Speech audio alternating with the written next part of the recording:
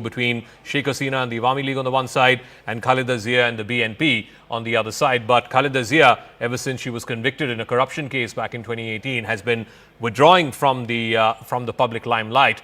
Let's now see how this plays out, whether or not the government itself falls, whether they will be able to elect another leader of the Awami League, or will the army then call for fresh elections in Bangladesh. There have been multiple times where there were coups by the army, but you heard one journalist saying that Bangladesh has come a far way from any kind of army coup, and that there will be elections sooner than later, and whichever party is able to win at that time will go on to form the next government. Siddhant has more details. So Siddhant, both journalists confirming that Sheikh Hasina has indeed stepped down.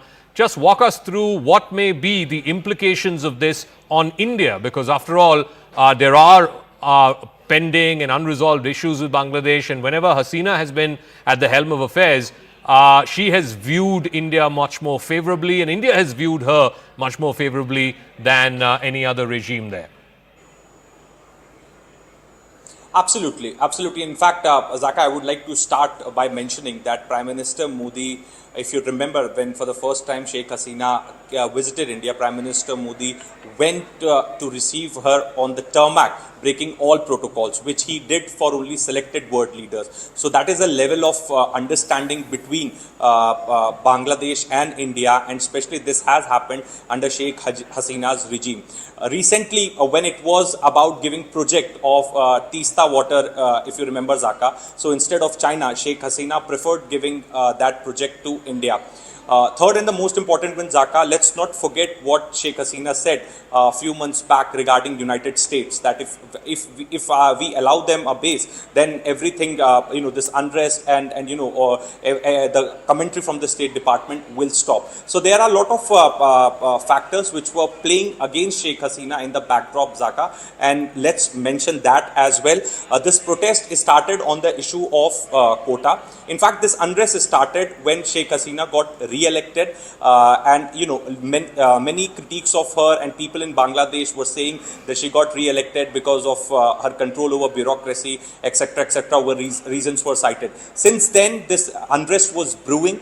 It started because of the quota issue, but last week Supreme Court brought down the quota also from 30% to 5%. Now these students wings, in connivance with the political parties, were demanding Sheikh Hasina to resign and apologize for the treatment that have been given by the forces to the people of Bangladesh. So that was the core issue, Zaka. Now there is a lot of buzz in Bangladesh. Where is Sheikh Hasina? There are a lot of videos, Zaka, getting circulated on social media platform of convoy of vehicle entering the airport, and the luggage is being loaded in a chartered aircraft. But till now, we don't have any information who has boarded that flight from Dhaka. And if Sheikh Hasina has left, as some section in media is reporting, then where has she gone? Some are saying it is Belarus, some are saying it's Finland, and some are also in Dhaka saying, Zaka, that it could be some eastern state in India. We really don't have any information regarding that. All eyes are going to be on Army Chief's press conference. Constitutionally, President should take the control of the country. He should dissolve the government and whatever the procedure that needs to be followed. So there are less chances of army taking over the country. But if in case army takes over the country, then Bangladesh is surely heading into a fresh constitutional crisis, which would be a setback to India's security framework. As well. I just want to add that the Bangladesh Tribune, one of the largest newspapers there in Bangladesh, is reporting that Sheikh Hasina may be headed to India. Remember, she's already been in India in the past, in exile back in 1975 when there was a military coup under General Zia-ur Rahman. At that time, the entire Sheikh Hasina family, Sheikh Mujib's family, had fled from Dhaka. They were living in central Delhi. In fact, I think they spent about 5 or 6 years. Sheikh Hasina, in fact, even had an education, or parts of her education were here in the national capital. India back then had offered them political asylum. In fact, the then Indira Gandhi government was one of the first to offer political asylum to Sheikh Hasina and the family after the massacre of Sheikh Mujibur Rahman, her father. While she was in India, in fact, she also, like I said, parts of her education happened here in India.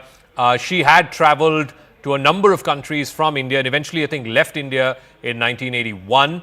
In 1996, for the first time, she became Prime Minister of Bangladesh, and for about a good 10-15 years in the late 90s and the early 2000s, Bangladesh's politics sort of revolved around these two women, Sheikh Hasina of the Awami League and Khaleda Zia of the BNP. Eventually, Hasina from 2009 onwards has had an uninterrupted run in power. She has been elected and re-elected multiple times, including just earlier this year in 2024 when she was re-elected for a historic fourth term, making her the longest serving Prime Minister of Bangladesh. Khaleda Zia, on the other hand, has been keeping unwell. Her son has been in exile in London for the last many years now.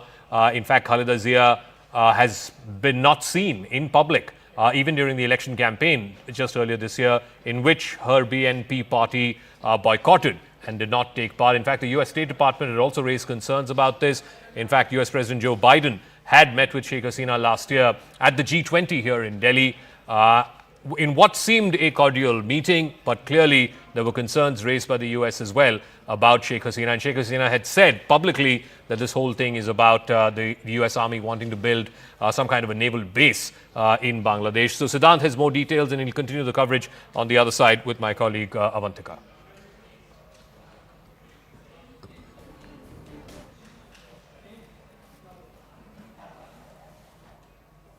Zaka, thank you so much. Siddhant is with us. Siddhant, tell us a little bit more about what are you hearing, on the present situation, the turmoil in Bangladesh. This obviously is going to become a huge policy challenge for India as well. As Zaka was also pointing out, the cordial relationships that, the Premier has had with the Indian government. She was here very recently, Sheikh Hasina, in India, not just once, twice. After the G20, she made a second visit as well. How closely is India monitoring the developments and the situation in Bangladesh? Well, Bangladesh is a very important partner of India in Southeast Asia. This relationship goes back to the freedom movement of Bangladesh, and in fact, since then, largely the governments in Bangladesh have been good to India, and India has contributed a lot as far as the development of Bangladesh is concerned, infrastructure projects, etc., etc. So, India and Bangladesh has a very friendly relationship, and anything like coup, if takes place in Bangladesh, then it would be a big setback to Indian security framework. There's no doubt about it. Right now, Avantika, we are hearing that Sheikh Hasina has resigned at around 1:15 in the afternoon. In fact, 40 minutes back, I did manage to speak to a senior officer serving in Hasina government, and he told me very clearly, big announcement is expected from Dhaka. Within 10 minutes, Army Chief will address a press conference. Right now, Army Chief is meeting the political parties, the leaders from the political parties in Dhaka, which also includes Jamaat-e-Islami, the same party which was banned by Sheikh Hasina. Right. After concluding this meeting, Army Chief is going to do a press conference. So there are two scenarios right now, Avantika. One is that Army may take over the country. If that happens, then it would lead the country into the fresh constitutional crisis. Scenario number two is that Army will perhaps guard the country in a way, the constitution of the country in the way, the government of the country in a way, and the president would be given the authority to dissolve the current government and maybe to call fresh election or form the interim government for a time being till the fresh elections are announced. So there are two scenarios right now. All we have right now from the horse's mouth is that there is a big announcement expected in the Army Chief's press conference. Right. And second is Sheikh Hasina has resigned. Now there are a lot of buzz that where has she gone? So some are saying that she has gone to Finland, some are saying she has gone to Belarus, some are saying that she may come to some northeastern state here in India. So there is still a mystery around where has she gone. But the media in Bangladesh is confirming this to us. In fact, we were joined by some of the renowned journalists from Bangladesh short while back.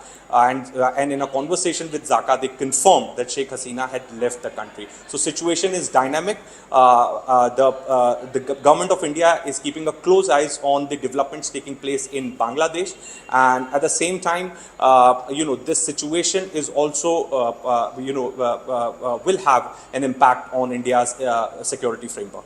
You know, these protests that one has been seeing in Bangladesh, Siddhant, has become also some sort of a people's rising against the government. She's been the Prime Minister for so long, and though, of course, her entire governance has been rife with accusations of, you know, alleged extrajudicial killings, or for that matter, crushing the opposition. Why did things become so bad? Why did it go from bad to worse, given the fact that now Bangladesh is on the brink of a military rule? That's right. That's right. That's absolutely right. In fact, there was a lot of unrest, Avantika, since the return of Sheikh Hasina 6 months back. There was a lot of unrest. In fact, her critiques were questioning the way elections were conducted. There was a lot of violence and force used during the election, and many people still believe that Sheikh Hasina did manage to come to power because she had a good control over bureaucracy in Bangladesh. So there was a lot of unrest which was brewing. It all started because of the quota which the courts in Bangladesh ordered to be given to the families of the freedom fighters. Now this quota was abolished back in 2018 by Sheikh Hasina. Yes. But then after the court's order, it was re-implemented, because of which the students' protest started. The political parties, opposition parties, joined the protest. Radical groups joined the protest. Let's not forget our neighbors, Pakistan. They perhaps played a very, very vital role as far as fueling this protest is concerned. So they also did their part. So there was protest which was going on from a long time, and yesterday the Awami League and the protesters, the student group protesting in Dhaka, came face to face. That perhaps resulted in clash between the two sides. Siddhant, I'm just reading this breaking news. It's a big one, and I still do. If you could just throw some more light and some confirmation that she perhaps is headed to India, that the helicopter is coming towards West Bengal. Now, as you rightly said, there's a lot of speculation as to where is she headed to after reports came in that she has fled the country. What are you hearing? Well, look, there are a lot of reports that we are getting, Avantika, but our senior guy has again texted me this, that the helicopter has left for West Bengal. But let's clear this for our viewers. I don't have additional source to corroborate what my source in Dhaka has just texted me. But there is a high possibility that she can come to India because of her closeness with the Indian government. Avantika, as I was highlighting before also, Prime Minister Modi broke protocols and went to receive Sheikh Hasina on tarmac during her first visit to India. True. Which Prime Minister Modi did for only few selected world leaders. So that was a gesture shown by India for Sheikh Hasina.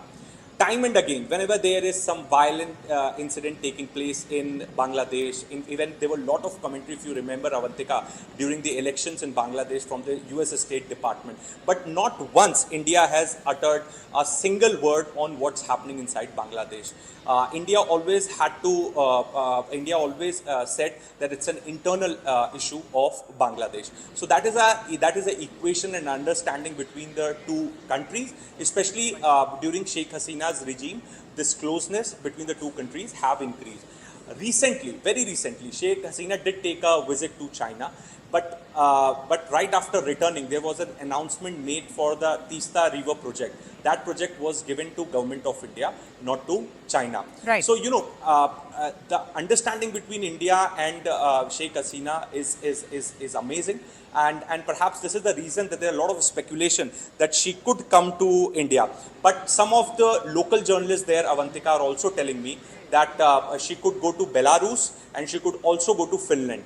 So that is also going on and being circulated on local WhatsApp groups back in Bangladesh. So right now we don't have any confirmation. In fact, we don't have any additional source to corroborate. Right. Let's clarify that for our viewers.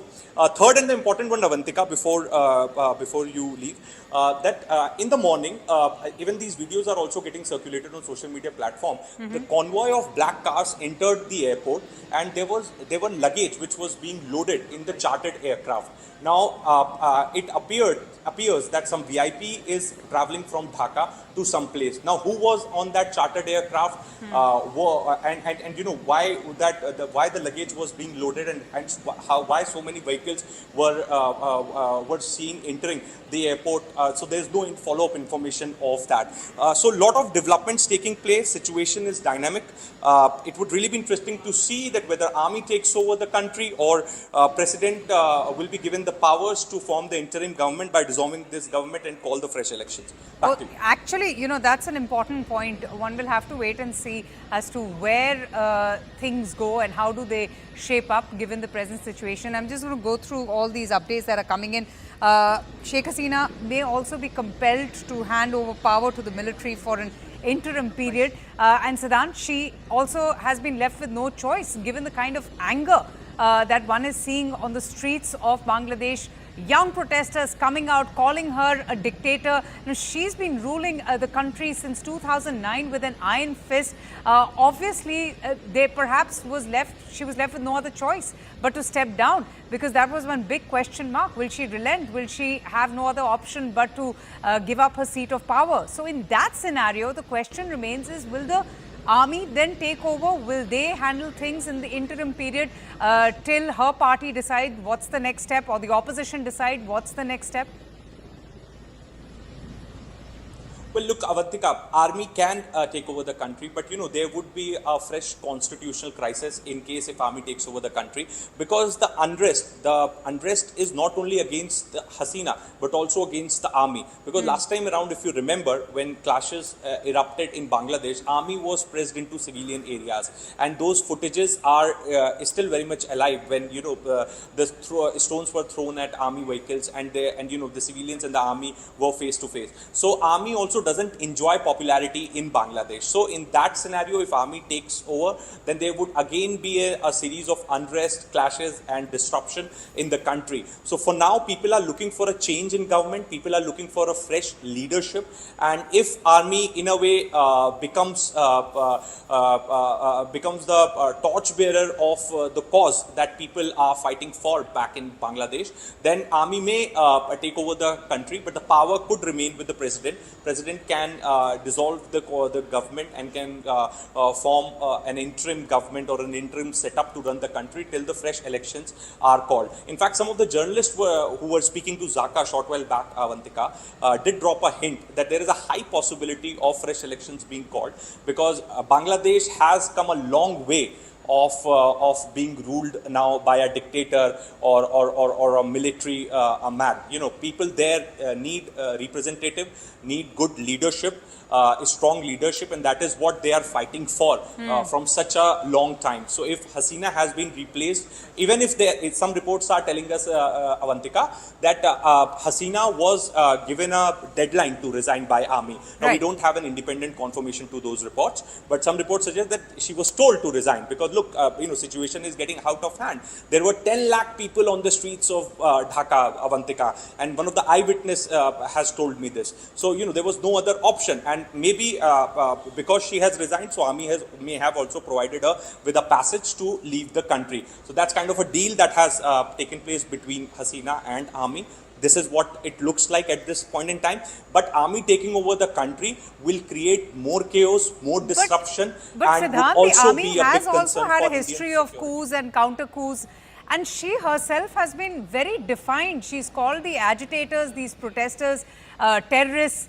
And at the same time, while she was saying that, while she was condemning them, you had the army in Bangladesh standing by the people, saying that, you know, they will be always for the people, they will be, you know, for the voices of aggression against Sheikh Hasina. They, in fact, have stood by the people. So, could they have been a hand of the army in unseating Sheikh Hasina?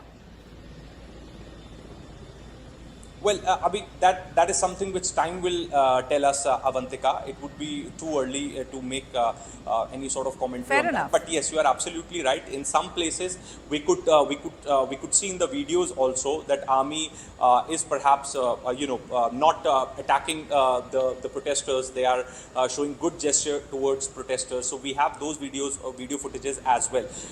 But yes, right now, one thing is for sure that this is army which has made Sheikh Hasina resign, Okay. because army told Sheikh Hasina that look, there are 10 lakh people on the street and there is Siddhant, no just way out kindly now. stay with me. I'll just come to you. Sushant Sareen, a strategic analyst, is joining us on the broadcast. Sushant, thanks for speaking to CNN News 18. What do you make of, these fast-paced developments in Bangladesh? One has been seeing the unrest and, very unruly scenes being played out. But the news of Sheikh Hasina fleeing amid the clashes, how do you respond to this bit of news coming in? Look, I think the situation was becoming extremely untenable for her. And I suppose it was after the failure to quell the rioting that was taking place all across Bangladesh, despite taking some rather drastic measures to curb the rioting. I think that kind of wrote basically her government off. It was not possible for her to stay on in power any longer. And once the army refused to fight on the mobs, then I think it was virtually game up, because the army would have had to kill many more people to quell the kind of rioting that was taking place. And I think it was no longer possible for them to, and I don't think they were ready to do it anymore. Exactly. So on that point, was on the wall. Sushant, that's a very important point, because that's what one is now thinking about. All eyes are on Bangladesh's army as the unrest intensified amid news of her fleeing. She may be now compelled to hand over power to the military for an interim period. The military has had a history of coups and counter coups. Do you think a scenario like this is developing in Bangladesh?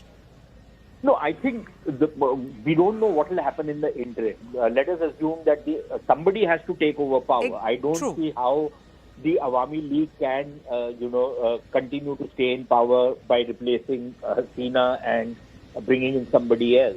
So clearly there is a complete constitutional breakdown. Somebody will have to step in, and chances are that it is going to be the army that will step in. Number one. Number two, if the army steps in, then will the army say that, okay, fine, we are going to go in for a fresh election?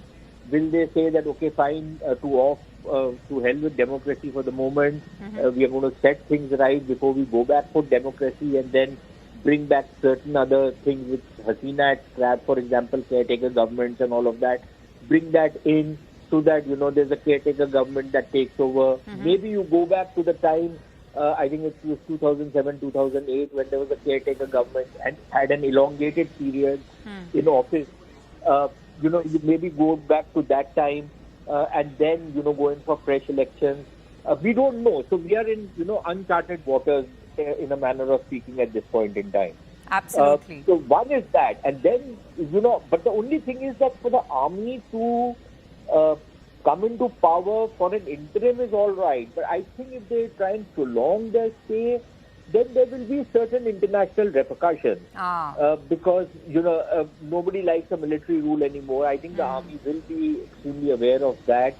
But the other thing is that, it's the international players also, the Americans in particular, who have been rather nasty as far as Bangladesh is concerned. I think a lot of the destabilization that has taken place has partly been an American kind of action.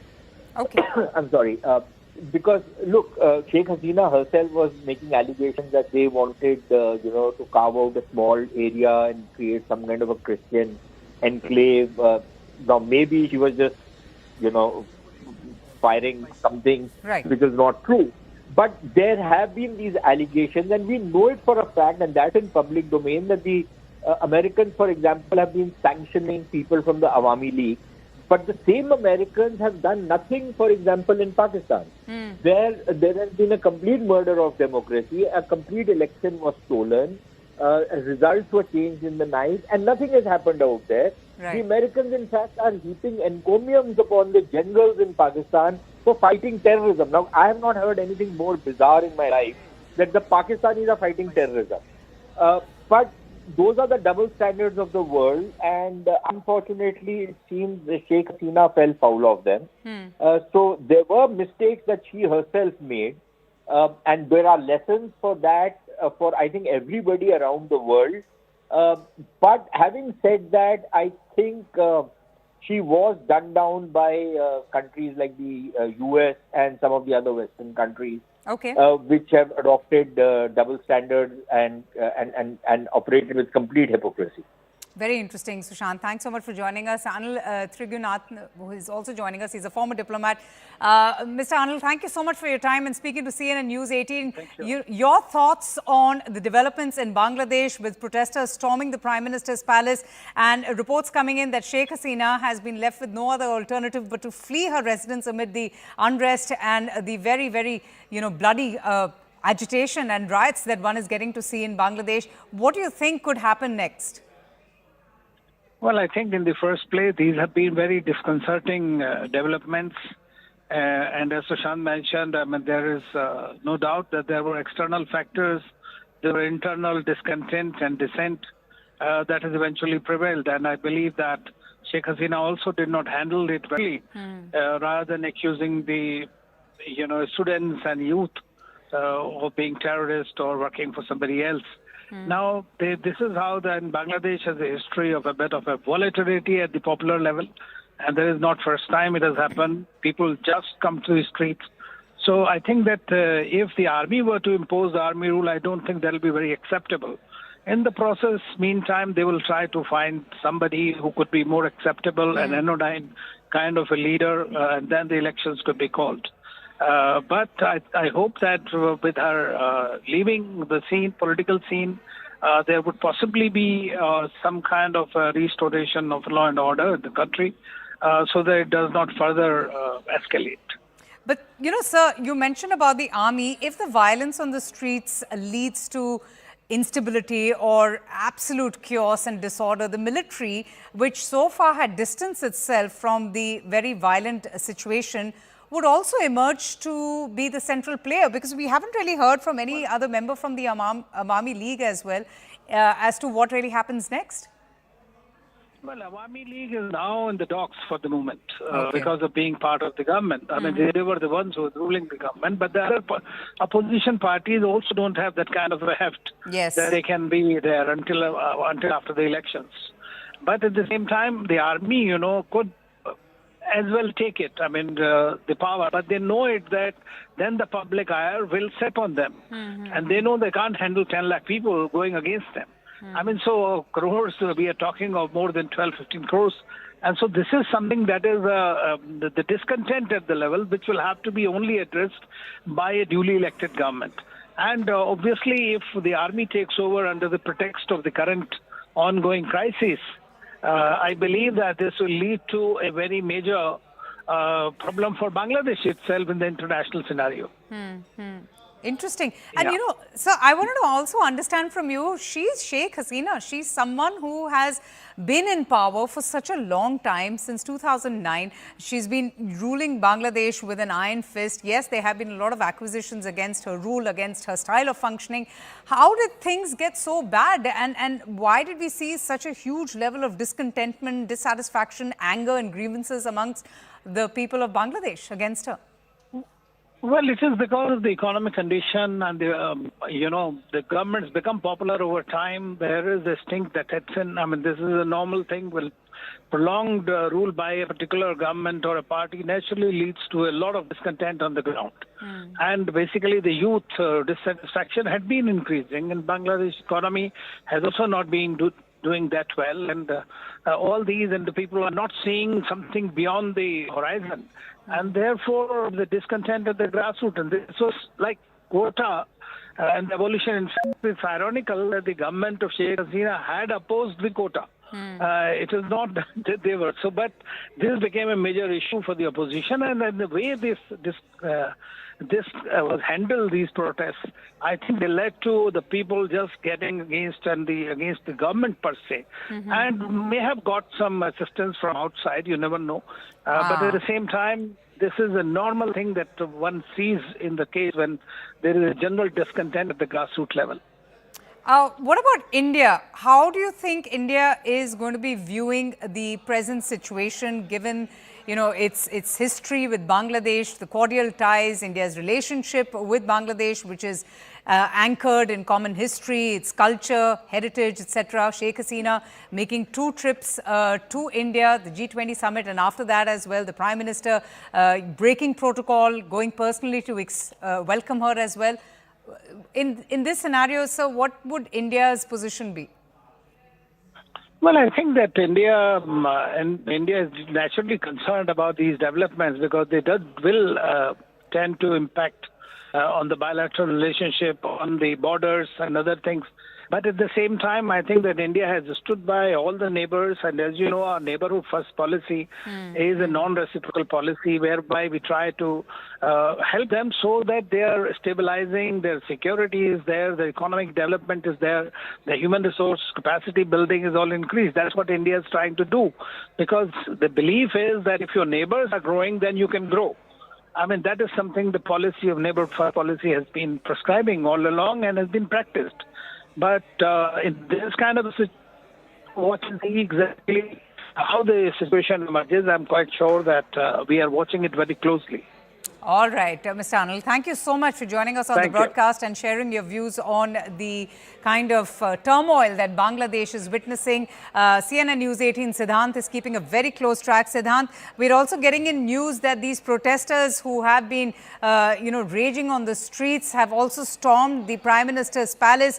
If you could just give us more information and the kind of unrest that one is getting to see in the wake of the anger and the turmoil in Bangladesh that has really led to the situation that we're witnessing today.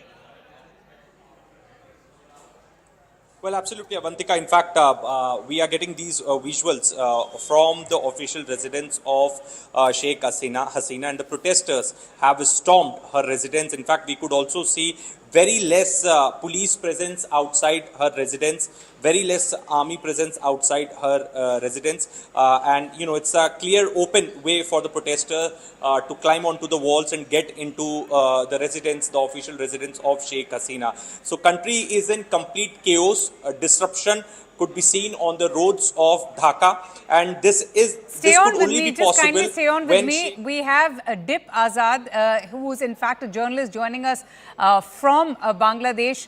Mr. Azad, thank you for speaking to CNN News 18. Big developments happening in Bangladesh with reports coming in that the Prime Minister has fled the nation. Can you tell us what exactly is happening now? Yes. This is happening now. You just already heard that Bangladesh Prime Minister Sheikh Hasina stepped down at around on 30 yes. Today.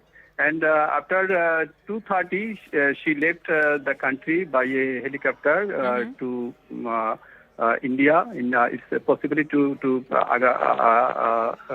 it's Agartala or Tripura, this kind of place maybe. And now protesters entered to Ganabhavan at 3 p.m. today.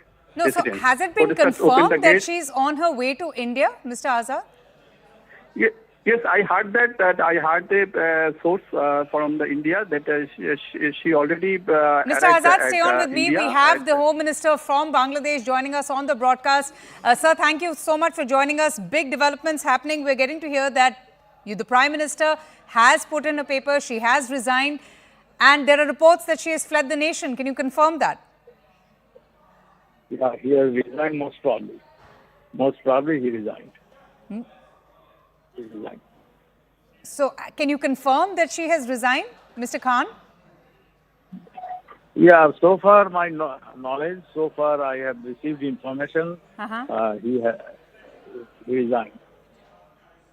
So, what happens next now? There are reports coming in that the army will take over. Army will take over most probably. Are you confirming that the army will also take over? Most probably. So is this true that Bangladesh is on the brink of a military rule now and that the army is going to handle things? Yeah, that is. You just wait for a few minutes. Our army chief will. So will there be an deliver official? it. Okay, so will there be an official reaction from the army chief? I don't. Okay, we're getting a reaction from the army now. Bangladesh, let's listen in. আমি আপনাদের কথা দিচ্ছি সমস্ত হত্যা সমস্ত অন্যায়ের বিচার আমরা করব আপনারা সেনাবাহিনীর প্রতি আস্থা রাখেন সশস্ত্র বাহিনীর প্রতি আস্থা রাখেন আমি সমস্ত দায়িত্ব নিচ্ছি আপনাদের জানমাল এবং আপনাদেরকে আমি কথা দিচ্ছি যে আপনারা আশাহত হবেন না ইনশাআল্লাহ আপনাদের যত দাবি আছে সেই দাবিগুলো আমরা পূরণ করব এবং দেশে একটা শান্তি শৃঙ্খলা ফিরিয়ে নিয়ে আসব আপনারা আমার সাথে সহযোগিতা করেন in peace in the country হত্যা মারামারি সংঘর্ষ এগুলো থেকে বিরত হন আমি নিশ্চিত যে আপনারা যদি resort to violence আমার কথা মতো চলেন আমাদের সাথে যদি একসাথে যদি কাজ করি আমরা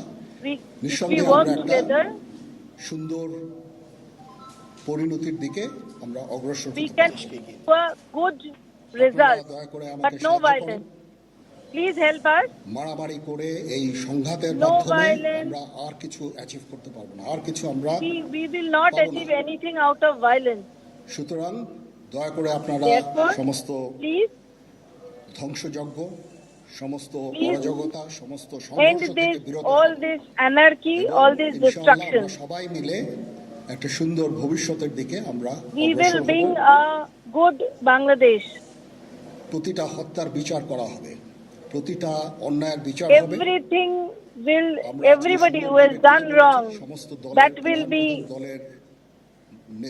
law will take its action we have spoken to all the parties আমি ওনাদের ইনভাইট করেছিলাম এখানে ওনারা ভেরি নাইস অফ দেম যে ওনারা এসেছেন এন্ড আমরা একটা সুন্দর আলোচনা করেছি এবং আলোচনাটা ফলপ্রসূ হবে বলে আমি মনে করছি এবং আমরা একটা সুন্দর একটা ইন্টারিম গভর্নমেন্ট ফর্ম করে problem will get resolved government will be formed পদত্যাগ করেছেন এবং the prime minister has resigned interim government form করে আমরা আমাদের prime minister Sheikh Hasina has resigned আপনারা একটু ধৈর্য ধরেন interim government will be formed ইনশাআল্লাহ please have patience পদত্যাগ করেছেন এবং এখন একটা ইন্টারিম গভর্নমেন্ট ফর্ম করে আমরা আমাদের কার্যক্রম one interim government will be formed আপনারা একটু ধৈর্য ধরেন আমাদের কিছু সময় দেন ইনশাআল্লাহ আমরা সবাই মিলে সমস্ত সমস্যার সমাধান করতে সক্ষম হব we will all together we will solve the problem পথে যাবেন না এবং শান্তি শৃঙ্খলার পথে চলে আসেন আমাদের দেশের অনেক ক্ষতি হচ্ছে অর্থ সম্পদের ক্ষতি হচ্ছে destruction has taken place in Bangladesh লোকজন মারা যাচ্ছে lot of people have died বিরত হন এবং আমাদের সাহায্য করেন আমি সমস্ত দায়িত্ব নিচ্ছি don't do any violence সবাইকে ধন্যবাদ please help us to form a better Bangladesh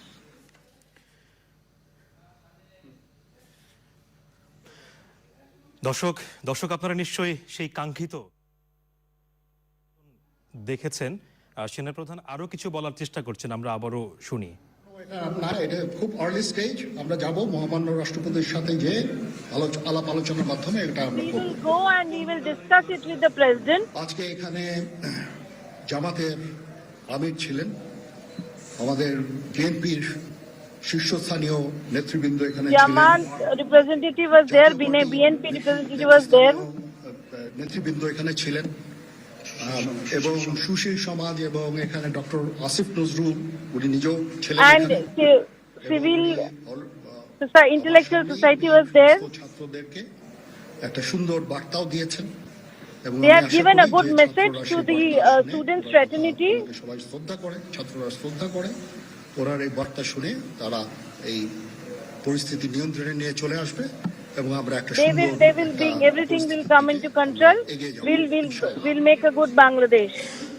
এখানে আওয়ামী লীগের কেউ ছিল না there was nobody from Awami League there was nobody from আজকে Awami League. আমাদের এই সময় নাই, এটা একটা বিশেষ একটা পরিস্থিতি। আমরা আজকে যে এই This is a পরিস্থিতি special situation. নিয়ন্ত্রণ নিয়ে We'll go and meet the president. সেনাবাহিনী শান্তি শৃঙ্খলা বজায় রাখার কাজ চালিয়ে যাবে এবং The army আপনাদের will সবার maintain, দায়িত্ব, will try to ছাত্রদের bring in দায়িত্ব, peace, রাজনৈতিক নেতৃবৃন্দ এবং রাজনৈতিক and we'll take everybody's responsibility. কর্মীদের দায়িত্ব হচ্ছে সেনাবাহিনীকে সাহায্য করা And এবং the work of the political parties is to help the army. আমাদের সাহায্য করেন। And the media should also help the army. পরিস্থিতি নিয়ন্ত্রণ সহজেই নিয়ে আসতে পারে। We can bring the situation in control in Bangladesh. যদি জিনিসটা শান্ত হয়ে যায় তাহলে আর কারফিউর কোনো প্রয়োজন নাই, কোনো জরুরি If অবস্থার things প্রয়োজন নাই, কোনো get in control, so no emergency. We are not declaring any emergency. If things go under control, police কোনো গোলাগুলি করবে না। police and army will not do excess. আমি আশা করছি যে আমার এই বক্তব্যের পরে I believe that after my আমরা একটা সুন্দর পরিবেশের দিকে যাচ্ছি। we will make a better day tomorrow. আমরা এটা না, আমি আজকে রাতের মধ্যে একটা আমরা সলিউশনে যাওয়ার চেষ্টা করব, বাট আমাদের By হয়তো দুই today একদিন সময় night, দিতে হবে। we will try to bring a solution. আমরা এখনো এটা টু আর্লি, আমরা যাচ্ছি Too early to যে say. আমরা We are going. মহামান্য রাষ্ট্রপতির সাথে আমরা একটা সুন্দর We will solution talk to the honorable president. পরিস্থিতি ছিল খুব কম, সময় খুব কম ছিল। আমি যাদেরকে পেয়েছি অনেকেই আমি বলেছি Whoever সবাই I have but, got access to, প্রধান I could call রাজনৈতিক them. দলের সমস্ত নেতৃস্থানীয় নেতৃবৃন্দরা তাদের সাথে আমি কথা বলেছি Lot of leaders have এবং come. ওনারা সবাই আমাদের এই প্রস্তাবে, এই যে আমরা যে আলোচনা করছি, সবাই এটাতে রাজি হয়েছে। All of them have agreed to our proposal. এখানে জামাতের আমির ছিলেন, Jamaat representative Abid was there. তারপরে ডক্টর আসিফ নজরুল ছিলেন, Dr. আমরা Asif সবাই মিলে Nazrul. এবং সবাই was আমরা there. এটাতে একমত পোষণ করেছি। এখন ছাত্রদের We কাজ have- হচ্ছে যে We all have Shanto decided the এবং same thing. Now আমাদের the সাহায্য students should actually calm down. আমি তো বলছি এতক্ষণ আমার এই বক্তব্যের ছাত্রদের প্রতিনিধি বলতে আমি এখন ওনাদের কাউকে পাইনি। আমি ডক্টর আসিফ নজরুলকে রিকোয়েস্ট করেছি। We have not যেহেতু, got any students representative, but we have requested Asif Nazrul because he's a professor. আমি আশা করব যে এই ভিডিও মেসেজটাও I hope ইয়াদ হবে, that all messages will reach out to the students. সবাই ভালো থাকেন, সবাই ভালো থাকেন, সবাইকে ধন্যবাদ।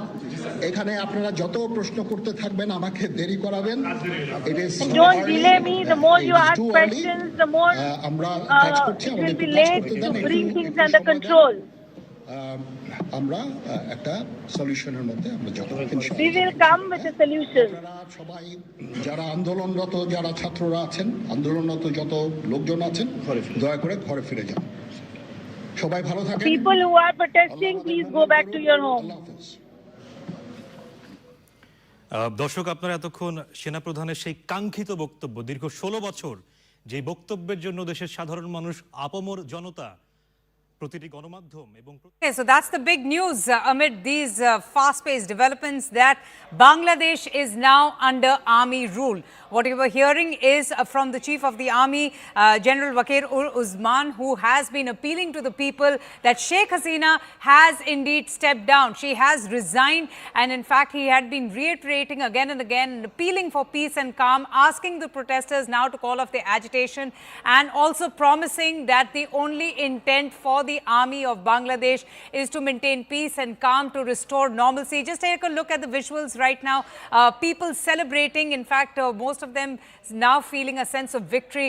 This has been an agitation that has been going on for months. First started by the students who had started their protest with a demand to abolish quotas in civil service jobs, and then it turned into a huge, a massive anti-government movement. But the big news is that right now Bangladesh is under army rule.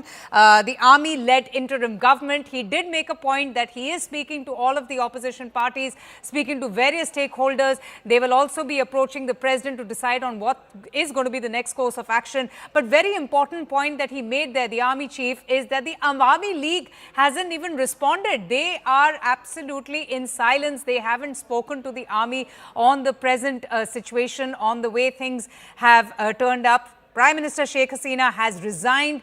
She has fled. Her whereabouts are still unknown. My colleague Siddhant is joining us now on the broadcast. We will try and establish contact with him. He's trying to get in the latest. But clearly, with the unrest intensifying and, the bloodbath that one had witnessed in Bangladesh, challenging the stability of Sheikh Hasina government, now it has come to a conclusion. Finally, the army has taken over with Sheikh Hasina fleeing, her stepping down, putting in her papers as well. And this is huge because Sheikh Hasina is a political phenomena. She is in fact someone who has been in power since 2009. After an earlier term from 1996 to 2001, she is in fact the longest serving female head of government. She, of course, is also credited with subduing, resurgent Islamists in the past and also the military. Bangladesh is also known for its coups.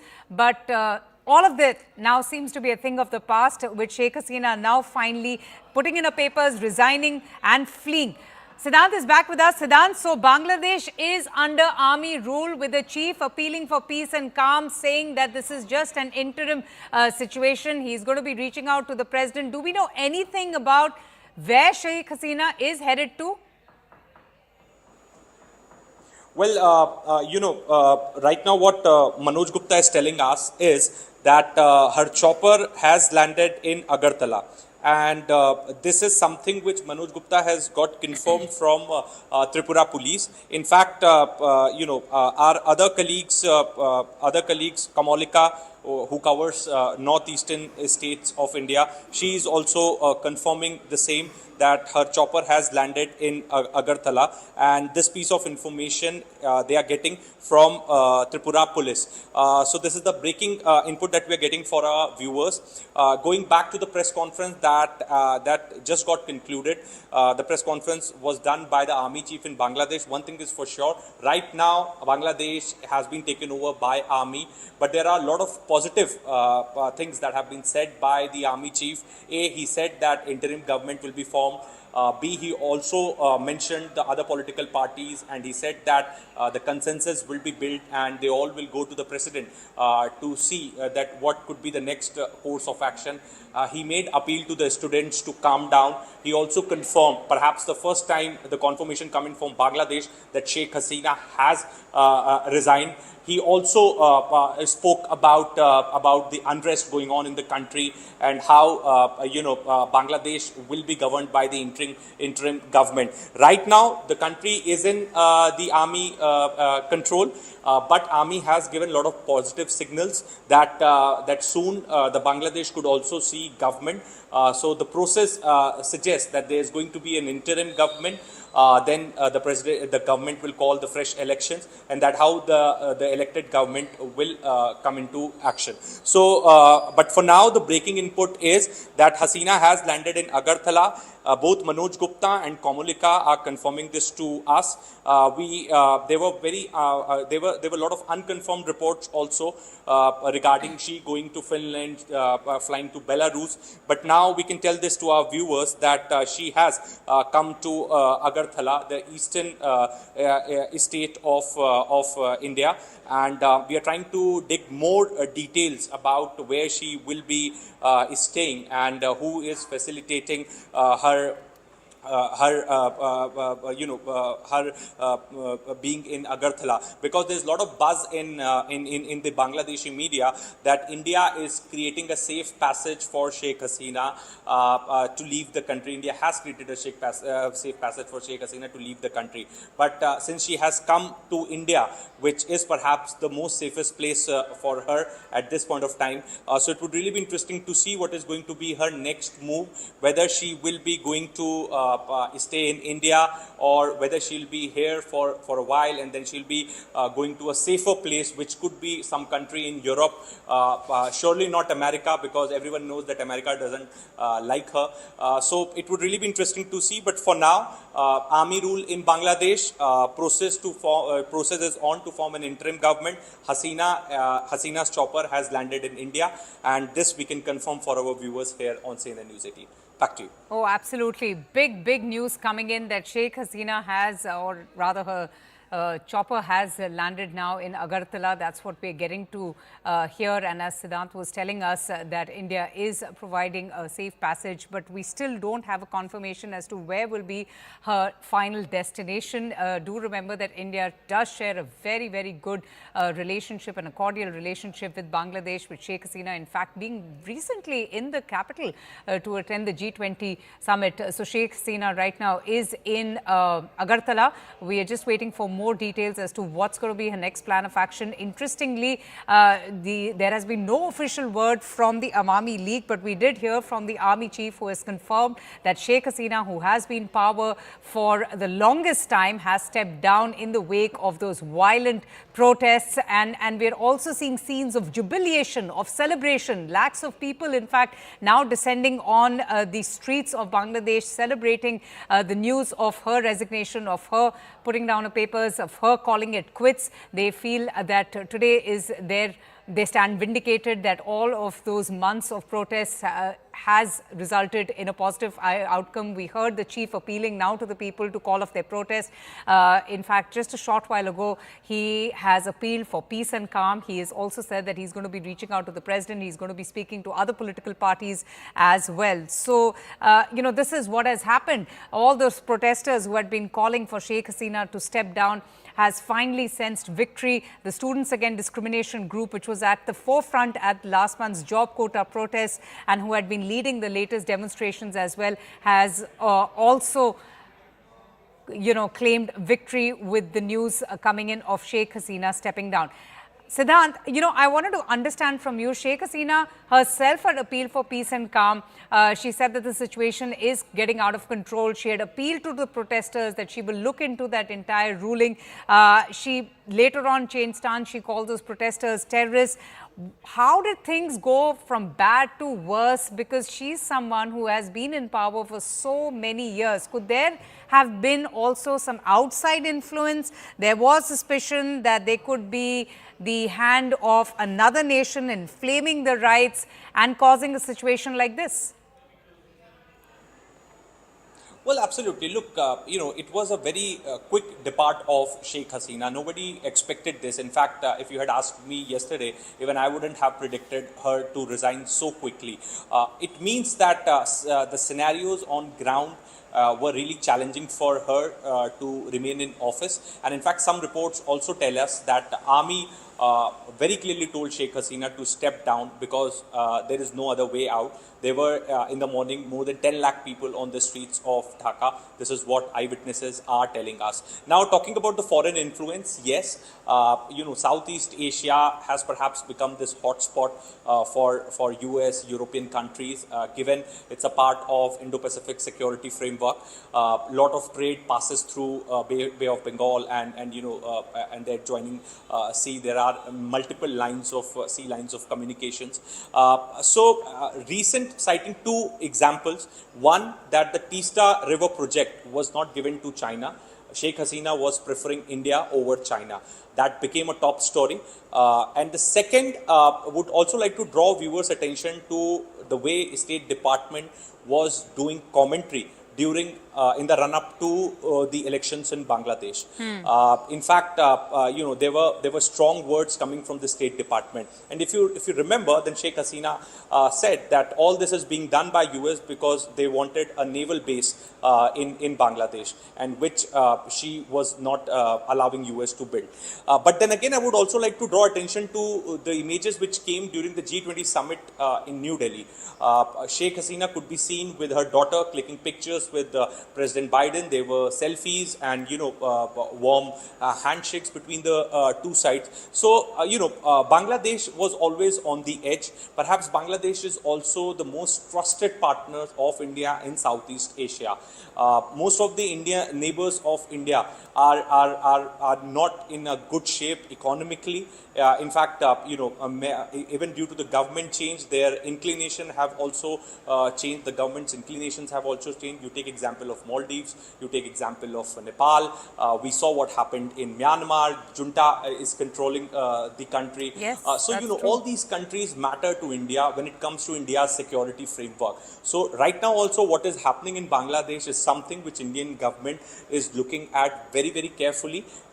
Every single development is being noted, is being monitored by Indian government.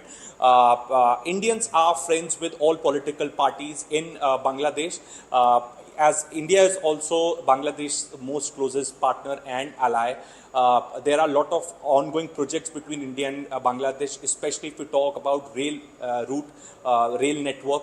Then we have the border area. There are a lot of development happening there. The port infrastructure is being built. Electricity is again a domain in which both countries are working very, very closely. So, so irrespective of who will come to power in Bangladesh, they have to. They have to sort of be in good terms with the Indian government. But Sheikh Hasina was more than what the other governments would be. And if you remember, when she came to India last month only, she not only met Prime Minister Modi, but she also met the leader of opposition, Sonia Gandhi, Rahul Gandhi, and the other leaders. So that is the level of understanding between Sheikh Hasina and Indian politicians, Indian side. And and this all had started from the freedom movement, and then most of the time they were in power. So the closeness between the two countries is something which is rock solid. And she was someone who was determined to be in power, isn't it, Siddhant? Is it true that Bangladesh, according to reports, had taken an authoritarian turn under her party, the Awami League party, because the last two elections were also condemned by the US, by the EU and others for what they called significant irregularities? Is that why things came to a boil? Is that why her people were completely fed up, calling her a dictator? Because clearly the entire nation has been on the brink with these anti-government protests becoming a people's uprising. It became some sort of a revolution. Absolutely, absolutely. And in fact, this is the reason that, as you mentioned before, that if you remember, when the first series of disruption took place, at that time, Sheikh Hasina said that those who are doing violence are Razakars. So Razakars were the people who supported Pakistan during the freedom struggle of Bangladesh. This time around, when the second series of disruption took place day before yesterday, then she compared them with terrorists. So surely there was no midway that she could have taken as far as the disruption going on in Bangladesh is concerned. And situation has become really, really challenging for her. There was a complete clampdown on network. 4G services were not working. The social media platforms were not working. In fact, we as a journalist were unable to get the exact information on what is happening on ground, because most of our friends and sources back in Dhaka and other places in Bangladesh were unable to make calls to us, were unable to answer our calls. So situation was really, really challenging, and more than 100 deaths in 24 hours, perhaps the highest toll that Bangladesh is witnessing since its independence. There has been many protests, many coups in Bangladesh. In fact, there have been many unstable governments as well, but there has never been a day where 100 deaths have taken place because of clash between police and protesters. That has perhaps created a lot of pressure on Hasina, and people were roaming on the streets of Dhaka holding bamboo sticks in their hands, and ready to take on government, ready to take on army. The Sheikh Mujibur Rahman Medical College was attacked. Awami League offices were attacked in Dhaka and other places. Police station was set on fire. 14 cops lost their lives. So it's a complete chaos which Bangladesh witnessed in last 24 odd hours, or maybe more than that, and that became a reason for the exit of Sheikh Hasina. In fact, some confirmed sources have told us that Bangladeshi army told Hasina very, very clearly that she can resign and they will prepare on a the safe earlier passage point, for her, Siddhant, that you were to making, go that even these wherever she developments caught you by surprise, her defiance initially when she called these protesters traitors, terrorists, was a clear indication that she's not someone who's going to step down without putting up a fight. And some were worrying that there could perhaps be more bloodshed. Do you think perhaps that there was, the pressure from the army, an ultimatum that was given that enough is enough? Because as you rightly said, she's been accused of controlling all the state machinery, of oppressing people. That's what the protesters have been saying. Why is it that, she finally had no other choice but to flee the country and step down?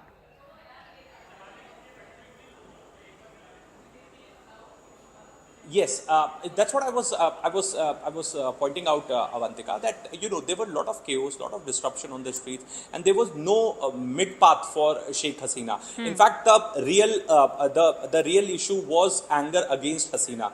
The quota issue, maybe the inflation, unemployment, other were the supporting issues. But the main issue was to remove Hasina, to bring down the government. In fact, after the Supreme Court reducing the percentage of quota from 30% to 5%, if you remember, we were expecting that the protesters will calm down and things will get back to normal in Bangladesh. But yesterday, day before yesterday, in fact, the protesters and the Awami League members came face to face. That resulted in confrontation, and there were heavy police firing that was reported in Dhaka, and both sides attacked each other.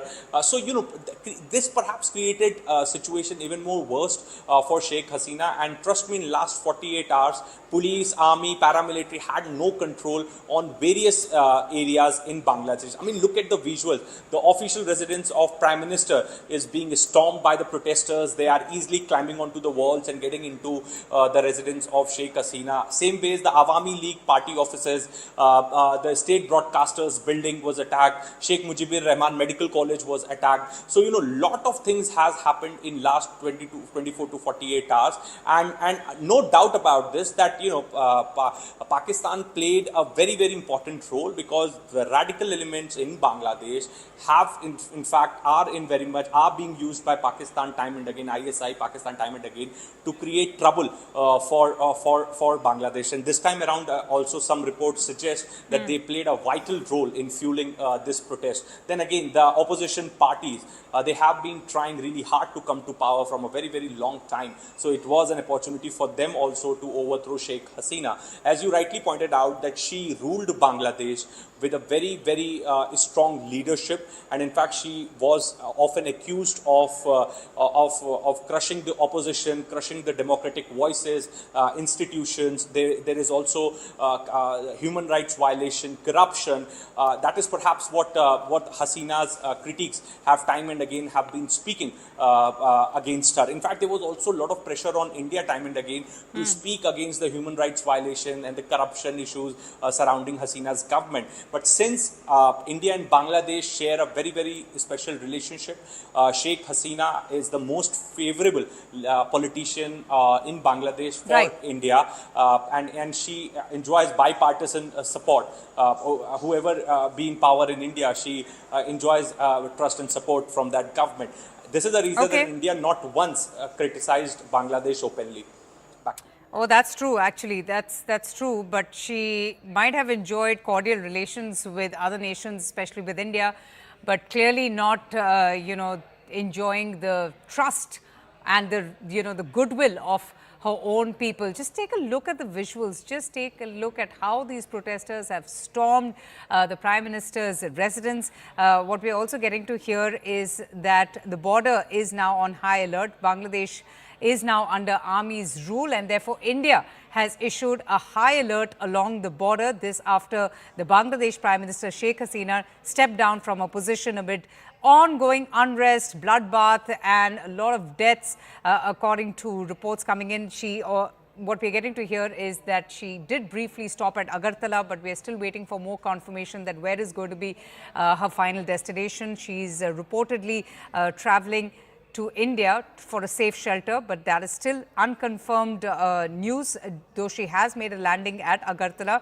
But the big news is that now Bangladesh is under army rule. We just heard from the army chief as well, who has appealed for peace and calm. In fact, he is saying that the army is going to do everything in its capacity to ensure that there is proper governance in Bangladesh, which has been hit by very violent political demonstrations and unrest. So this is what we are getting to hear right now. The anti-government movement in Bangladesh, which now has plunged into a state of chaos after their Prime Minister, Sheikh Hasina, resigned and fled the nation. She is someone who has ruled since 2009, securing her 4th consecutive term in January through an election that was actually devoid of any genuine opposition. So that's also another question as to will this now give, will this provide an opportunity to those opposition voices who have been silent for so long? Her administration did face a lot of accusations of misusing state institutions to consolidate her power. She's been accused of oppressing people, of suppressing dissent. In fact, the protesters had been calling her a dictator as well. And all of that now aside, the fact of the matter remains that Bangladesh today is under army's rule, and it's going to be the army that's going to be leading the interim government. Siddhant, are you hearing about the prospect of fresh elections? Could that scenario also play up in the coming days? Because the army chief did mention that he would be meeting with the president as well and apprise the president of the present turmoil that exists in the country. Well, look, right now, since army has done the press conference, so by that we can say that Bangladesh is under army rule, and army chief has done a meeting with all political parties in Bangladesh except Awami League. And in fact, there's an appeal which has come from the army chief that please calm down, don't indulge in violence. But all political parties, he means to say all stakeholders have come together to decide the future course of action. And he said that they met, and in fact there will also be a delegation which will meet the president to find the future course of action, because under the constitution the president has authority after prime minister to take a decision. So in such scenario where prime minister has resigned, the country is without a prime minister, without an elected government, prime minister, so there needs to be somebody who has to step in. So it's president who has to decide. What the scenario is that he can dissolve the current government and he can call for the fresh elections. Until then, army can be the boss of Bangladesh. So this is how the scenario is looking like at this point in time. But situation is dynamic, as I have been saying since the very beginning. It may be that this assurance coming from army chief is only to contain the protest, to calm down the people of Bangladesh, because you know Bangladesh is on edge since last 48 hours. So it would really be interesting to see that which way Bangladesh goes, whether it's going to be a dictator country or whether it will go for fresh elections. And that would really be important for a country like India, because any which ways, if we talk about whole of the region of Antika, from Afghanistan to Myanmar to Sri Lanka to Bangladesh now, you know, we have been seeing, you know, a lot of turmoil, a lot of chaos, disruption in these countries, and you know, and these countries have direct implication on India's security framework. And this is the reason that it is a matter of a big concern for India, who comes to power next in Bangladesh and which party or army is going to rule the country, because lot depends on that, because any which ways we have a Myanmar Myanmar, where junta is ruling the country. In fact, last visit of NSA Doval, the assurance was given by Myanmar that they will call for the fresh election soon. So any which way, the region is not stable, and this fresh disruption, turmoil in Bangladesh, and if this constitutional crisis continues, then it would be a big concern for Indian policymakers. How powerful is the Bangladesh army? Because for the longest time, they have kept a distance. They've not really been very involved in the day-to-day functioning. They've taken a less of an overt role in public affairs, choosing more to exercise their influence from behind the scenes. But now clearly they're the ones who are going to be ruling, at least temporarily, till the next decision or the next action is taken for the people of Bangladesh.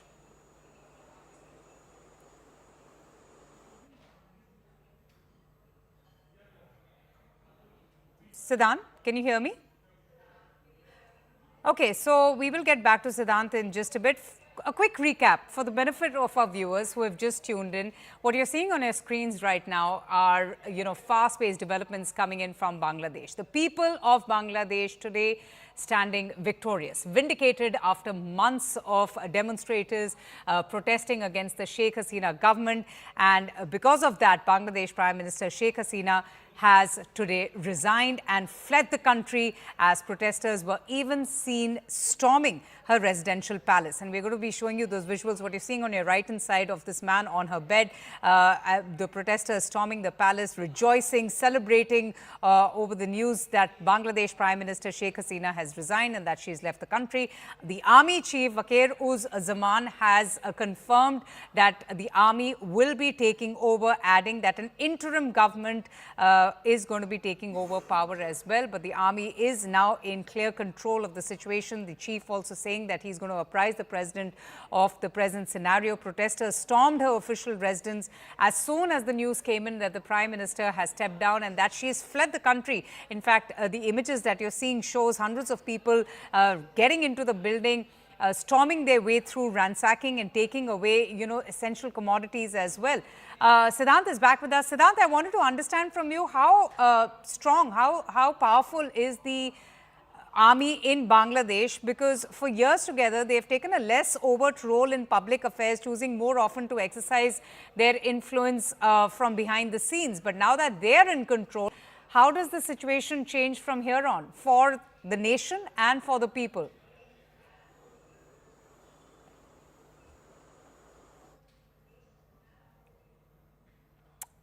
Oh dear, we're just having a bit of an issue there with Siddhant's audio. We'll try and fix that. But what you're seeing on your screens are, the varying images coming in of jubilation, of celebration from the people of Bangladesh following the reports of their prime minister, who has ruled for 15 long years, finally stepping down, resigning and fleeing the nation. Now, she did make a brief stop here in India, in Agartala, but we're still waiting for a confirmation as to what is going to be her final destination.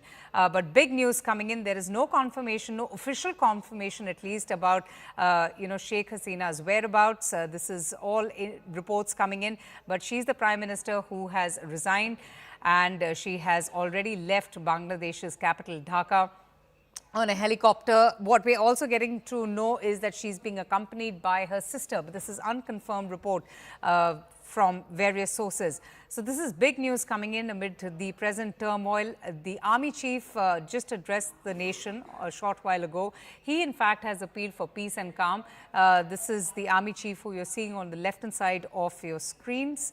He said that the army will be taking control of the situation at least till the next course of action is decided. Siddhant, can you hear me? Yes, I can hear you. Yeah, I wanted to ask you about the Bangladesh military and just how strong is Bangladesh's army. They've known to be staging coups in the past, but over the years, they've taken a very less overt role in public affairs. Will that change now? Well, yes. In fact, some of the experts and geopolitical experts are telling us that Bangladesh has come a long way and it would really be difficult for army, even if they control Bangladesh, if they take power, then they won't be able to sustain for a longer time, because a dictatorship won't work in Bangladesh anymore. So that's the opinion that we are getting from experts. But right now we have a very interesting news piece. In fact, unconfirmed reports. One is that the chopper of Sheikh Hasina has landed in Tripura, and we have broken that story for our viewers. Now, in fact, we are getting to know that this Bangladesh Air Force flight is currently flying over Dhanbad, and it is in Indian airspace. So there is a lot of speculation, because till now we have only received information that Sheikh Hasina has landed in Tripura. We don't have any image of photograph or a video of her getting down from chopper in Tripura, or don't know the exact location of her in India. So maybe the speculation is that she can come directly to New Delhi, and since this Bangladesh Air Force flight is flying over Dhanbad, then there's a lot of speculation that why this Air Force flight is in Indian flying space, Indian airspace. So a lot of speculations are doing the rounds. In fact, every moment we are trying to get in touch with the people sitting in Indian security setup to dig more about what is happening in Bangladesh and what's going to be the next location for Sheikh Hasina and what's going to be her next move. In fact, some reports are telling us that she may go to London. So that is also something which some section of media is talking about. So Belarus, Finland, London,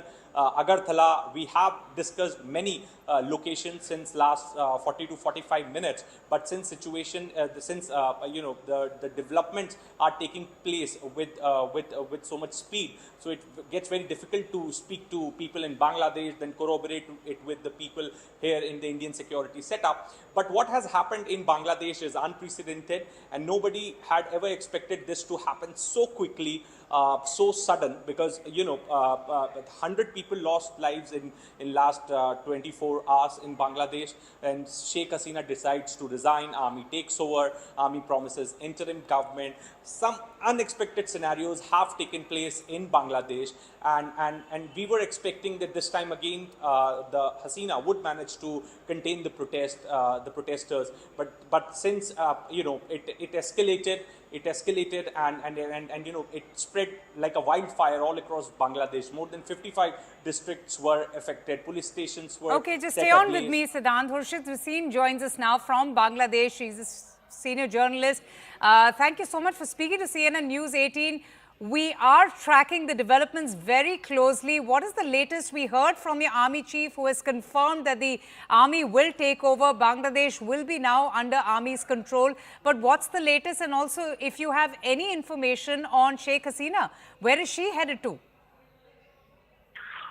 We heard she is heading to India. First, she will go to Agartala, which is in West Bengal, and then she will move to Delhi. That's what we heard. We haven't seen her flight. We have got a news movie clip or small clip, which is around 15 to 18 seconds, which shows that she's getting out of helicopter or she is getting into the helicopter. Yes. So, but it's confirmed she left the country, and it's confirmed she's heading towards Delhi. So the army chief, who was had a brief speech only 30 minutes ago, he clearly says that he had a discussion with all the political parties apart from our league, and they had a discussion how the interim government will form. And after this interim government will form, and he confirmed that whatever been happened, there are around 200 plus people been killed or shot on sight or been murdered or died during the student protest, which was for the quota. If you understand quota, it is like a reserve system in the government job, which means if you are a freedom fighter, 20% or 50% of the total number of the people who are getting jobs will be reserved from those people. So that protest started in 2018, which somehow went up to till today, and they were given some resolution that this is what need to be, and stuff like that. But she was not listening to it. She was rather she was very harsh, and as well as her home minister, her IGP of police, and other people. They were shooting, and her student leagues, the allies. They were harassing people, they were torturing people, they were physically abusing people. So, which turned into a big mob, Right. which started around early last month. Okay. And in the mid of the month, they say that okay, whatever is done now. Now you ratify the law and you do it. But she ratified the law. By the time around 15 or 20 people died, which basically throughout the country made a huge mob that she is listening to the Gen Z generation. And these people, they were taken by some, I don't know, who are the people, you understand. And they were given back that, okay, they made some discussion, then they're about to close the deal, but which is not. So, yeah, that's how it is. And now today, the army chief came up. Yes. He clearly said he won't do anything illegal. Yes. And his professional career says he's quite professional about his career, and he is quite a law-abiding person. Oh, okay. That's an interesting point that you mentioned about the army chief of Bangladesh, that he's a thorough professional and he's a law-abiding citizen. And that's something, in fact, he had been, that was very reflective in the statement that he made to his country, appealing for peace and calm, and also requesting the protesters to call off their protests. Mr. Hasib, just stay on with me. Former Foreign Secretary of India, Mr. Harsh Shringla, has also given his reaction on the present situation in Bangladesh. We'll just listen to him and come back to you.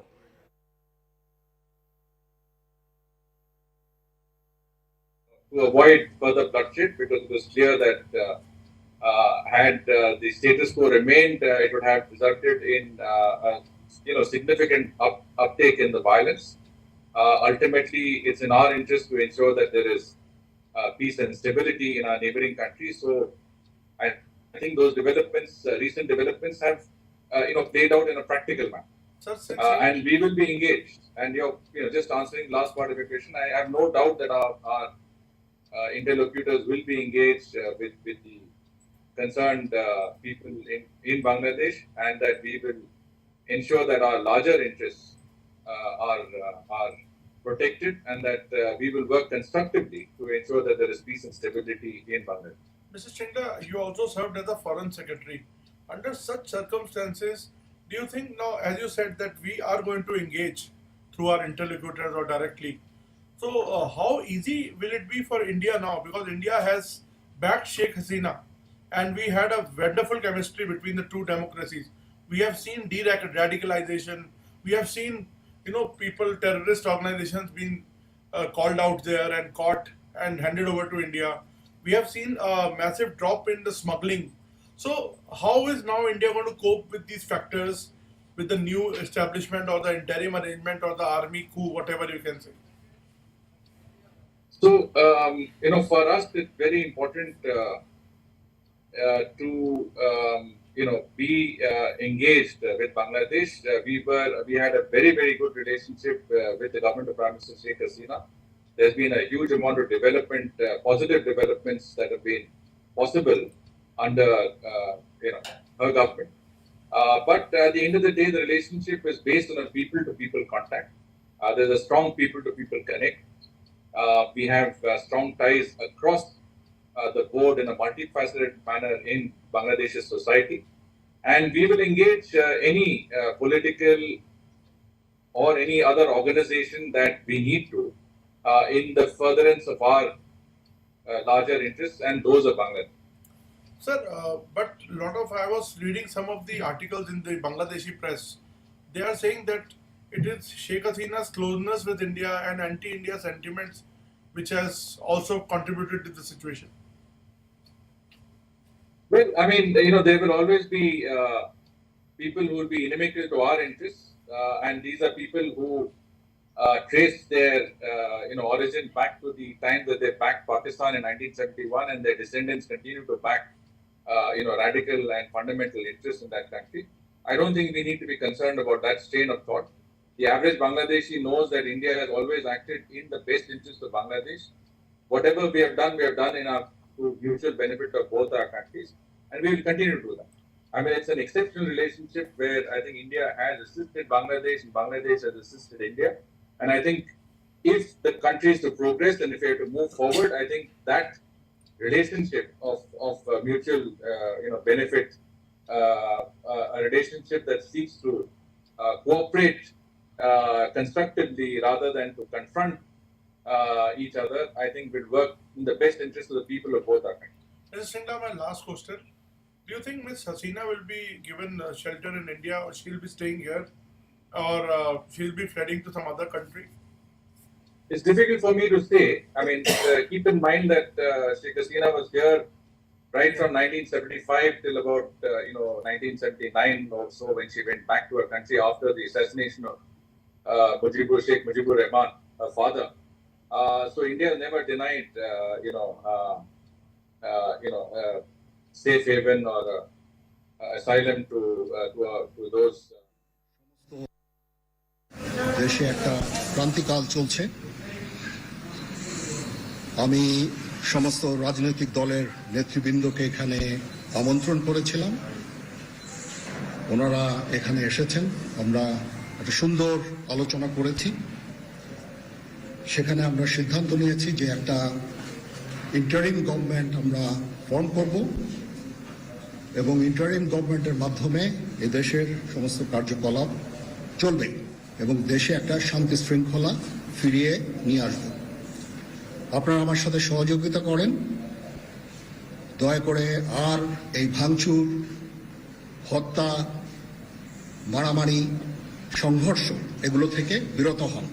মাননীয় প্রধানমন্ত্রী পদত্যাগ করেছেন এবং এখন একটা interim government form করে আমরা আমাদের কার্যক্রম পরিচালনা করব। Okay, so that was the army chief who had spoken to the nation a short while back in the backdrop of fresh violence in Bangladesh and Sheikh Hasina's fleeing off the country after she resigned. So that's what the army chief has said, that now the army is going to be taking over.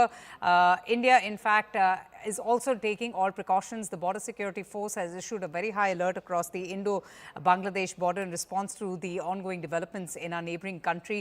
The Ministry of External Affairs has also advised its citizens to avoid traveling to Bangladesh and has also sent out advice to those who are presently residing in Bangladesh to exercise extreme caution, restrict their movements, remain in contact with the High Commission in Dhaka.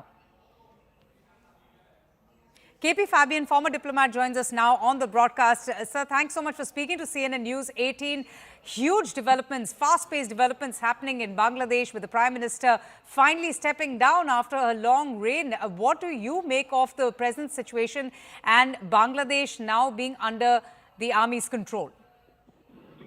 Well, the situation is serious, and while I personally do not believe that the army is taking over the control will sort of lead to the resolution of the crisis. You know, roots of the crisis. After all, what are the roots of the crisis? One is that there is a general impression that the last general election was rigged. Two, there is unemployment for the youth. And in that context, a reservation was made for the children of those who fought in 1971. But next is corruption, very big. An impression that there is overall corruption, well, not necessarily with Sheikh Hasina herself, but her entourage, those who are, you know, and close to her. So this has to be, and my view is that now that the military has taken over, as soon as possible, there should be a proper election. As soon as possible, not tomorrow, as soon as possible. So, do you foresee fresh elections happening? And what about the Awami League? Do you agree that the chaos that has unfolded in the country is largely because of Sheikh Hasina's own doing and the makings of the Awami League? Yes, it is. You know, she was not at all popular, and you know that the opposition parties had boycotted the election. Yes. So the last election was not a proper election. Now we need a proper election where, I mean, like Sheikh Hasina's party also contest. You know, it will be wrong to disqualify her or her party. And but as I said, you know, it cannot be held tomorrow. We need a little time to cool things. You know what I mean? So let us hope that Bangladesh will, people and those who are in power, maturity to get out of the crisis rather than deepen it. So why do you think, the situation has come down to this with the army taking over? Because Sheikh Hasina is someone who has been the longest serving female head of the government. I'm sure she's faced, so many challenges in the past as well. Her own father being executed and family members by the army in a military coup. She's someone who's known for her belligerence, for her defiance, not willing to step down without giving a fight. Why do you think that, things got out so bad for her that she was left with no other choice but to flee the country? So, when Sheikh Hasina visited China, well, she didn't get what she wanted and she cut short her visit and came. So in other words, probably the Chinese were keeping in touch with the ground realities and they probably thought that she was on her way out. All right, Mr. Fabian, thank you so much for your time. So that's the latest that we're getting in right now on the situation that prevails. There is still no confirmation as to where Sheikh Hasina is presently. Yes, she did make a brief stopover in India. According to unconfirmed reports, she's on her way to London. But we are still trying to get more information on that. Clearly, in the backdrop of fresh violence, the Awami League Supremo Sheikh Hasina finally putting in her papers, resigning as the Prime Minister of the country, according to the Bangladesh High Commission. And now, in a televised address to the nation, the Army Chief, Wakir-uz-Zaman, has said that the military will form the interim government. What you're seeing on the left-hand side of your screens is the Army Chief, who had just spoken to the nation a short while ago, appealing for peace, appealing for calm. And most interestingly, just after the announcement of her resignation, one could see so many people on the streets, lack of people pouring out on the streets of Dhaka as the news spread that their Prime Minister Sheikh Hasina has decided to step down, resign and flee the nation. In fact, people could be seen celebrating, rejoicing on the streets after the entire nation has seen weeks of bloodbath, turmoil and unrest across the country. So that's the latest. Sheikh Hasina has left Bangladesh. She has resigned. She's no longer the Prime Minister. No official word from the Awami League. So there's going to be a caretaker government under the control of the army. It's going to be led by the country's military, which is going to be taking over. The Army Chief of Bangladesh also confirming the same and saying that the president will be apprised as well. Indian security agencies are also monitoring the C-130 aircraft with the call signs since 10 kilometers from the Indian border with Bangladesh. It's heading towards Delhi. What we're getting to hear, it's believed that Sheikh Hasina and a few members of her entourage are on board that plane. So there is still no confirmation as to where exactly Sheikh Hasina is, but there are reports that she is headed to the national capital, given, the relationship that India has had with Bangladesh. It's been very cordial, it's been very peaceful. So the news is that her plane is headed to the national capital, to Delhi. Siddhant is with me for the very latest on this. Siddhant, over to you. Give us more details. A lot of reports coming in that she perhaps is on her way to London or she's headed to the national capital. What are you hearing from your sources? Well, right now we can confirm this, that the people in the Indian security setup are monitoring C-130 aircraft of Bangladeshi Air Force. Right now flying in Indian airspace, and in fact, some are saying that this is a routine protocol. Usually, whenever there's an airplane or a different plane of any other country flying in Indian airspace, the ATC usually monitors the movement of that plane. In fact, some are also saying that the Indian government doesn't have any information regarding the person inside the aircraft, but it could be some sort of a strategy also. This plane has crossed West Bengal, has entered in the airspace of Dhanbad and is heading towards New Delhi. This is what we can tell our viewers. Right now, local authorities at Palam Airport at Delhi International Airport have no clue about any aircraft landing landing of any aircraft in New Delhi. There are also some reports telling us that she can likely go to London. So London could be her next destination, as it is not the policy of India to give any kind of asylum or protection to any person in exile or coming from the circumstances that Sheikh Hasina is coming from right now. So it would really be interesting to see at what is going to be the government of India's stand. We're still trying to pick the maximum we can from people in government who are monitoring the situation. Right now, we can confirm this for our viewers that Indian government officials have taken note of this aircraft, which belongs to the Air Force of Bangladesh. Okay, Siddhant, just kindly stay on with me. Senior journalist from Bangladesh, Mr. Hasib, is also joining us. Mr. Hasib, can you just tell us a little bit more about Sheikh Hasina? There are a lot of unconfirmed reports that she's going to be headed to India. She did make a brief stopover in India, but now she's headed to the national capital. There are also reports coming in that she perhaps is on her way finally to London, which is going to be her ultimate destination. What is the information that you have, and how are the people in Bangladesh now reacting to this huge development that has happened in their country with the Prime Minister stepping down and then fleeing the nation? Well, as if you remember what happened in Sri Lanka, they went to the king's place. They have taken bed sheet, pillows, chicken, fridge, AC, TV, everything. That's what's going on in Bangladesh. That's the that's the first time after our independence in last 53 years. We haven't seen even if when her father been assassinated, no one has taken a single furniture from the place. But this time, uh, she made upset people so much that every single people who were in the street went to her home and taken everything. And the people are having joyous rallies in the street. But some people are doing vandalism. So this happens obviously when you don't have a head of state, so you don't have a law enforcement security to really look after for the time being until unless new interim government takes place, which is been declared by the army chief, and probably he's going to meet the president. And after that, probably the names of the people who will be looking at the issues of the Indian government will be declared. But for the time being, we have to wait. And by this time, the vandalism have been done.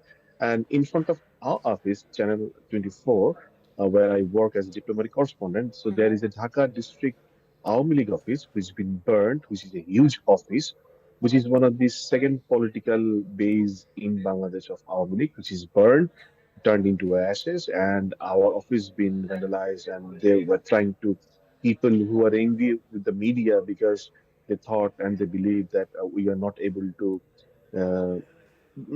to broadcast what they've been calling for so long. But it's we had we had other things to deal up because we have to survive. Being a media person, you understand where the pressure comes from and how does it feel. So they're destroying few things in the street, and I'm not sure about she will go for London, but yes, there's the historical things that says like her father, like the opposition leader's son, Khaled Zia's son, Tariq Zia, he's also in London. Everybody from Bangladesh, so from the top two families and the top two parties, they love to be in London. I don't know how they fall in love with this place, but yeah, as I haven't been there. Right, Mr. Seep, just stay on with me. I did catch that sarcasm there. Just kindly stay on with me. Let's just show you the map also as to where her plane is headed to. Now, there is still no official confirmation as to where Sheikh Hasina is ultimately going to be living. As Mr. Hasib is saying, according to unconfirmed reports, her flight is on its way to the United Kingdom, to London. She did make a brief stopover to in India, rather, and this is what we're showing you, that flight tracker, just to see. Now, there are also reports coming in that she just might make a brief stop in the national capital in Delhi as well. So this is what we are tracking as of now. Mr. Hasib, I wanted to ask you, while you were speaking, I was thinking that here's this lady who's been the longest serving female head of government. Yes, her 15 years of power has been rife with acquisitions of, suppressing dissent, crushing the opposition figures and her critics. But she's someone who has been able to fight all of that. She's risen above all of that. Why do you think that things have gone so bad for her that she was left with no other choice but to resign and, leave Bangladesh in the way that she has? That's a very tough question to answer. How can I answer? Okay, let me try. So she's the lady who always been articulated as Iron Lady, and she came to the power while the BNP had uh, lots of bad issues, like they have trafficked money, illegal practices, blah blah blah. And now she got all these complaints, mostly suppressing people, suppressing the opposition, suppressing her critics. And a lot of people say she has gone this far with the support of Indian government. So as I don't have any proof to talk about it, so I rather put it there. Uh, and her people, her allies, especially her student leagues like Chhatra League, like Jubu League, they have started taking chandas. You understand chandas? From street to the higher level. Everybody is bound to do that. Even if during the coronas, there were a lot of complaints against this and corruption, and there are some character issues as well. Especially one of the detective head of Bangladesh, his nude image has been flashing around, moving around here and there, and who has taken all these student protesters at his place and made him bound to talk to them. And the people asked him the day, and she looked at it, she didn't do anything. So one thing is how people is doing bad things, and the other thing is when there is a complaint, she listened to that and she doesn't do anything. Rather, that person being promoted always, either politically or in the administration, wherever. Say, for example, the present IGP, police Okay. IGP, he's been sanctioned because of human rights issue from the US Treasury. And it was declared in 2021 on 10th December. And even if been he sanctioned, he became the IGP. So some people say that's a reward post. So how come you make someone IGP who will become US sanctioned? Because Bangladesh doesn't have Right. any opportunity to recover it back. So and you understand the US sanction and the impact of it. So there are so many complaints and people are basically upset. For example, the internet was off, and for these protests, these are students. Okay, they don't have any political ideology. These are Gen Z. Okay, they That's don't true. like BNP. They don't like Army League. They don't like even me. They one of the people in the street when I was covering the mob early back in 10 to 15 days ago, 18th or 17th July. He picked up my collar and says, "You are a dalal. You don't show whatever you say. Why do you come to even in the street? Rather, you can go and have booze." So that's how they deal it because they think we don't show their images, we don't show their footages, we don't show their comments. Right. And I wish I can tell them my hands are tied. I wish I can tell them. No, you're right. You know, these Uh, anti-government protests that one got to see in Bangladesh, Mr. Haseeb, is indeed a people's uprising, revolution of sorts. And we saw those celebrations after the news came in that Sheikh Hasina has resigned and fled the country. The question is, what next now? What do you think happens next? Tell us a little bit more about the army's role now as it tries to, put the house in order. And what about the main opposition party, the Bangladesh Nationalist Party? Do you foresee fresh elections happening? well, the BNP leader Khalida Zia is in house arrest. I'm not sure whether she can get over these accusations, and then she needs to get out of this if she wants to have a part in election.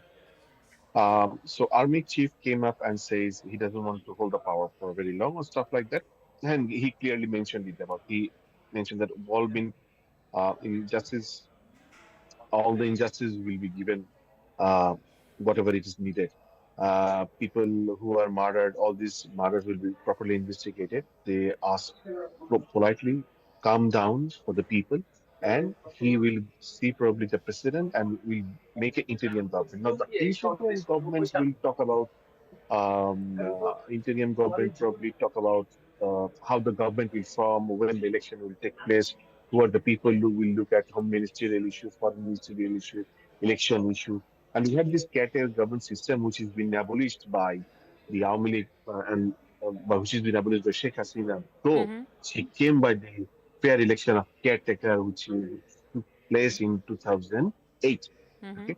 And then she abolished the that clause from the constitution. And she said, no, it cannot be done. It's unconstitutional because third party cannot take the government. So this is something very new we have seen in 2008. And then, so probably that part of the constitution may come back if the judges thinks, if the appellate division thinks, because all the appellate division people, all the Supreme Court people, all the judges, they had to follow her. There was no chance without following her. Even I can tell you, which was international news. The ex Chief Justice of Bangladesh had to get out of country, like the way she got out right now, back in 2 or 3 or 5 years back. And probably there was some misunderstanding, or probably he didn't listen to her, so he had to leave. He lives in USA right now with political asylum. But think of India, if the Chief Justice is living in other country with a political asylum. How does it sound? So yeah, that's what happened. So this all this misleading stuff, suppressions, price hike, overprice of food, oil, transport, electricity, gas, every utility is named, corruption. This is how it ended up, and I feel very sorry for her because she's a daughter of the father of the nation. Because I have a lot of respect for the father of the nation. Doesn't matter what her daughter did. Every single individual is an individual, and I really that makes me upset because everybody loves their father of the nation. They're beyond politics, and she tried to keep him within the politics, which is another upsetting thing. That if you talk against us, you are the opposition, which means you are a Pakistan follower, which means you are BNP and Jamaat. I mean, that's not the way. That's true. I also wanted to know from you how the army has been reacting to these weeks of protests. Now, they were also deployed on the streets to try and crack down to clear the protesters. But is it true that there was, some discomfort within the ranks, that even the army was very uncomfortable with the way things were, and that perhaps there could be some pressure on Sheikh Hasina with the army giving that ultimatum to her? Now, I do understand this is not really a traditional coup, and that the army chief has promised to the people that the government will be given back once things settle. But what is going to be the army's role now that it's going to be handling things temporarily? So, first of all, it's not a coup. That's an absolute dictator's fall. Absolutely. It Secondly, isn't one. Yeah. And secondly, the army was not in a comfort position. I'm not sure about ranks because I don't have sources. So where I don't have sources, I don't talk about those. But there was absolute discomfort, and people were really happy in the streets when they have seen army, because police was supporting Jubu Leagues or Chhatra Leagues, which is Army League student body, are Yes. youngest youth body allies, and they were firing. Even 13 police yesterday died, which is rare in Bangladesh. In one police station out of Dhaka, which is in Sirajganj, and that is a minority area where 13 police been murdered. So it's her. She should be accused for that because she made this unrest, and her policeman died, and she didn't even bother.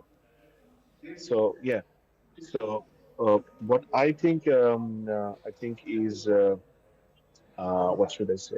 No, so are you saying that the They army will. will only help, in this transition period with a caretaker government? I'm not sure about the caretaker government, but I'm quite sure about they will help the government to make it up. I'm not quite aware of the also constitutional issues and tough uh, constitutional issues and tough laws. So yeah, so I'm not sure about that part, so I better not talk about it. I'm sorry. And how are the people reacting, Mr. Hasib? We saw scenes of jubilation, celebration, relief. I mean, it was just amazing to see lakhs of people pouring out on the streets, rejoicing the news. It seems that they were so relieved and they had been so frustrated for months along, and finally their dreams have come true. Tell us a little bit more on, the scenes that you're capturing, that you're witnessing across Bangladesh, not just in Dhaka, but across the country. You have seen it. Images is there, so nothing to explain more. That's true. I mean, there's a sense of relief. But what about the president? Have you heard now from, what happens next? We do know that the army is going to be in charge, at least for now, till the time things settle down.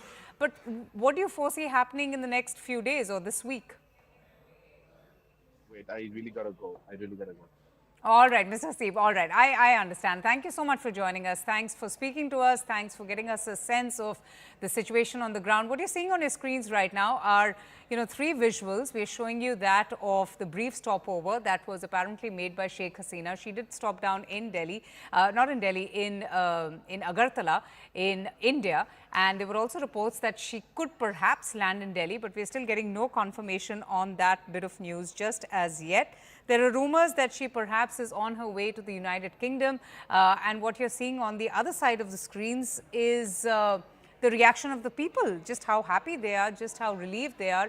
They feel a huge sense of vindication. They feel that their, protest has finally yielded to a positive outcome with Sheikh Hasina stepping down and Sheikh Hasina also saying that, and her fleeing the nation as well. Now, what we're showing you on the extreme right is the tracker. It's what we are seeing, her plane, where exactly it's going, and, where perhaps it's going to finally land, because there's been a lot of speculation as to where exactly is going to be her final destination, with reports coming in that perhaps she's going to take refuge in the United Kingdom, that her final destination, her final stop is going to be London. Okay. Abhishek joins us now for the latest as well. Abhishek, over to you. What is it that you're hearing from your sources about Sheikh Hasina? Where exactly is she headed to? Well, as of now, it seems that the former Prime Minister of Bangladesh is heading to London, and this is what our sources have told us. There have been multiple speculative reporting that a heavy plane is around the borders of India and Bangladesh, and there have been some reporting also that suggests that it is very much moving inside Indian territory and going somewhere around the eastern state. And then apparently it was also reported that Sheikh Hasina may land in Kolkata or Agartala, but these all have not been confirmed yet by any official sources. We do have been tracking this information, but the finality of her journey from Dhaka seems to be eventually going towards London. And as of now, it seems that she will not be staying in India, and she will be heading to London in all possibilities. Okay, interesting, Abhishek. Thanks so much for that information. But we'll keep coming back to you. Mazhar Khan, senior Bangladesh journalist, also joins us now on the broadcast. Mr. Khan, thanks so much for speaking to CNN News 18. Such fast-paced developments happening in Bangladesh. We're getting all sorts of news and reports on just where Sheikh Hasina is headed to. There have been reports that she made a brief stop in India and now she's perhaps headed to the United Kingdom. But give us a sense of the situation in Bangladesh after the dramatic turn of events, and what are you hearing from the army as well? Basically, army have started several discussions with the major political parties of Bangladesh, and they are trying to form an interim government which will be running the next government of Bangladesh. And the whole process will take few times, and that will be approval will be given by the President of Bangladesh. Things are happening like that to handle the situation right now in Bangladesh is totally under control of our army. They are trying to make an amicable situation, and the Chief of Army Staff have committed that all the demands of the protesters will be taken care, and he urged to them to stop all kind of violence and demolition they are doing across the country. So we hope that within a very short span of time, the whole situation of the country will be under control. Okay, Mr. Khan, what about those protesters or those people who had stormed the Prime Minister's official residence in Dhaka after the news of her leaving the country emerged? Have they been now evicted? Have they been brought out? Is there a sense of normalcy now? Basically, as you know, across the world, when there is such kind of situation arises, few people who are basically behind all these loots and others.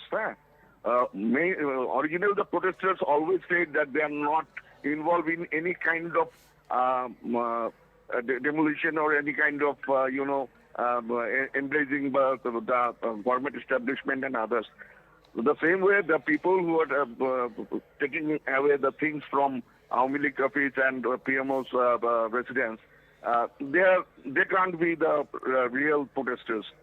So they are people taking advantage out of this demonstration. Right, and we're just showing a picture, Mr. Khan, that one picture of Sheikh Hasina just before she announced, or perhaps after she announced her resignation. The Bangladesh Prime Minister Sheikh Hasina has now resigned from her post, and the army flight that she's traveling has been seen in Indian airspace, which has triggered a lot of speculation whether at all she is going to be making a brief stop in the national capital in Delhi, whether she's going to be staying in Delhi. Now, there is a lot of unconfirmed information coming in that she perhaps is going to be headed to the United Kingdom. That's her final destination. But yet again, we don't have confirmation on the same. But there are reports coming in that Sheikh Hasina is on her way to London. That's where she's going to be seeking refuge. But the army chief held a press conference confirming her resignation. He has said that an interim government is going to be formed to run the country, and that the country's economy has also suffered massively as a result of the turmoil, the bloodshed, and the very violent protests by the students who had been protesting against the government's quota. So this is that picture. This is that one picture of Sheikh Hasina when she finally put in her papers, when she finally resigned, stepped down, and immediately she fled the nation. And then there was scenes of jubilation, celebration, with lakhs of people, in fact, descending on the roads of Dhaka, celebrating the news of Sheikh Hasina's resignation, of her deciding to step down. So that's the latest that we're getting in right now. Mr. Khan, I wanted to ask you about the Awami League. Has there been any official reaction from them? Where are all the leaders of her party, and what about the opposition as well? Before answering this, I would like to add yes, please a go few ahead. words. The history of Bangladesh is very much black-shaded in August. August is the month when most of the severe issues happened. On 15th September 1975, the father of the nation was assassinated along with his full family. Later on, 21st August, there was a grenade attack on Awami League. Awami League is very much connected with August, I guess. And on the same month, this protest and severe issues took place in this country. So, if you say that she fled because there might be some intelligence report from army and other intelligence department might have some information that her life is also at risk. Something would be like that. That's why she had to leave. And regarding the picture of Sheikh Hasina was taken off each and every time the government changes in our country, such things used to take place. Yes. Like removing the picture of the former party chief and others. So these are common phenomena across the world. You see that whenever a party changes, their leaders' pictures are thrown away. Now, the good thing is that army is trying to solve the whole situation and take control on the whole instability with the help of the other political parties, right. Other major political parties and opinion leaders. They are not taking over the power. Nah? Yes. This is a very positive Yes, thing. that's true. It's interesting, actually. Mr. Khan, just kindly stay on with me. Tawfiq Imroz Khalidi, editor-in-chief of News 24, is also joining us. Mr. Khalidi, your sense on the situation in Bangladesh and the developments that one has witnessed in just the last few hours. So much has changed in such little time. So what one can expect next? What are you hearing from your sources? And what is going to be the role of the army as it, manages to to bring things under control?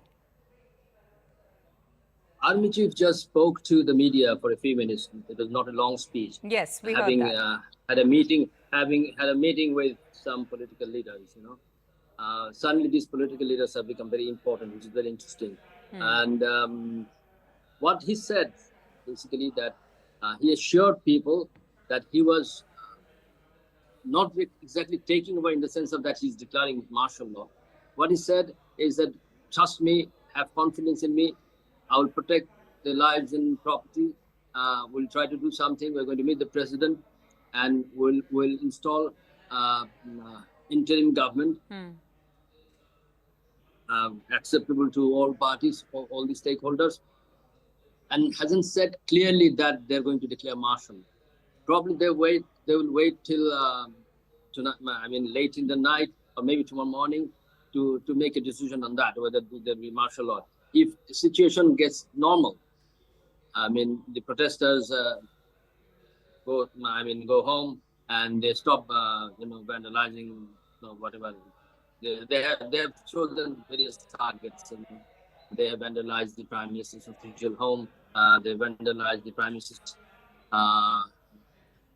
and they've also vandalized Bangabandhu Museum, which was set up in his home where he was martyred along with his family. And they have vandalized some other iconic important structures that were built to honor Sheikh Hasina's father. So these things have to stop, I think. And they're also, trying to stop people. And I just heard from a colleague who's at the airport that some activists have stormed the airport building trying to find, anyone from her party or or ministers, others who are leaving the country. In fact, in the last 48 hours or so, a lot of people have already left. And it was only a few days ago, Sheikh Hasina bragged about this thing that I will never leave this country, I will never run away from this. But he had to. So things have changed very quickly, but it was in the making. In the last 2 weeks, things moved very quickly. She lost control. She lost control of people. She lost not just control, she lost also respect of a lot of people. And many of them used to respect her. So that was the main thing. It was an ignominious exit for Sheikh Hasina. Now it depends on the army largely, and also the president who was... and so what do you think will be the role of the army to ensure a smooth transition? Like you rightly said, Mr. Khalidi, it has been a very unfortunate turn of events for Bangladesh and also, for some of the top authorities. But it's a turn of event that has also been received with jubilation, with great joy, with great celebration by the people of Bangladesh as well. We saw those visuals of people rejoicing and expressing their relief that something like this has happened. Somehow Sheikh Hasina managed to create a lot of enemies. Even some of her friends and supporters and well-wishers also turned against her because of probably her arrogance, the way she used to speak, and the way complete disregard for rule of law. That is very unfortunate because she fought for democracy. She really sacrificed for more than 40 years. She's been head of the party. When she returned, everything was in shambles. The party was in really bad shape. She reorganized it. She absolutely won that December 2008 elections. Absolute resounding victory. Then she squandered it. She had a lot of opportunity. Maybe you could say, this bill, kind of the media thing, kind of unnerved.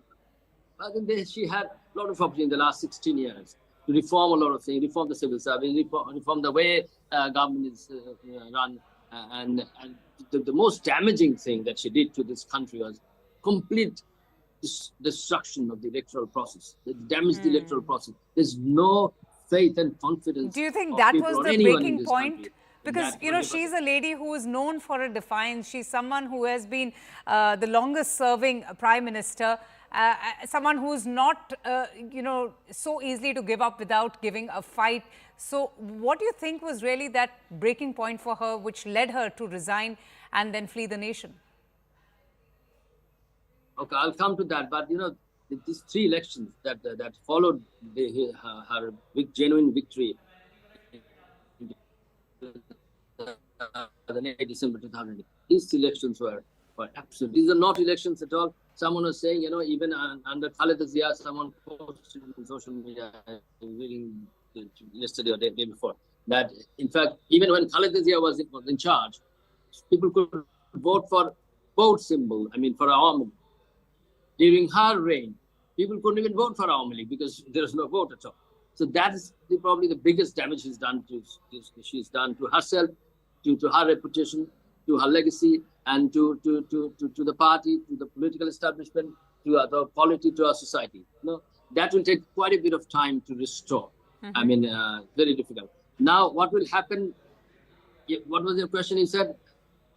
No, I wanted to ask you, yes, what's going to happen? The army chief has said that an interim government is going to be formed. The army is very much in control right now. What do you think is going to happen next? Everything, such a situation occurs in Dhaka, in Bangladesh, the army has to step in. The army has stepped in, and they have, some credibility, and then some, so people also fear that. They do not want to pick up a fight with that.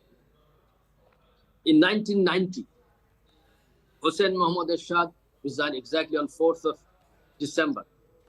6th was the formal handover. The alliances took two more days to sort things out. Then why did he have to resign? He was like this. So it's a similar situation. When army said, enough is enough, we are not going to shoot and kill these people. So he had to resign. He had no respect for rule of law.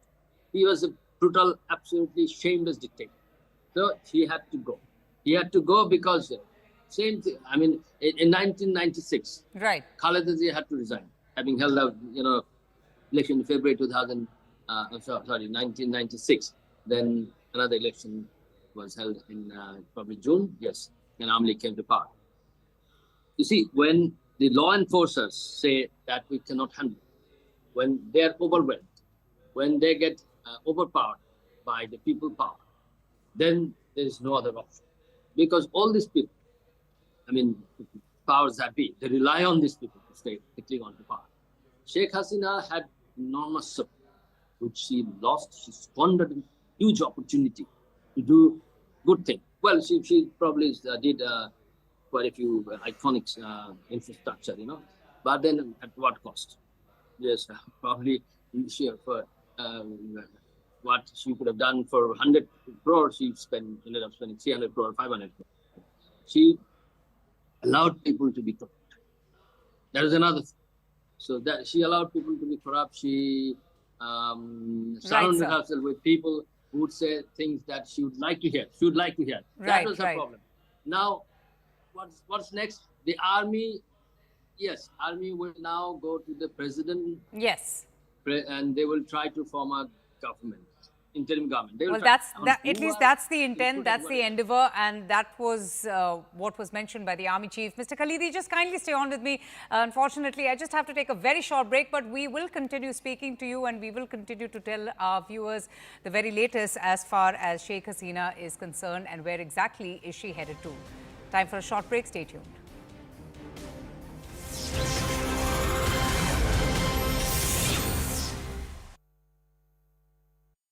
The big news breaks and the biggest newsmakers. It's a prime time like no other. 6 p.m. Plain Speak with Shivani Gupta. It's time to say it as it is. 7 p.m. The Hard Facts with Rahul Shivshankar. When the facts speak for themselves, just like that. 8 p.m. The Right Stand with Anand Narsiman. Where India comes first. Always. 9 p.m. Saga Jacob on Brass Tags. Where the big stories are simplified bite by bite. Only on CNN News 18 Federal Bank Primetime Studio. 6 to 10 p.m. Weeknights on CNN News 18. माई भाई, मैंने भी इस बार SIP करके mutual fund में पैसे डाले। तो मुझे ये जानना था कि KYC का चक्कर क्या है? म्यूचुअल फंड सही है .com या अपने म्यूचुअल फंड की वेबसाइट पे जाओ, पैन नंबर डालो और सिर्फ इतना देखो कि तुम्हारा KYC स्टेटस रजिस्टर्ड है या वैलिडेटेड। रजिस्टर्ड हो तो आधार और पैन कार्ड के साथ अपना KYC वैलिडेट करो, जरूरी है और ज्यादा वक्त भी नहीं लगता। और वैलिडेटेड हो तो सही है। सही है। म्यूचुअल फंड निवेश बाजार जोखिमों के अधीन है। योजना से जुड़े सभी दस्तावेजों को ध्यान से पढ़ें। Listen, there's a good insurance policy. A good insurance policy. Let's ask AI. A policy in which premium payment is limited but provides income for lifetime. LIC Jeevan Utsav. A policy with whole life insurance cover also. LIC's Jeevan Utsav. Wow. Let's buy. LIC's Jeevan Utsav policy is our best choice. Even I was telling you the same. LIC's Jeevan Utsav. Lifetime celebration. With LIC's Jeevan Utsav, your future is set. Somewhere, a new road has enabled science to reach a remote village. So that Purni can think of reaching the moon one day. At Ultratech, India's #1 cement, we believe as India builds, India grows. Gold loans के मामलों में भी बहुत से लोग बहुत सी options बताएंगे, पर दो बात बहुत ही जरूरी है। सबसे कम इंटरेस्ट में सबसे ज्यादा रकम, वही तो चाहिए। तो उसके लिए सिर्फ एक ही ऑप्शन है, मुथूट मिनी गोल्ड लोन। सबसे कम इंटरेस्ट में सबसे ज्यादा रकम।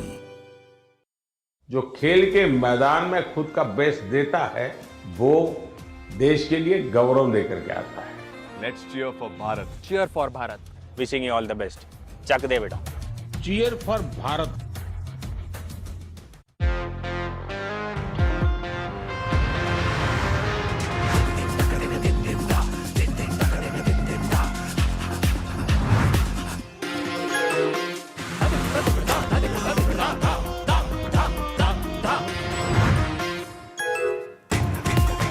Sometimes, small steps can inspire a billion to reach the impossible. Acer makes the best happen.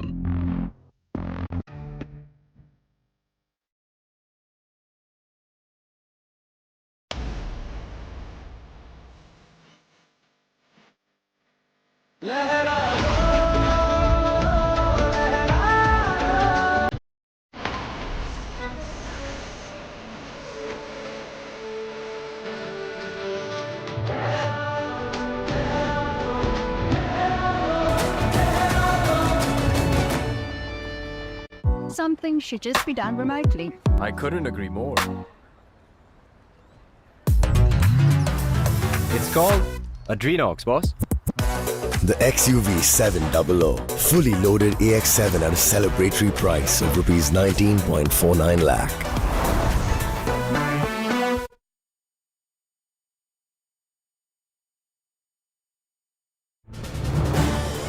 This is News 18 Network.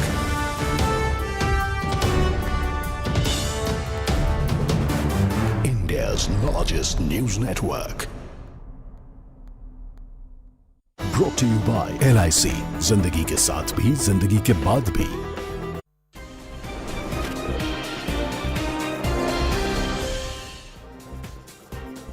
Hello and a very warm welcome. Thanks for tuning in to CNN News 18. We're coming live from CNN News 18 and Federal Bank Newsroom. I'm Prithween Walia. You're watching Nation at 5, but our focus is on Bangladesh, the current turmoil that's being witnessed there. Remember, the big news that's coming from Bangladesh is how Sheikh Hasina has resigned as the PM and she's fled the country.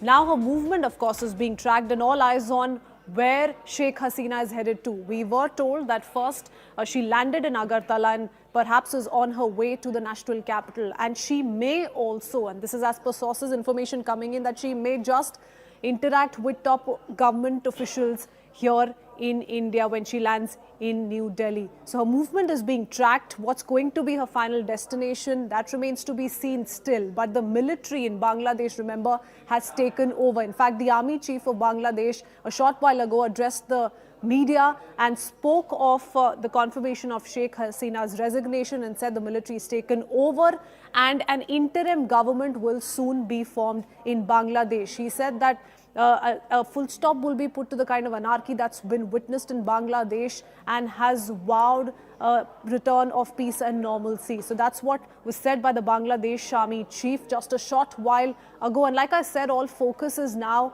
on what's going to lead to normalcy in Bangladesh once again and what the next few hours are going to look like for the country, how this impacts India, so on and so forth. But first up, we hear it from the Bangladesh army chief on the confirmation that was put out by him on Sheikh Hasina's resignation. Sheikh Hasina has resigned as the PM and she has fled the country. Now her movement, of course, is being tracked and all eyes on where Sheikh Hasina is headed to. We were told that first she landed in Agartala and perhaps is on her way to the national capital. And she may also, and this is as per sources information coming in, that she may just interact with top government officials here in India when she lands in New Delhi. So her movement is being tracked. What's going to be her final destination, that remains to be seen still. But the military in Bangladesh has taken over. In fact, the army chief of Bangladesh a short while ago addressed the media and spoke of the confirmation of Sheikh Hasina's resignation and said the military is taken over and an interim government will soon be formed in Bangladesh. So that's what was said by the Bangladesh army chief just a short while ago. And like I said, all focus is now on what's going to lead to normalcy in Bangladesh once again and what the next few hours are going to look like for the country, how this impacts India, so on and so forth. But first up, we hear it from the Bangladesh army chief on the confirmation that was put out by him on Sheikh Hasina's resignation. দেশে একটা ক্রান্তিকাল চলছে। আমি সমস্ত রাজনৈতিক দলের নেতৃবৃন্দকে এখানে আমন্ত্রণ করেছিলাম, ওনারা এখানে এসেছেন। আমরা একটা সুন্দর আলোচনা করেছি। সেখানে আমরা সিদ্ধান্ত নিয়েছি যে একটা ইন্টারিম গভর্নমেন্ট আমরা ফর্ম করব এবং ইন্টারিম গভর্নমেন্টের মাধ্যমে এদেশের সমস্ত কার্যকলাপ চলবে এবং দেশে একটা শান্তি শৃঙ্খলা ফিরিয়ে নিয়ে আসবে। আপনারা আমার সাথে সহযোগিতা করেন, দয়া করে আর এই ভাঙচুর, হত্যা, মারামারি, সংঘর্ষ এগুলো থেকে বিরত হন। মাননীয় প্রধানমন্ত্রী পদত্যাগ করেছেন এবং এখন একটা ইন্টারিম গভর্নমেন্ট ফর্ম করে আমরা আমাদের কার্যক্রম পরিচালনা করব। Can you just tell us a little bit more about Sheikh Hasina? There are a lot of unconfirmed reports that she's going to be headed to India. She did make a brief stopover in India, but now she's headed to the national capital. There are also reports coming in that she perhaps is on her way finally to London, which is going to be her ultimate destination. What is the information that you have, and how are the people in Bangladesh now reacting to this huge development that has happened in their country with the Prime Minister stepping down and then fleeing the nation? Well, as if you remember what happened in Sri Lanka, they went to the king's place. Yes, they have yes. taken bed sheet, pillows, chicken, fridge, AC, TV, everything. That's what's going on in Bangladesh. That's the first time after our independence in last 53 years. We haven't seen even when her father been assassinated. No one has taken a single furniture from the place. But this time, she made upset people so much that every single people who were in the street went to her home and taken everything. And the people are having joyous rallies in the street. But some people are doing vandalism. So this happens obviously when you don't have a head of state, so you don't have a law enforcement security to really look after for the time being until unless new interim government takes place, which is been declared by the army chief, and probably he's going to meet the president. And after that, probably the names of the people who will be looking at the issues of the interim government will be declared. But for the time being, we have to wait, and by this time, the vandalism have been done.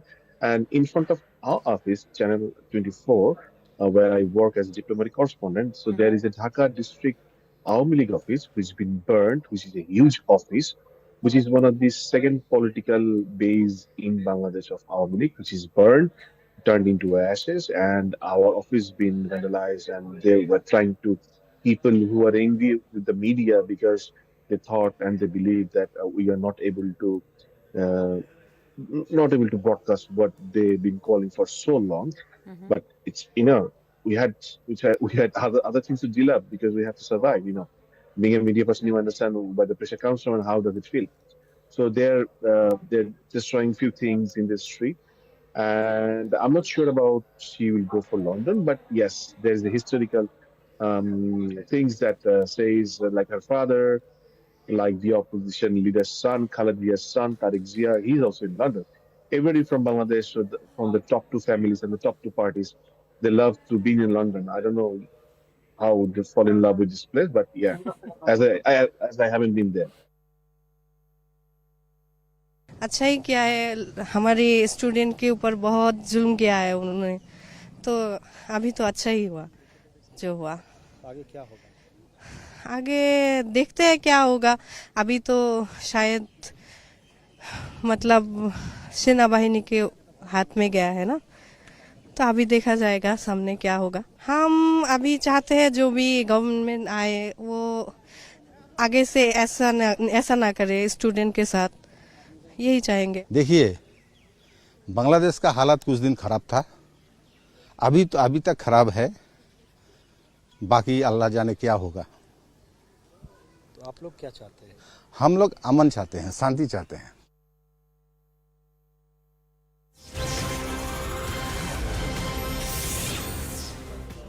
Let's now talk about how the government of India is viewing this. We have information coming in as per top government sources. on how India is viewing this entire scenario unfold in Bangladesh. Let's quickly take you through what we're learning. This is indeed going to be a big blow to the democratic elected government in Bangladesh. India, of course, expects peace in the coming few days, and intel sources tell us that this is being viewed as a big blow to democracy. It is concerning for India, and India most certainly will want to ensure peace at the earliest, because India, remember, has been wary of army rule, and India has never been in favor of the same, and Pakistan is a case in point, remember. So that is of course being thought out by the government. The borders have been put on high alert. Remember, there's already been a problem when it comes to Bangladesh in terms of illegal immigrants. So India is watching out for that as well.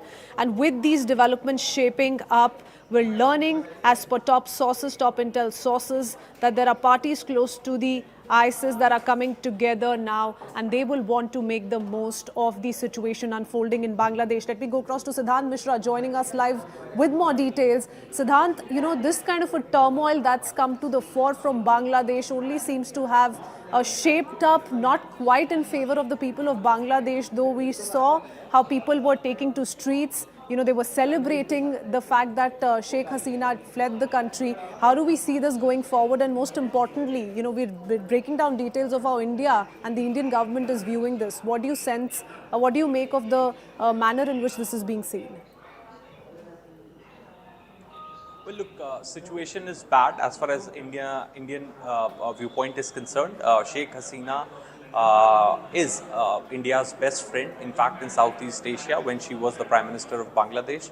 For the longest time, India never made any commentary on the internal matters of Bangladesh. In fact, I would like to cite the recent example when it comes to giving the Tista River project. Sheikh Hasina chose India over China. Perhaps that tells about her inclination towards India. And this is perhaps the reason that many in Bangladesh are telling us, in fact, media houses in Bangladesh are reporting that it is India which is creating safe passage for Sheikh Hasina to go to London. So right now, this C-130 aircraft, which belongs to the Air Force of Bangladesh, is airborne in Indian airspace, has crossed Lucknow. This is what we have been told, and we are expecting that aircraft to land in New Delhi in some time from now. We have also been told that Ministry of External Affairs and National Security Secretariat here in New Delhi are keeping close eyes on the development and are in fact monitoring the movement of Sheikh Hasina. In fact, top sources are also telling us that Sheikh Hasina did reach out to the Indian side for help, and so that a safe passage could get created for her as she was flown out of Bangladesh to Agartala, and from Agartala she was airborne in C-130, and that 130 is bringing her to New Delhi. So this is what till now we have managed to gather after speaking to sources in the Indian government. There is no as such security protocol at the Delhi airport. Our teams are there right outside the airport to track her. So there is a possibility that she could take a transit inside the airport, and she can take a commercial airline to go to London. As a journalist from Bangladesh was saying, that most of these political families in Bangladesh, especially the top two families of Bangladesh, they love being in London. So we have also been told that most likely she is going to London, and the picture will get even more clear in some time from now. If that planes land in New Delhi, then India would create a passage, India would facilitate her travel, and after which she will be leaving for London. So there is no stay of Sheikh Hasina in New Delhi for now.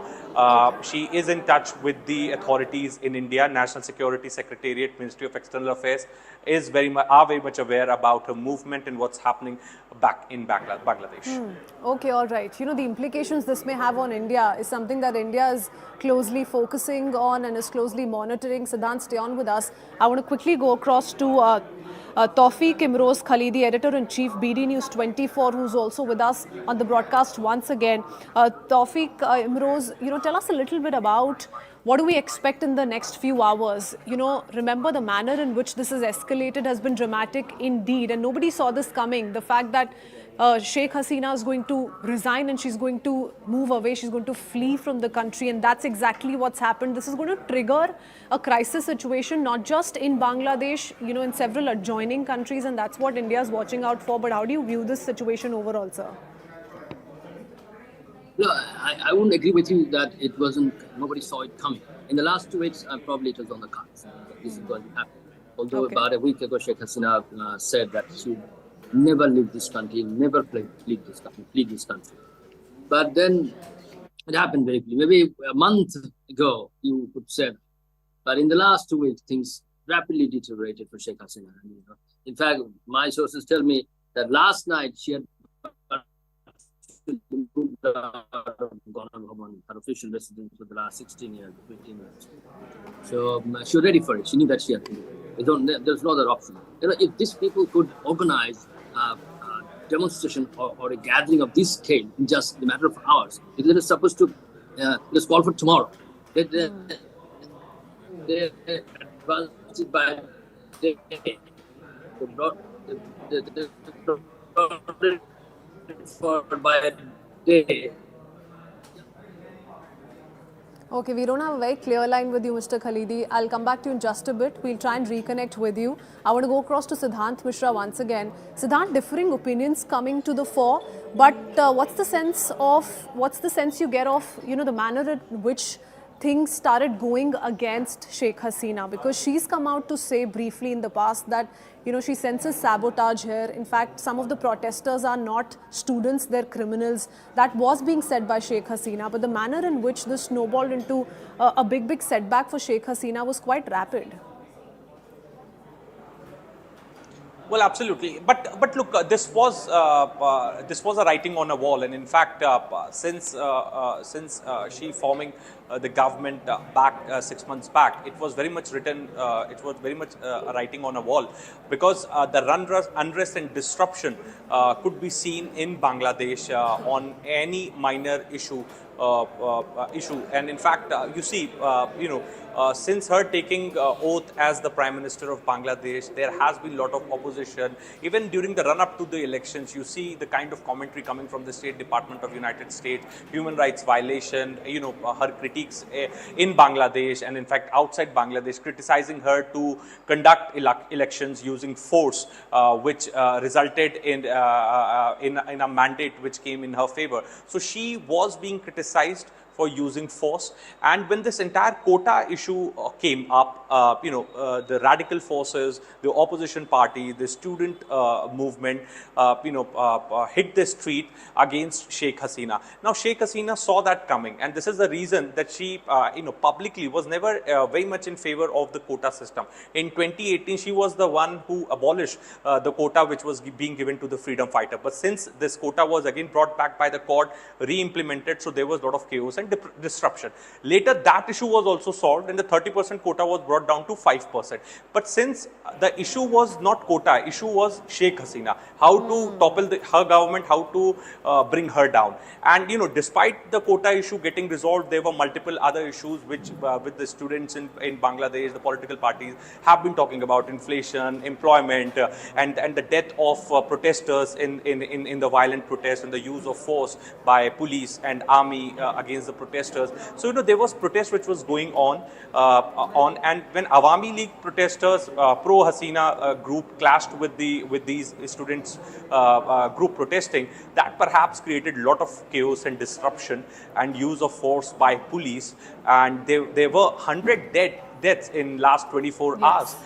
That has never been the case ever in Bangladesh in so many years since the Bangladesh got independence. And police station was set ablaze, the medical college was vandalized, the streets were vandalized, people were seen holding bamboos and stick in their hand. It's complete chaos, and in fact some witnesses say there were lakhs and lakhs of people on the streets of Dhaka. So the visuals which you saw a short while back, people storming Sheikh Hasina's residence, that could have been a reality when she had been. Political problem. It's a matter of their livelihood. Look at them. It's a matter of their in a way I would say, safety, security, livelihood, occupation. So we should find some reasonable way. So I think we will definitely, our union government and High Commission has always worked. In fact, just now we got 20 fishermen released, and even those people in that boat, 2 of them have been immediately returned. The body has also been brought back. So I told them we will work hard. I listened to them, and we will certainly see if we can have a meeting of the Fishermen's Association, also a meeting of the joint working group. So that is our hope. So that is the assurance that I have given them. Seriya? Okay. Okay, so a brief reaction coming in from External Affairs Minister S. Jaishankar. India's position on the crisis in Bangladesh is also being looked at very closely, remember, and in that sense, we're waiting for any final confirmation or statement that comes in from the External Affairs Ministry. So far, they're in a wait-and-watch situation, and remember, there have been a lot of speculations on whether or not there will be any interactions on part of top Indian government officials with Sheikh Hasina when she briefly stops at New Delhi, as is being speculated. And remember, experts have highlighted how her final destination may very well be London. But Siddhant continues to stay on with us. Siddhant, we were speaking of how the manner in which upon Supreme Court's intervention, the 30% quota came down to 5%, but the unrest persisted and grew, and there are several factors that are to be held responsible for the same. Well, absolutely. That's what I was pointing out, that, there were multiple factors. The target was Sheikh Hasina. And, one cannot deny the involvement of foreign powers in this protest which was going on in Bangladesh. There was genuine concern as far as the student protest is concerned. They were fighting for employment. There were multiple issues since Hasina has been in power for such a long time. So there was a lot of anti-incumbency also. But, the radical forces, the Pakistan, ISI has played a very, very vital role in toppling Hasina's and those are government. fears. Those are fears, well within India as well. Siddhant, I'm going to have to interrupt you there. Coming back to in just a bit, Mr. Tawfiq Imroz Khalidi is with us once again. Mr. Khalidi, yes, you were making a point, and we want to take this forward in terms of what wasn't working out for Sheikh Hasina. We've been talking about the Supreme Court's intervention. The 30% quota came down to 5%. The unrest kept growing, and the celebrations on the streets of Bangladesh today is an example of the manner in which people really wanted to get rid of this government, of the Prime Minister, and that's what's happened. Tell us about the other factors that weren't working for Sheikh Hasina, though. Actually, as I said before, Sheikh Hasina's complete disregard for rule of law, Sheikh Hasina's arrogance, the way she's been speaking in the last few months or years, her conduct of those press conferences were absolutely shambolic. You don't see this kind of press conference anywhere in the world, where the questioners praise her rather than asking questions. All the editors are invited. Of course, not all editors are the editors she likes. Ridicule her opponents. For example, I remember one, by referring to her health of Khaleda Zia. No, she said she's almost 80. Why does she care about her when she die anymore? That's not right. I mean, no one liked it. Even these people who disliked Khaleda Zia wouldn't like it. I'm sure didn't like it. So that kind of comments, Actually, this was a propaganda war. This whole quota movement was a propaganda war, which I felt at some point government deliberately lost. Government had no reason to lose this. Either the people who are in charge of doing this counter propaganda were very incompetent, non-committal, or probably she didn't care.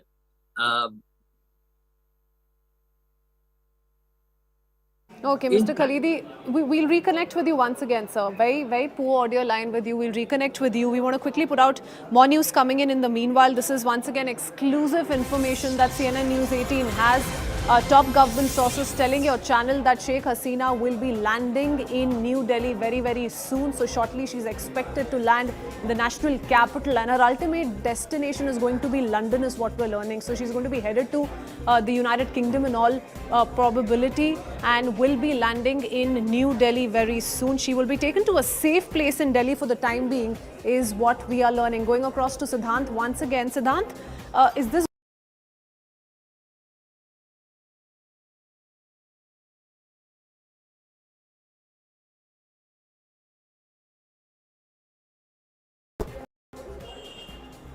Well, look, Ministry of External Affairs and National Security Secretariat are perhaps looking into the matter, monitoring the situation back in Bangladesh, and as far as monitoring the movement of C-130 aircraft is concerned.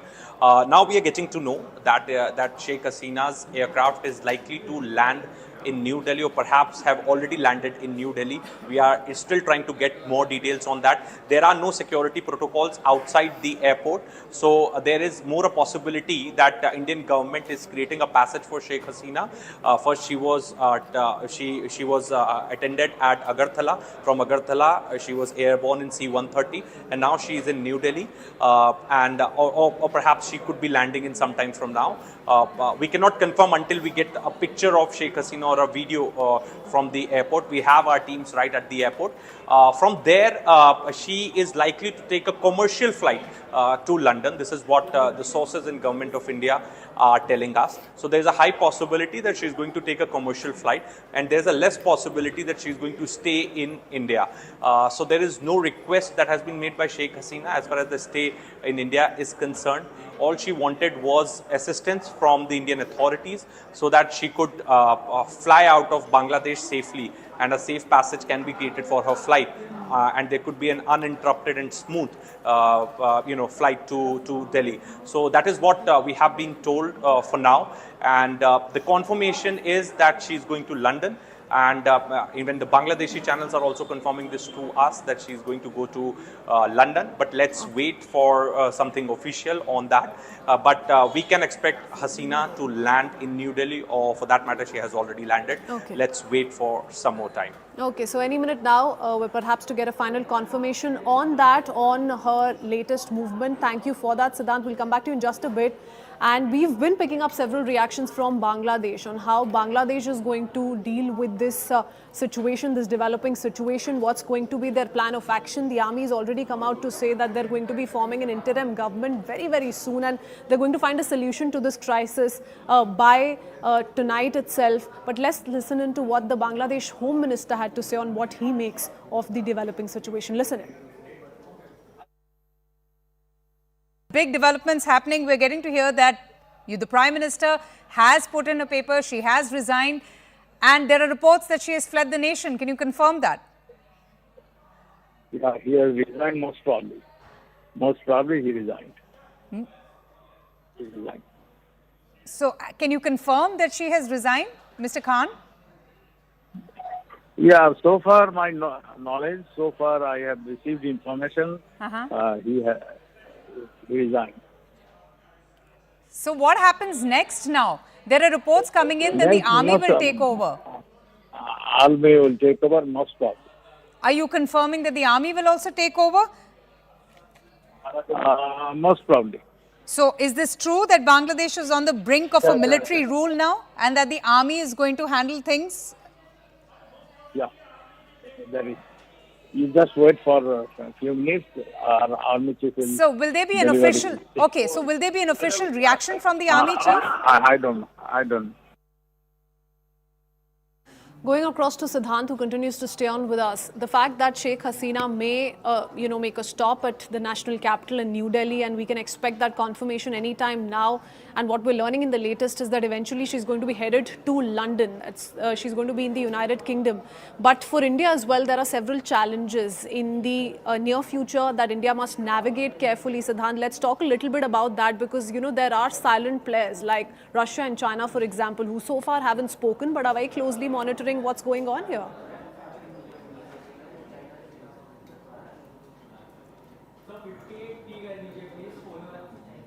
Okay, we seem to have lost that line now with Siddhant. We'll just reconnect with him. What we've been telling you in the latest is, since all eyes are on where is Sheikh Hasina, she's going to be landing in New Delhi very, very shortly. We will get you that update and those latest visuals as well as and when we have that information. For now, let's quickly put out more reactions coming in. There are underlying factors behind the demonstrations. On the face of it, it has been the quota issue that the students have put forward. But there are underlying economic factors. COVID-19 has hit the Bangladesh economy very hard. In addition to that, the Ukraine conflict has resulted in spiking the prices of essential commodities from fuel to food to fertilizers, and Bangladesh imports all these items. They've had a very, very difficult balance of payments situation. Inflation has gone up, by 17 to 20%. So all of this is essentially now coming to a situation where, people, especially younger people, are expressing their frustration on the streets. Big developments happening in Bangladesh with reports coming in that the Prime Minister has fled the nation. Can you tell us what exactly is happening now? Yes. This is happening now. You just already heard that Bangladesh Prime Minister Sheikh Hasina stepped down at around on 30 yes. Today. And after 2:30, she left the country by a helicopter to India. It's possibly to it's Agartala or Tripura, this kind of place maybe. And now protesters entered to Ganabhavan at 3 p.m. today.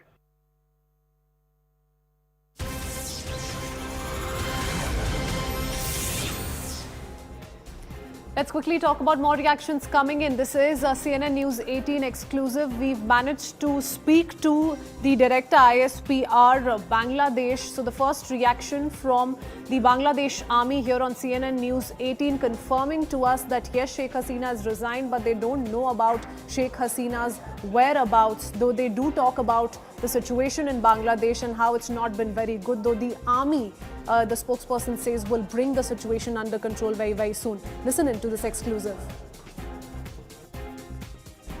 Sir, thank you for speaking to CNN News 18. Do you have any information on where former Prime Minister Sheikh Hasina is headed to? I do not have that information exactly. What exactly led to her resignation, sir? What happened? Well, I can refer my Army Chief. You have got the message of Army Chief, right? Yes, we have. So I think if you kindly follow that, it is quite clear, or eminently it has been said clear, with the clarity that the situation was not under control. So following that, I think that will be the thing. I can suggest you to follow the Army Chief's the address towards the nation, and you can refer that one. Sir, what happens next? Will the army be running an interim government, and if so, for how long?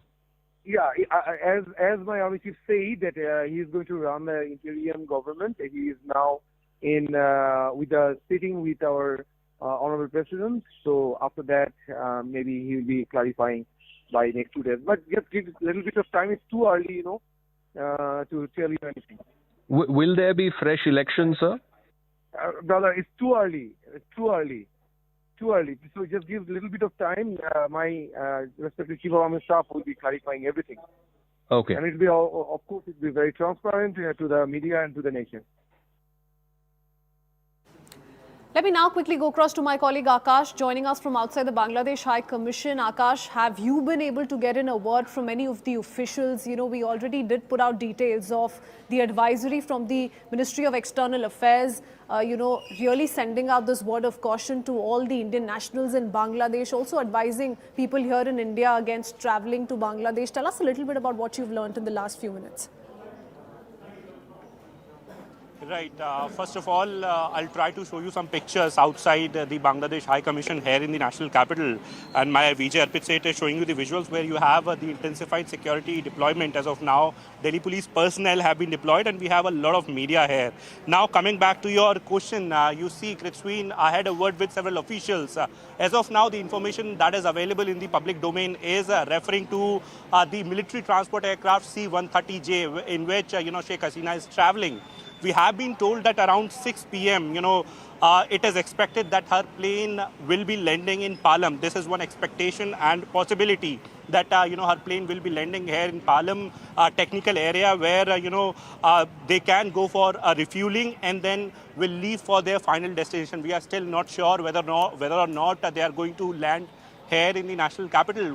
But one possibility is because the sources that we have, in Palam and also at IGI airport, the ATC officials and also the technical staff, they are somewhere indicating that they have got a message that around 6 p.m., this plane can land, in Palam, and after refueling, this plane will go to the further destination. Though we haven't got any sort of official confirmation. Also, as far as these developments are concerned, so Kritsween, you see, we are seeing a whole lot of things happening in Bangladesh, and because of, that particular development, a lot of things are happening here in India as well. Last night we had this sort of advisory, and today we are learning about this movement where Sheikh Hasina is possibly going to land here in the national capital, and after which she'll leave for, the further destination. Okay, all right. So tracking that very, very closely, Akash, the fact that we're learning from our highly placed sources that she's going to be landing in the national capital, or perhaps already has, waiting for a final confirmation on that one, whether or not there will be a brief interaction with any of the Indian officials, that too remains to be seen. India watching this very closely, and the fact that, India is in fact ensuring a safe passage to Sheikh Hasina. India turns out to be a key player in this developing scenario, most certainly. But Akash, tell us a little bit about, the official version that's come in. Are the officials indicating that there may just take place an interaction, a quick one perhaps, with the Indian officials here once she lands in New Delhi? No such indication. In fact, we have no official information on her landing part. In fact, yes, there was a halt in Agartala as far as our sources are concerned. And you see, when it is about Palam, so Indian Air Force managed the technical airport in Palam, and even Indian Air Force officials are tight-lipped on this particular issue, because they are saying that they have nothing to say or offer in this particular case, and only MEA can respond to the kind of queries that press have. But as far as our sources are concerned, and as I mentioned earlier, the technical staff of the particular airport, and in fact the ATC staff, people who are associated with the sort of development that takes place at any airport, they are indicating that they have got a message that around 6 p.m. there may be a VVIP landing, possibly of Sheikh Hasina, and after refueling, her plane can leave for the further destination. We still are not sure whether or not, she'll change the plane here, or she'll continue with the same plane, or, she's going to places like London or wherever, we have no confirmation about it. But yes, there is a possibility that in some time from now, her plane will be, landing in Palam, and after refueling, she left for her destination further. Okay, so she may head to London via New Delhi. That is most certainly a possibility as we speak, Akash. But why this is so very important for India is because this being a neighboring country, it's important for India to ensure regional stability in Bangladesh, and perhaps political stability as well. That's not the case right now. Militarily speaking as well, there are red flags that perhaps emerge from the manner in which there is growing proximity as far as the main opposition in Bangladesh is concerned, and players like Pakistan, so on and so forth. So how is this being viewed overall? Right, and in fact, we have seen conditions like such in Sri Lanka back in 2022. In fact, at that time, India played a key role, and this time also, when it is about Bangladesh, so Bangladesh is a key partner and friend of India. We have seen the kind of developments that have taken in the past, and also the kind of protest that is being witnessed there in the country. Political turmoil is there, but then, as far as India is concerned, so our border security force is on high alert. We share an international boundary of thousands of kilometers with Bangladesh, and at this point in time, the utmost priority for India is peace alongside the border areas, specifically the areas that are adjacent to Bangladesh. Also, as far as Bangladesh is concerned, so we know that how in 1971, India played a key role in Bangladesh liberation, and in fact, today when conditions are not good in the country, so India will definitely be having a role to play. But at this point in time, it will be premature to comment anything on the political things that are happening in the country, because it is an internal matter. In some time from now, we are expecting that the plane that we are talking about will be landing possibly here in the national capital. Palam is the place that we are expecting that this landing will take place, and we'll see the condition afterwards. That's sweet. This brings to an end Sheikh Hasina's 15-year-long dominance over the country. And we've seen, how fast things have moved the last few hours. In fact, these visuals have been extremely strong indications in itself, Akash, of how there has been jubilation, there has been celebration across Bangladesh, with several youth storming the residence of Sheikh Hasina, the official residence of Sheikh Hasina, toppling the furniture, so on and so forth. Perhaps a reminder of what we saw in Sri Lanka not too long ago as well. That's what's playing along in Bangladesh as we speak. Right, and in fact, protesters were demanding for the resignation of Sheikh Hasina, and in fact, army there has confirmed that the Prime Minister had resigned.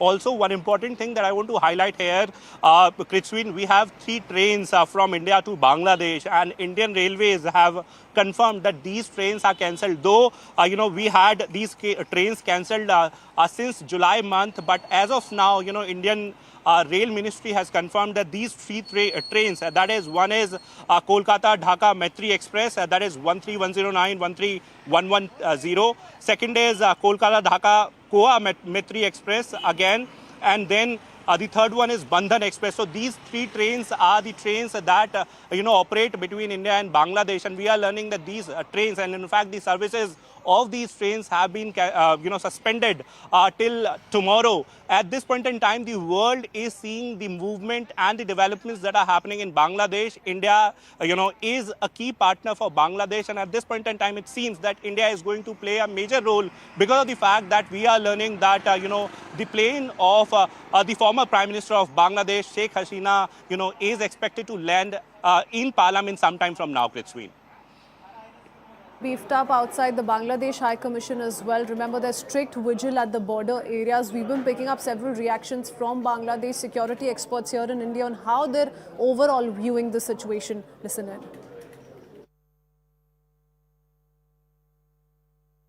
Such fast-paced developments happening in Bangladesh. We're getting all sorts of news and reports on just where Sheikh Hasina is headed to. There have been reports that she made a brief stop in India and now she's perhaps headed to the United Kingdom. But give us a sense of the situation in Bangladesh after the dramatic turn of events, and what are you hearing from the army as well? Basically, army have started several discussions with the major political parties of Bangladesh, and they are trying to form an interim government which will be running the next government of Bangladesh. And the whole process will take few times, and that will be approval will be given by the President of Bangladesh. Things are happening like that to handle the situation right now in Bangladesh is totally under control of army. They are trying to make an amicable situation, and the Chief of Army Staff have committed that all the demands of the protesters will be taken care, and he urged to them to stop all kind of violence and demolition they are doing across the country. So we hope that within a very short span of time, the whole situation of the country will be under control. Going across to Akash once again. Akash, tell us a little bit about the border situation.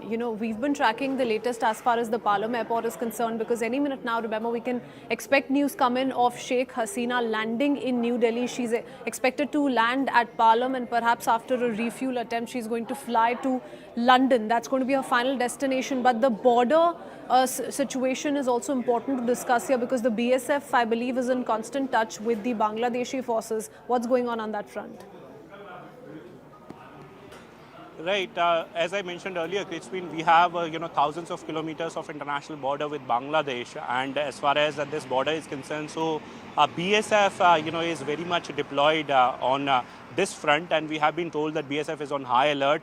There is a sort of movement of the top officials happening at this point in time, and situation is volatile in the neighboring country, and because of the kind of conditions that we are witnessing in that particular area, in that country, the security forces are on high alert. But once again, I'll try to show you the pictures of the particular place where I'm standing. This is Bangladesh High Commission here in the national capital, and because of the kind of developments that are happening in the neighboring country, you are seeing an intensified presence of Delhi police personnel, Delhi police officials barricading, and also a lot of media here outside the Bangladesh High Commission.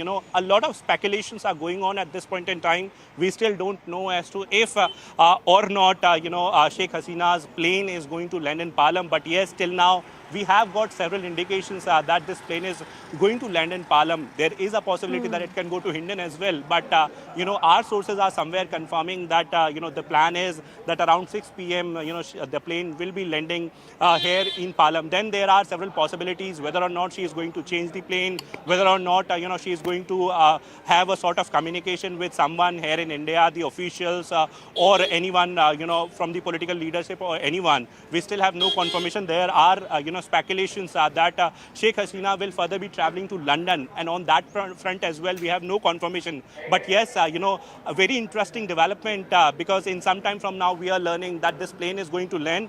Till 30 minutes back, the plane was available on open source. We were able to track, the movement of the plane. But at this point in time, it has got vanished from the particular radar. In fact, the open source data is not available at this point in time. And you never know, Akash, which way this goes. So, we'll keep it to the realm of speculation and, of course, rely on our highly placed sources. That's what we're going to do. Speaking of the BSF, let's quickly put out details coming in from sources in the BSF. Breaking news coming in. As per sources in the BSF, BSF is in constant touch with border guard in Bangladesh. Remember, one is watching out for the border situation along Bangladesh, and now we're learning that no influx has been noted immediately as per sources in the BSF.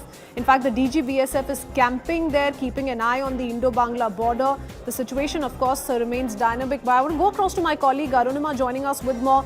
Arunima, the rise of radical elements, influx of refugees, potential cross-border tensions, these are concerns that India will be navigating carefully. This is an important update that we're picking up as per sources in the BSF. Take us through the details we have.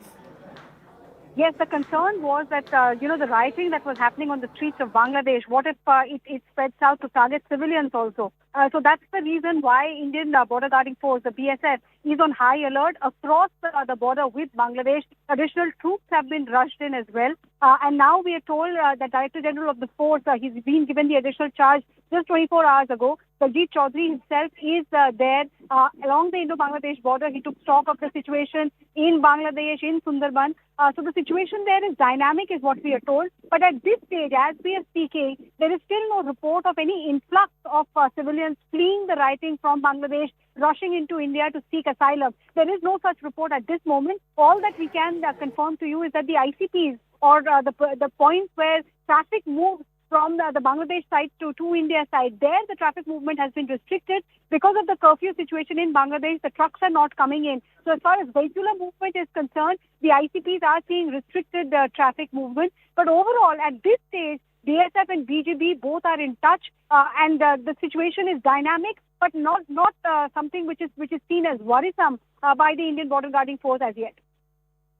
Many thanks for that, Arunima. Of course, implications for India is something that we're trying to decode, and it's going to be our focus the next few hours until we're certain of how this is going to play out politically for Bangladesh. The army, remember, has come out to say that they will be forming an interim government, so an interim government will take charge shortly. In fact, they have said that they will try and settle the political crisis by later tonight itself, so that another day doesn't witness this kind of chaos in Bangladesh. But as far as the latest developments are concerned, we are closely watching out for what happens in the national capital, whether we do see Sheikh Hasina's flight land here.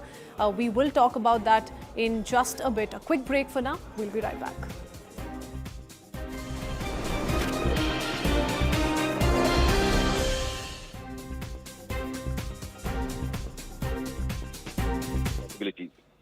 Okay, interesting, Abhishek. Thanks so much for that information. But we'll keep coming back to you. Mazhar Khan, senior Bangladesh journalist, also joins us now on the broadcast. Mr. Khan, thanks so much for speaking to CNN News 18. Such fast-paced developments happening in Bangladesh. We're getting all sorts of news and reports on just where Sheikh Hasina is headed to. There have been reports that she... I'll try to show you some pictures outside the Bangladesh High Commission here in the national capital. And my VJ Arpit Seth is showing you the visuals where you have the intensified security deployment. As of now, Delhi police personnel have been deployed and we have a lot of media here. Now, coming back to your question, you see, Kritsween, I had a word with several officials. As of now, the information that is available in the public domain is referring to the military transport aircraft C-130J, in which, Sheikh Hasina is traveling.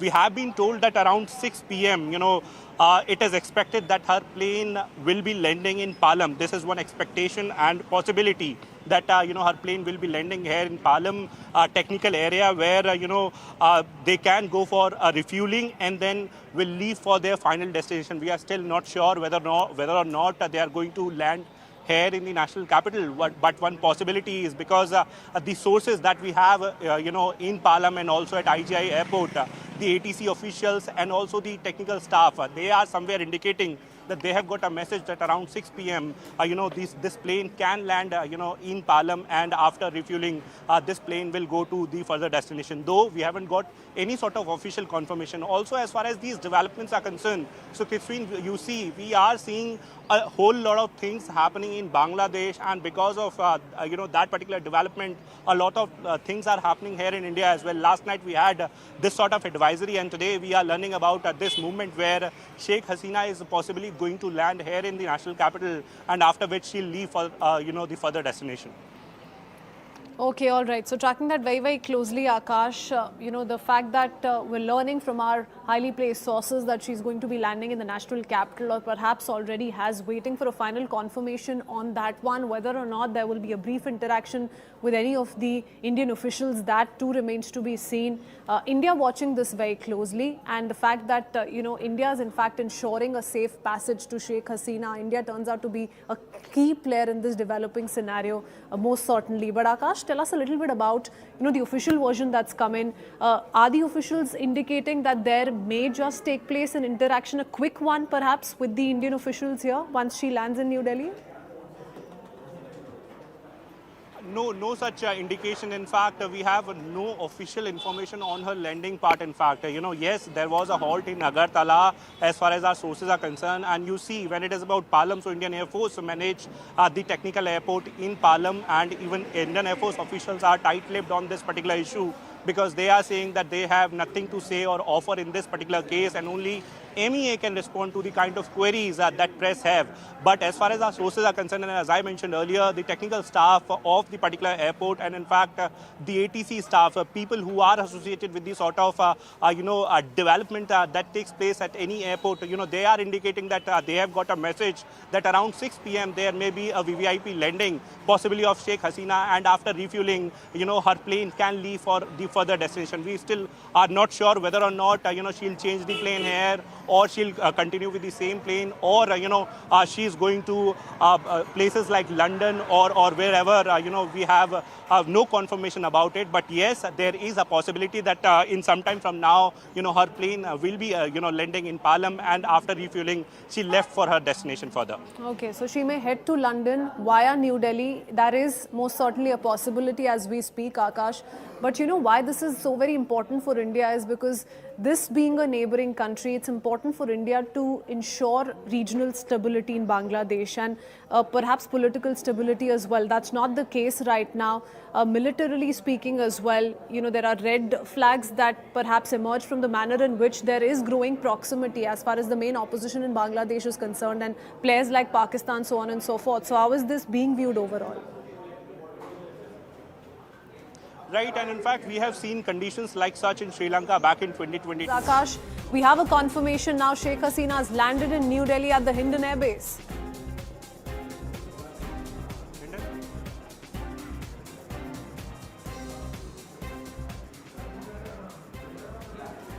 Akash, if you can hear me, what details do we have? Yes, Prithwin, we were reporting that how there were plans to land in Palam, but as of now we are getting confirmation that the plane has landed in Hindon, Air Force Station, and C-130J military transport aircraft is the aircraft in which former Prime Minister of Bangladesh Sheikh Hasina is traveling. In fact, just a few minutes back we have got a confirmation that the plane has landed there in Hindon Air Force Station, and now it will go for refueling possibly. However, we haven't got any sort of official confirmation from Indian Air Force or Ministry of External Affairs at this point in time. But yes, sources are confirming that Sheikh Hasina's plane has landed, in Hindon Air Force Station. Also, at this point in time, this is very crucial because there are speculations that she is going to leave for London, as her final destination. And, for refueling part, she's staying here in Hindon. Hindon is one of the largest Air Force station here in India. And along with C-130J, we know that how it is capable of a C-17 Globemaster as well. And we have got a confirmation from our sources that Sheikh Hasina's plane has just landed. Just a few minutes back, it has landed here at Hindon. Okay, all right. A few minutes back, Sheikh Hasina's plane has landed at Hindon Air Base. That's the latest bit of news coming in. Akash, though, if you've managed to pick in a word from any of the officials as yet, any interaction that's on the cards, perhaps, what next for Sheikh Hasina? What do the next few minutes look like? This is going to be very, very interesting. If or not, she is going to interact with any sort of officials, or officials are going to, visit the Hindon Air Force Station, because the condition is, changing every second. And at this point in time, in fact, the refueling will take time. Refueling will take at, around 30 to 45 minutes. In fact, we have been told, and during that particular time, whether or not, she is going to change the plane, whether or not she is going to take something along, whether or not, she is going to come out, it will be interesting to see. And we still don't have any sort of official confirmation as to what is going to happen next. But yes, definitely the plane has landed at Hindon just few minutes back, and we are learning that possibly she'll be going to her final destination, that as per speculation is London as of now, though we still have no confirmation. It is very interesting, situation where, a lot of things have happened in the past 3-4 hours. We saw that how, she was seen flying in one helicopter initially, and then C-130J, she landed in Agartala, and now initially we had the confirmation that she'll be coming to Palam. In fact, the ATC there at Palam, had this sort of information, but now we are learning that she has landed at Hindon, and now we are, also learning that after refueling, she'll be going to her final destination. Okay, all right. It's a developing situation, so we're watching out for that one very, very closely. Akash, many thanks for joining us with all those details. We head into a very short break for now. We'll be right back with the latest on the other side. Keep watching. Reports on just where Sheikh Hasina is headed to. There have been reports that she made a brief stop in India and now she's perhaps headed to the United Kingdom. But give us a sense of the situation in Bangladesh after the dramatic turn of events, and what are you hearing from the army as well? Basically, now Sheikh Hasina has landed in New Delhi at the Hindon Air Base.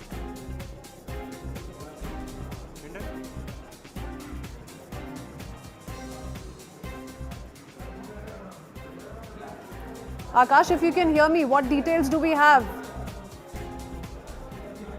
Yes, Prithwin, we were reporting that how there were plans to land in Palam, but as of now we are getting confirmation that the plane has landed in Hindon, Air Force Station, and C-130J military transport aircraft is the aircraft in which former Prime Minister of Bangladesh Sheikh Hasina is traveling.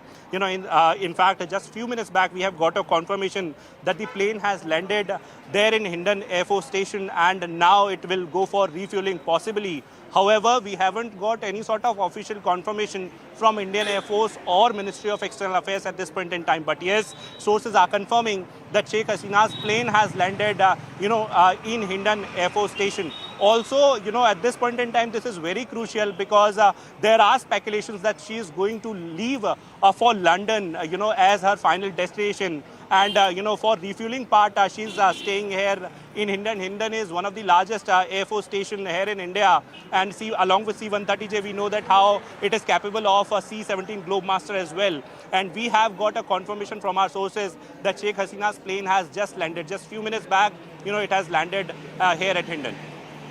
Okay, all right. A few minutes back, Sheikh Hasina's plane has landed at Hindon Air Base. That's the latest bit of news coming in. Akash, though, if you've managed to pick in a word from any of the officials as yet, any interaction that's on the cards, perhaps, what next for Sheikh Hasina? What do the next few minutes look like?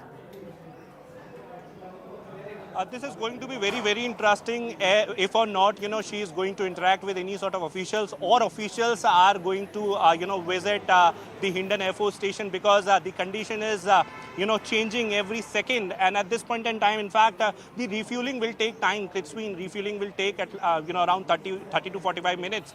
In fact, we have been told. And during that particular time, whether or not, she is going to change the plane, whether or not she is going to take something along, whether or not, she is going to come out, it will be interesting to see. And we still don't have any sort of official confirmation as to what is going to happen next. But yes, definitely the plane has landed at Hindon just few minutes back, and we are learning that possibly she'll be going to her final destination, that as per speculation is London as of now, though we still have no confirmation. It is very interesting, situation where, a lot of things have happened in the past 3-4 hours. We saw that how, she was seen flying in one helicopter initially, and then C-130J, she landed in Agartala, and now initially we had the confirmation that she'll be coming to Palam. In fact, the ATC there at Palam, had this sort of information, but now we are learning that she has landed at Hindon, and now we are, also learning that after refueling, she'll be going to her final destination. Okay, all right. It's a developing situation, so we're watching out for that one very, very closely. Akash, many thanks for joining us with all those details. We are into a very short break for now. We'll be right back with the latest on the other side. Keep watching. Now Sheikh Hasina has landed in New Delhi at the Hindon Air Base.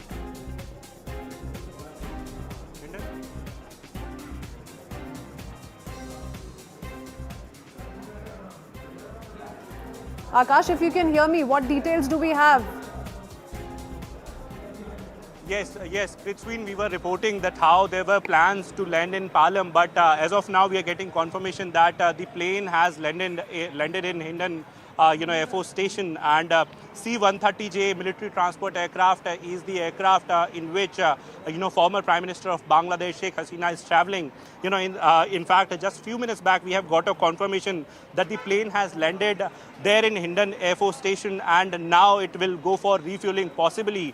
However, we haven't got any sort of official confirmation from Indian Air Force or Ministry of External Affairs at this point in time. But yes, sources are confirming that Sheikh Hasina's plane has landed, in Hindon Air Force Station. Also, at this point in time, this is very crucial because there are speculations that she is going to leave for London, as her final destination. And, for refueling part, she's staying here in Hindon. Hindon is one of the largest Air Force station here in India. And along with C-130J, we know that how it is capable of a C-17 Globemaster as well. And we have got a confirmation from our sources that Sheikh Hasina's plane has just landed. Just a few minutes back, it has landed here at Hindon.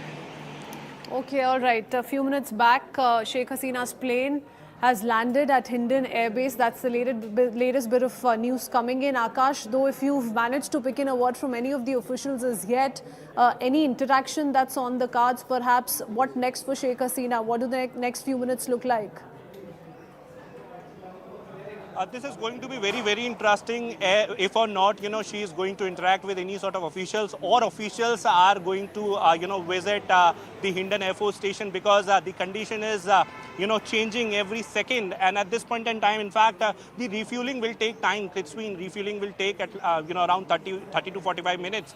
In fact, we have been told. And during that particular time, whether or not, she is going to change the plane, whether or not she is going to take something along, whether or not, she is going to come out, it will be interesting to see. And we still don't have any sort of official confirmation as to what is going to happen next. But yes, definitely the plane has landed at Hindon just few minutes back, and we are learning that possibly she'll be going to her final destination, that as per speculation is London as of now, though we still have no confirmation. It is very interesting, situation where, a lot of things have happened in the past 3-4 hours. We saw that how, she was seen, flying in one helicopter initially, and then C-130J, she landed in Agartala, and now initially we had the confirmation that she'll be coming to Palam. In fact, the ATC there at Palam, had this sort of information, but now we are learning that she has landed at Hindon, and now we are, also learning that after refueling, she'll be going to her final destination. Okay, all right. It's a developing situation, so we're watching out for that one very, very closely. Akash, many thanks for joining us with all those details. We head into a very short break for now. We'll be right back with the latest on the other side. Keep watching. Now, Sheikh Hasina has landed in New Delhi at the Hindon Air Base.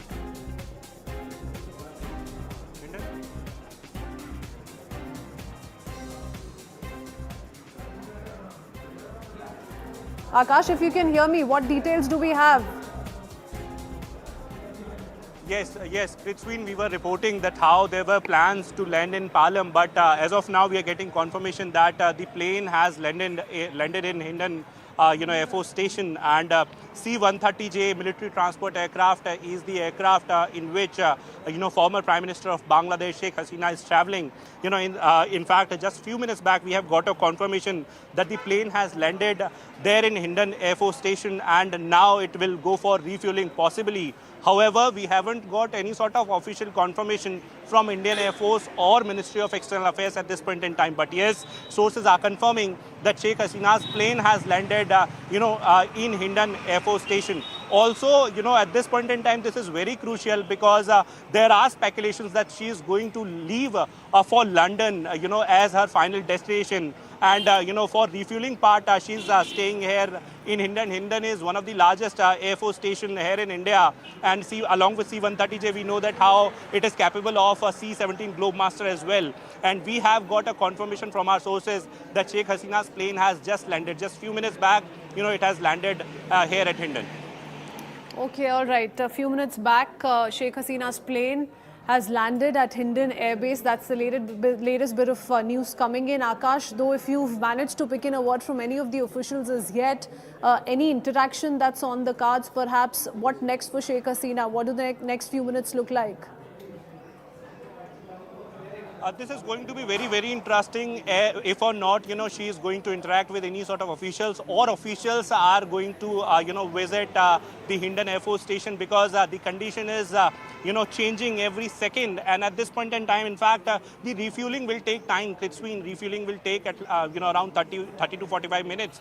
In fact, we have been told. And during that particular time, whether or not, she is going to change the plane, whether or not she is going to take something along, whether or not, she is going to come out, it will be interesting to see. And we still don't have any sort of official confirmation as to what is going to happen next. But yes, definitely the plane has landed at Hindon. Left the country. She's headed for the United Kingdom is what we're learning, where she will be seeking political asylum. She's landed here in India. Whether she's going to be staying here or this is just meant for transit, we're still trying to get more details of that. But will this have a ripple effect for the subcontinent? Should India be wary of that? That's what we'll open up here on this edition of Plain Speak.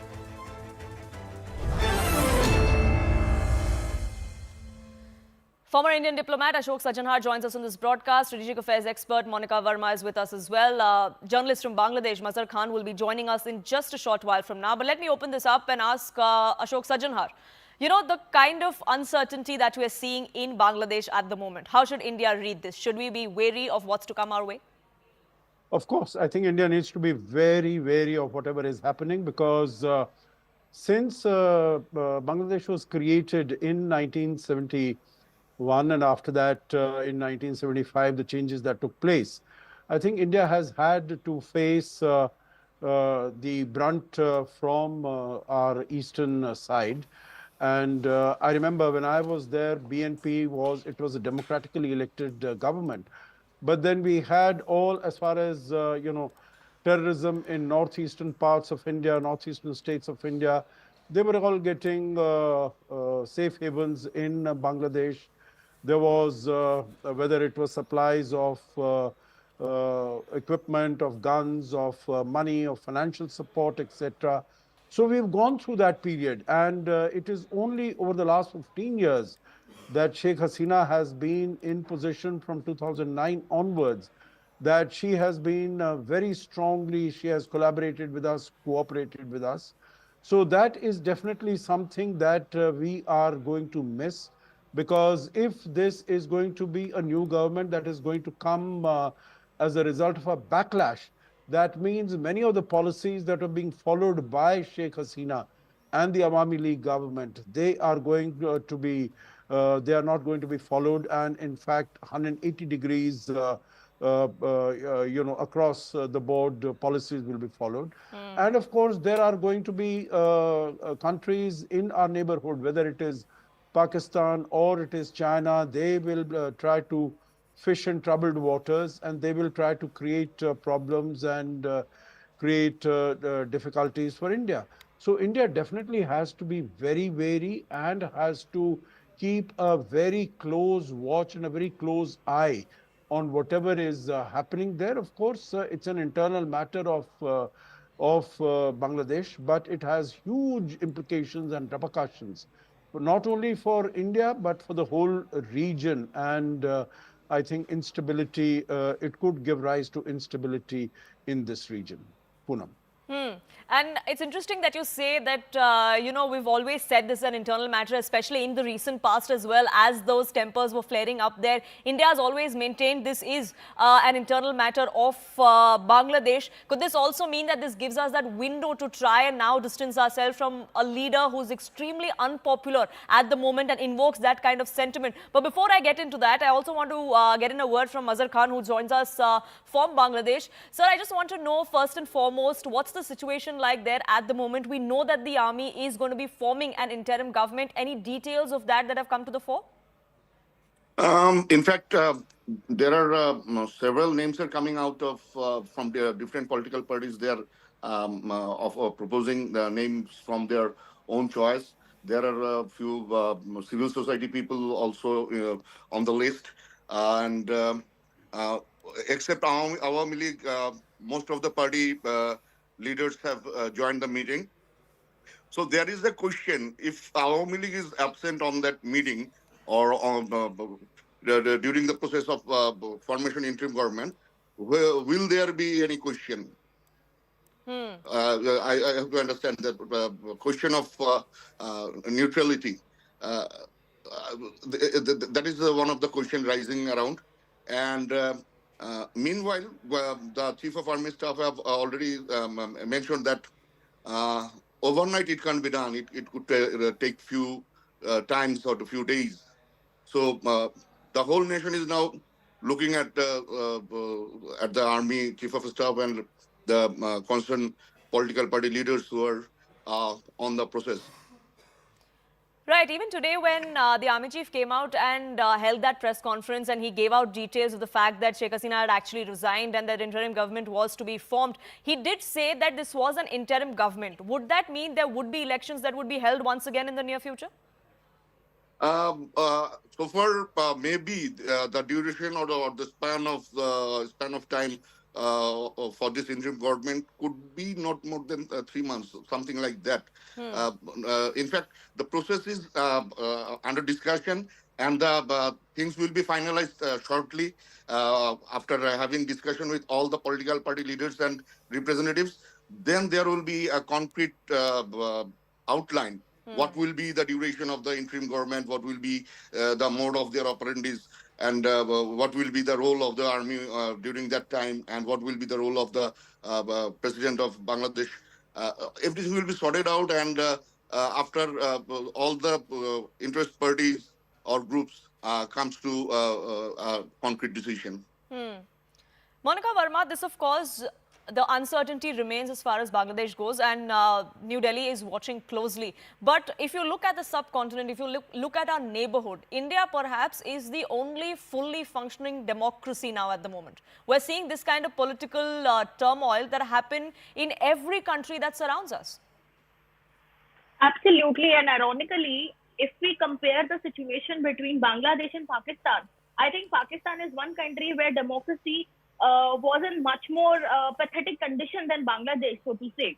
In fact, you know, an entire election was stolen away. People had voted for one political party. People had voted for one leader, Imran Khan, and overnight we've seen how, you know, the ballot papers were changed, how overnight the military in Pakistan stole the election and did not allow people to exercise their choice and the mandate that people had given. And compare it with what's happening in Bangladesh. Just in January, Sheikh Hasina had won the elections. BNP, understandably, it had boycotted the elections, but still, it was an electorally elected government. People had exercised their choice. People had they'd gone to, you know, polling stations. They had given vote for her. So that explains why for 15 years, we are not talking about a leader who was very unpopular as we are looking at it today. She has ruled Bangladesh for 20 years. Once between, I think 2001 to 2000, and my figures may not match, but 2009 to 2024, 15 years, three terms of 5 years each, she was continuously ruling Bangladesh, and that too very, very beautifully. You know, under her, Bangladesh has seen one of the best times, most politically stable times. Their economy was booming. Their per capita income was increasing. In fact, many analysts in India were giving the example of Bangladesh, and they were telling the Indians that, you know, look at their per capita income today, look at their growth story today, look at their exports, how textiles have emerged as one of the strongest engines of their economy. And suddenly, one leader who was enjoying so much popularity is no more popular today. So that, I think, is something which is a cause of concern for us, and something that requires deeper investigation. We know it was a students' protest, but we also need to remember that what started it, in fact, was a decision by the judiciary. The reservation quota, which became very unpopular, the reservation quota which led to it all, was actually not brought by Hasina, but it was brought by the court in Bangladesh. And this government, especially in the last 5 years, has seen one of the worst kind of regime change operation being tried. We in India were looking at different kinds of reports coming in from think tanks based in the West, who were telling us that the democracy in Bangladesh is backsliding. The same kind of attack which even India faces. So I think we can't just accept things as they are unfolding. There needs to be a deeper sense of, you know, investigation into it. There needs to be a deeper, you know, a sort of our own analysis where we can see which actors are responsible for this. It was a student protest. I understand there was organic anger against Sheikh Hasina's leadership. That also I understand. But the kind of massive backlash that we have witnessed in the last 1 month, I don't think that is something which is organic. Right, and that's something that we'll talk about, because there's a lot of speculation that's going on as to what exactly was the trigger of why this happened, if there were external forces specifically pointing to Pakistan, if they fueled the already lit fire as far as Bangladesh goes. But I request all of you all to stay on with us. My colleague Akash also joining us, getting us more details. Akash, what we now know is that her aircraft has landed in India at the Hindon Air Base. What from here on? Is she going to be staying in the national capital, or is she going to be making her way to London from here? So Poonam, first of all, we are getting no clarity as to what is going to happen, because as far as these developments are concerned, so in the last 3-4 hours, things are changing rapidly. You know, initially I had a confirmation, from someone associated with ATC here in Palam, and, we had a confirmation that the plane is going to land here in Palam. But then we got to know that, it has landed in Hindon. Also, at this point in time, refueling is happening. This is what the sources are telling.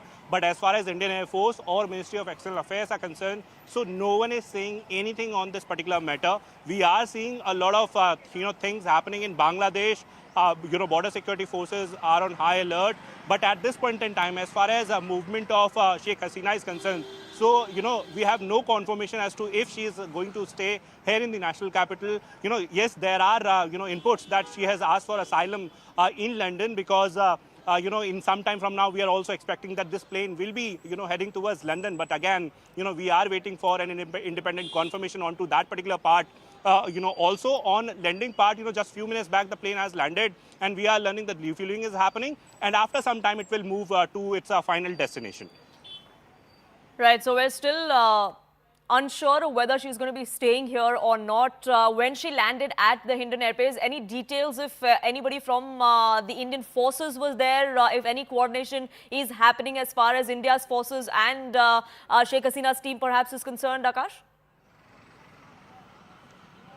So as far as Indian Air Force is concerned, so you see there is a 24 into 7 hours deployment there at Hindon. Hindon is one of the largest air bases here in India. As far as this plane is concerned, so it was C-130J around 6 p.m. This is what we are learning, that around 6 p.m. the plane got landed, here at Hindon. Earlier, it was very much accessible on open source and we were able to track the movement as well. But just 30 minutes before the landing, it got vanished from the radars and from the open source data. And, after that, just few minutes back, we have got a confirmation that the plane has actually landed here at Hindon. Also, there are some speculations that are going on. Some people are, saying about Sheikh Hasina coming out from the airport and then possibly be staying, in the national capital. However, there is no confirmation on that because the latest input that we have got is about, her asking for asylum in London. Also, there were reports that, she wants to go to London and in India, she'll be, halting over for just refueling part. Again, we have no confirmation, Poonam, and we'll, wait and watch as to how things will pan out from, here on. Right, Akash, for the moment, thank you so much for getting us the latest. We'll keep coming back to you as more information trickles in. Our panelists continue to be with us on this broadcast. Mazhar Khan, we're in fact getting pictures now coming in from Bangladesh. We're seeing initially it was the Prime Minister's palace or official residence that was stormed. There were people inside. There was loot that was happening. Now similar scenes are coming to the fore from inside the parliament as well. Now, Bangladesh is a democratic country. When this decision was taken of Hasina having to quit, the army taking over, did they not see this coming? Could they have handled the situation better? In fact, the total protesters, behind the protest, there are some people who are anti-Awami lobby or anti-government lobby. They are taking advantage out of that. That is very naturally happens when a normal a demonstration or protest takes place. There are few people who takes advantage out of that. And, so far, near about 16 years, Awami League is ruling Bangladesh. So there are opposition leaders and supporters. They are definitely taking privilege out of that. I would like to add, in some part of, you are seeing the picture of Dhaka, but if you go for a bigger picture outside Dhaka, you will also find such kind of vandalism is going on. Especially it is targeted to government supporters, former government supporters, and that is definitely operated by anti-Awami League lobbies. This is a normal scenario going on. Those trying to fish in troubled waters will always find those kind of troubled waters. And Ashok Sajanhar, there's speculation of how there was an external hand. This wasn't an organic protest, as Monica Verma was also pointing out. It was, in fact, Sheikh Hasina who had said no to any sort of reservation a few years ago. The court decided to reverse that decision that an elected government had taken. No, you're absolutely right, Poonam. I think this raises very many questions because what has also become clear is that while it might have, the protests might have started peacefully, might have started organically, but very quickly the protests were hijacked by anti-established elements, anti-Awami League elements, anti-government elements. And you do not know, whether, of course, hand from outside, whether it was Pakistan also, because ISI is always there in our neighborhood, trying to fish in these troubled waters, but also some of these other countries, whether it is the United States or it is European countries. I remember I was in Dhaka for a conference few months ago, and then also sometime back about a year ago before that. So On both the occasions, I could see that as far as the American ambassador is concerned, he was very openly speaking about how, about the authoritarianism, about the autocratic manner in which Sheikh Hasina, Prime Minister Sheikh Hasina was functioning, how there was democratic backsliding that was taking place in Bangladesh. So I think there are a number of forces that have been acting together. And initially what we saw that the initial demand that was taken care of when these high reservation quotas, they were reduced to just about 7% by the ruling of the Supreme Court. But I think we also need to examine as to whether there was some underlying mischief that was involved when the High Court decided to get, announce these very high reservation quotas, and because that was really proved to be the spark on the basis of which all these demonstrations started.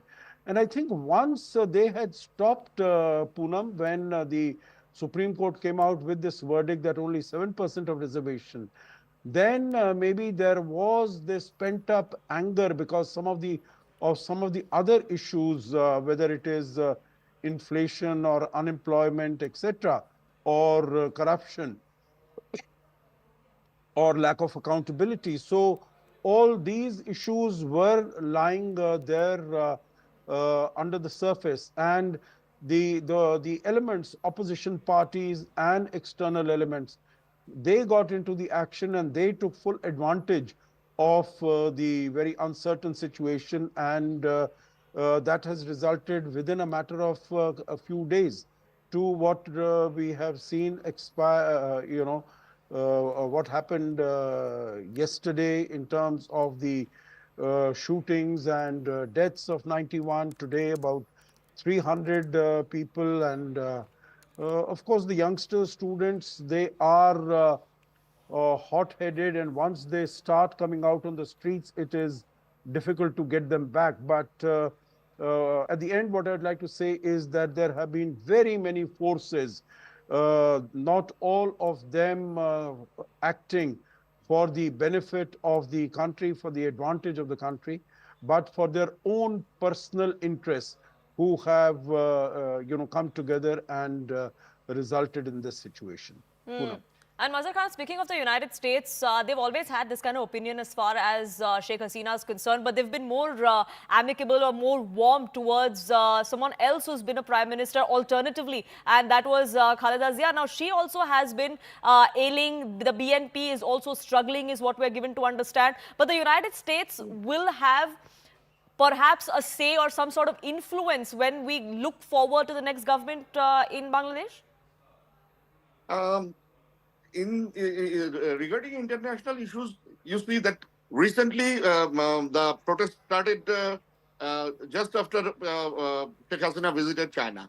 Okay, and as per international politics, China, when China is a good friend of Bangladesh, then U.S.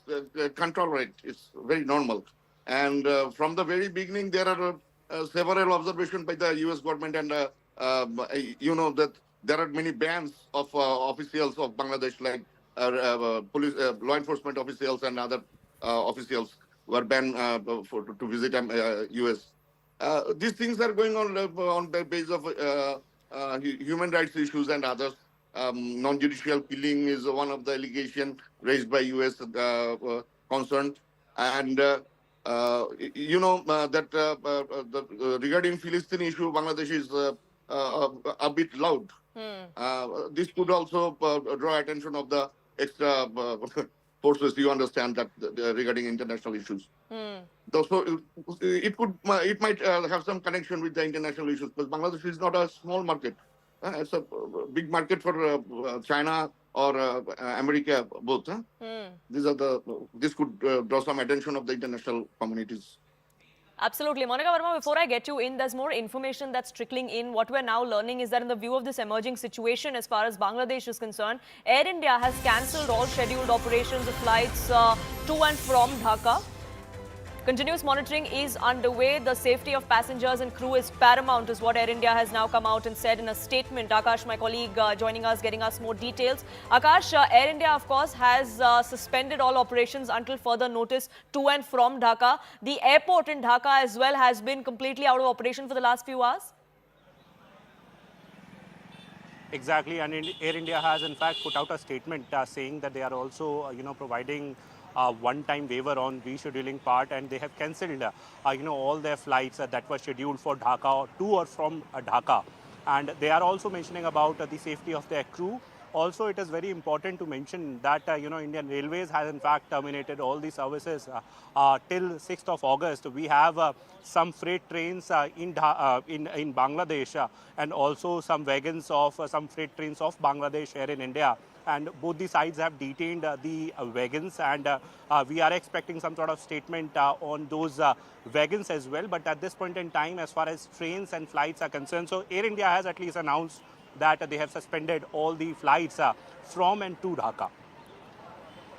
Right, so operations have taken a hit. New Delhi, of course, is closely monitoring the situation in its neighborhood. And Monica Verma, like we were talking about, the borders are extremely porous. This could be a big challenge as far as influx of refugees for India is concerned. Recently, we had certain comments that were made by Mamata Banerjee that were taken not in the right stride by by some politicians in Bangladesh. There has been a lot of back and forth over that as well.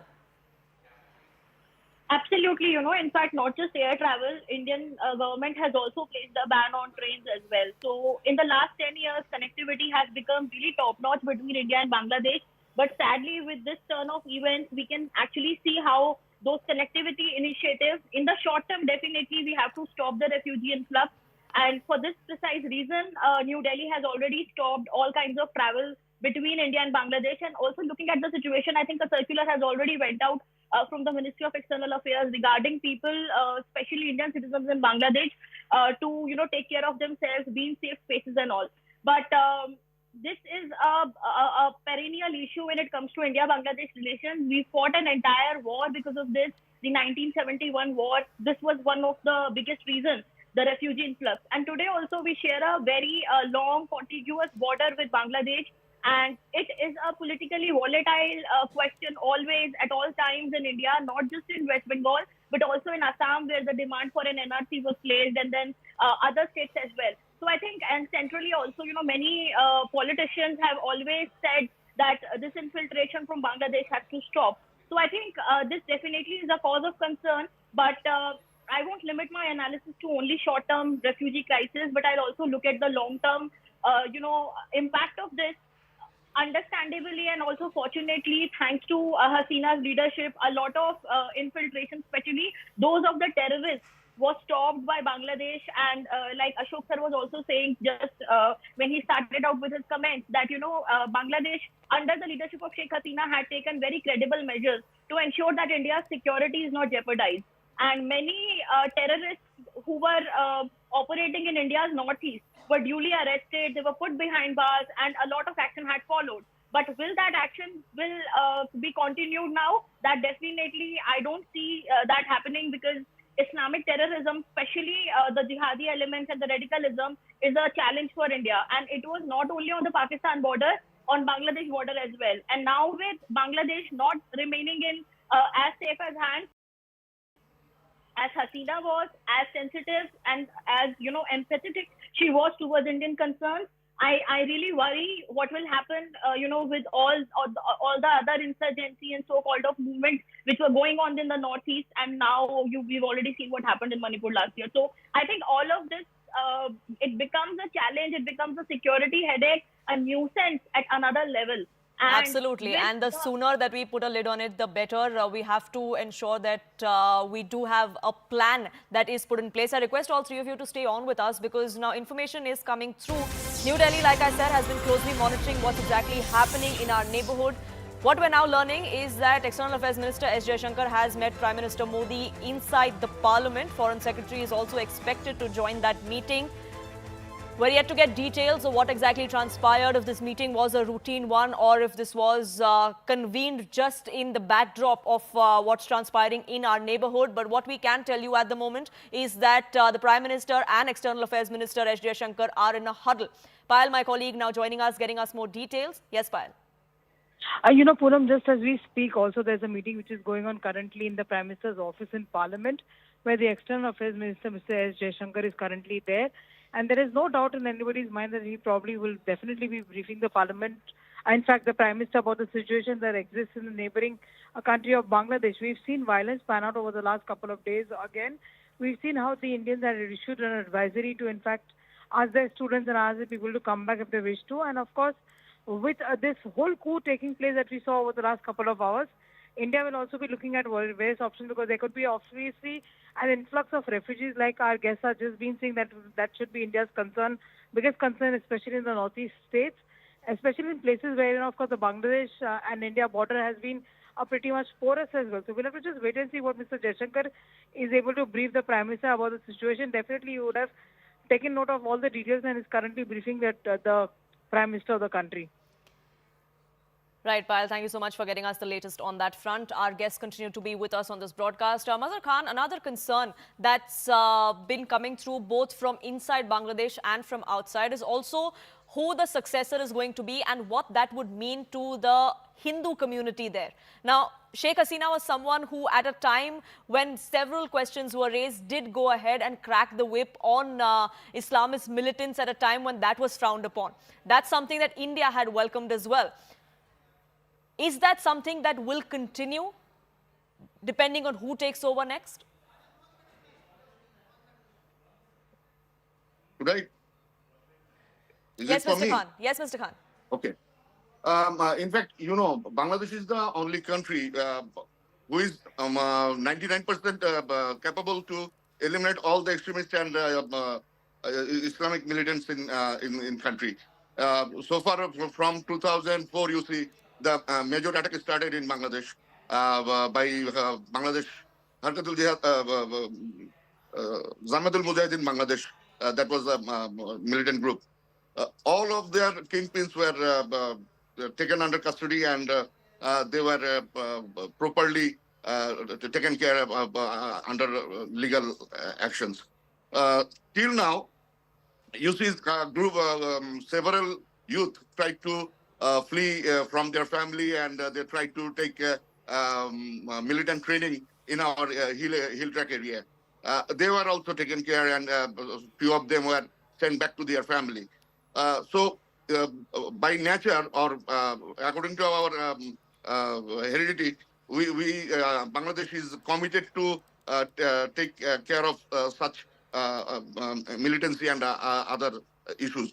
So that is to be confirmed that in Bangladesh, any kind of form of government comes and rules the country, they won't allow such militancy or insurgents in our territory. We do hope that that kind of stance continues, but the risk, of course, is that countries like China could try and foment trouble, like we've seen Ashok Sajanhar, both in terms of Maldives, in terms of alternatively happening in Nepal as well. China blows hot and cold as far as Nepal goes, but Maldives for sure, Sri Lanka to an extent as well in some parts. In that situation, if the BNP, which is the principal opposition at the moment there, if we see the rise of the BNP once again there, is that something, is that tilt towards China is something that is very much a present danger for India? No, absolutely, Poonam. I think it's not only a tilt towards China, but it's also a tilt towards Pakistan. It's also the presence of the ISI there, because BNP has been always very closely connected with the ISI, with Pakistan. And, when the freedom struggle took place, I think BNP was definitely not in favor of this independence liberation that took place in 1971. And also what happened in as far as the when the BNP government was there, at that time also, whether it was with the Jamaat-e-Islami. The Jamaat-e-Islami also has its own particularly extremist militant elements, and they were acting against India. So I think that's a very real danger that India has to be concerned about, India has to be mindful about, and we were able to get fulsome support from Sheikh Hasina when she was in power.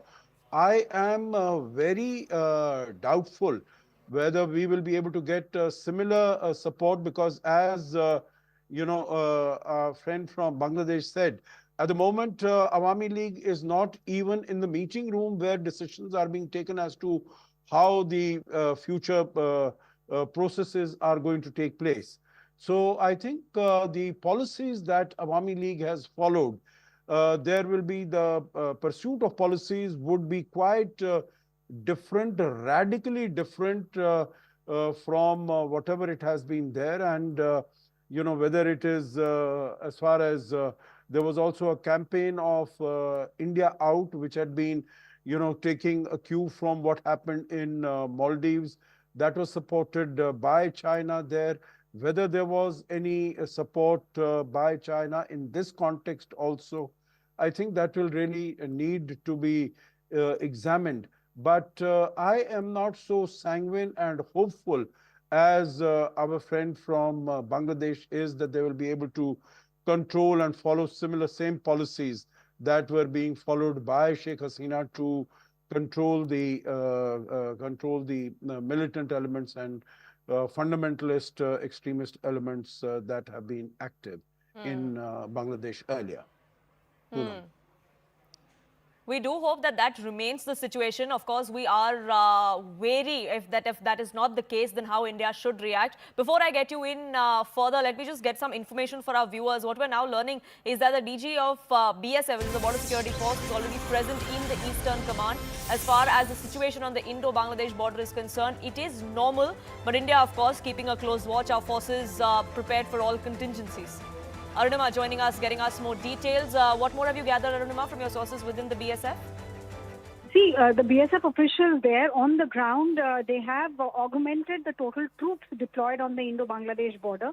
And the BSF DG himself is present on the ground. Today he was at Sundarban, then he also took stock of the Indo-Bangla border overall situation there. And in terms of the situation, what we are told is that at this point, it's the ICPs. ICPs are basically points through where traffic crosses over, the road points from which the traffic crosses over. But because there's curfew on the other side, on the Bangladeshi side, traffic is restricted. Other than that, till about 1 hour ago, there was no report of any influx from the Bangladeshi side, even though some media reports suggested that civilians were getting targeted as rioting was happening. But Bangladesh has not seen, Indo-Bangladesh border has not seen any influx of civilians trying to cross over, trying to seek asylum on this side. Nevertheless, BSF is in regular touch with its counterparts, the border guard Bangladesh. They are exchanging notes on a regular basis. And overall, the situation, the sense that I get after speaking to BSF officials is that they also feel that now that there is a change in power in Bangladesh and the main demands of those who were protesting has been accepted, things could get back to normalcy slowly. At least that's the assessment at this point. But it's a dynamic situation, fast changing. Right, do keep a track of what transpires. For the moment, though, thank you so much for getting us the latest on that front. Ashok Sajanhar and Monica Verma continue to be with us. Salim Samad, the journalist from Dhaka, also joining us. Mr. Samad, first and foremost, I'd like to ask you if you have any more details that you could share with us of what the current situation is like. All we now know for sure is that there is going to be an interim government that is going to be formed. But any details, nitty-gritties of that have been finalized? Yes, there is thank you for having me. Yes, there is a detail of the interim government that's going to be take oath tomorrow morning at the President's Palace. So we are waiting for that, and majority of the new interim government members are from the civil society, some academician, and of course retired Mukti Bahini officer. Liberation War veteran. So that's a mixed group. Hopefully, and of course, journalists. That's also very interesting. So they will form a government for the 90 days. And within 90 days, they will have to have an election, which is expected that will be free, fair, and inclusive, which Bangladesh has missed for the last 3 elections. Last 15 years, Bangladesh never had a free and fair election. free and fair elections is something that has, the aspersions have been cast on that, Mr. Samad. But, what the army chief did say in his press briefing was that the two political parties, the opposition ones, were consulted before Sheikh Hasina stepped down and left the country. There were discussions of what's going to happen next. Could we see elections happen in the near future? We saw what happened in the run-up to elections just last year. I have told you the election is supposed to be held according to the constitution in 90 days. So the interim government's responsibility will be only to hold an election. That's it. They have nothing to do. They cannot change the constitution. They cannot enact new laws. They have no power according to the constitution of the country. So former Prime Minister Sheikh Hasina has resigned to the president. The president has given responsibility to the speaker. So the speaker will declare the interim government and take oath of them. So we have to wait, and hopefully there will be a free and fair election after many years. But let me tell you one thing, which is very interesting, maybe interesting for your audience and for your whoever is listening to me, that Bangladesh had the first election, the taste of election in 1970, and that was under a martial law. The next election, again under martial law, was in 2008. And of course, this time again, this is no martial law, but we are having a caretaker government, a interim government, in fact, not the caretaker government, will be holding an election. So we are expecting. So all the elections held under or supervised by the military was absolutely free and fair. So you may debate with me, you can discard, you can throw away my concept. As a journalist, I have participated in the 1970 election as a voter. That was my first vote in my life. And of course, I never voted after the war, after the liberation war.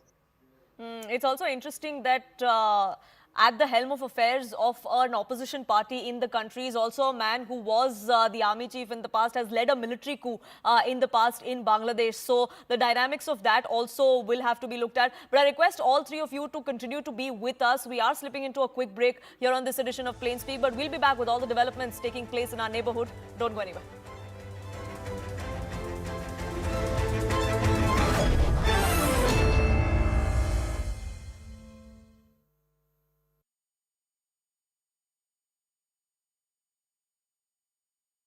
Hi, Dee. Hi. Long time.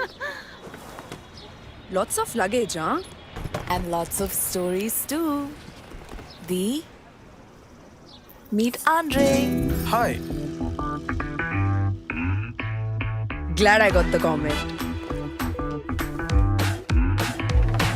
That the plane has landed in Hindon, Air Force Station, and C-130J military transport aircraft is the aircraft in which former Prime Minister of Bangladesh Sheikh Hasina is traveling. In fact, just a few minutes back we have got a confirmation that the plane has landed there in Hindon Air Force Station, and now it will go for refueling possibly.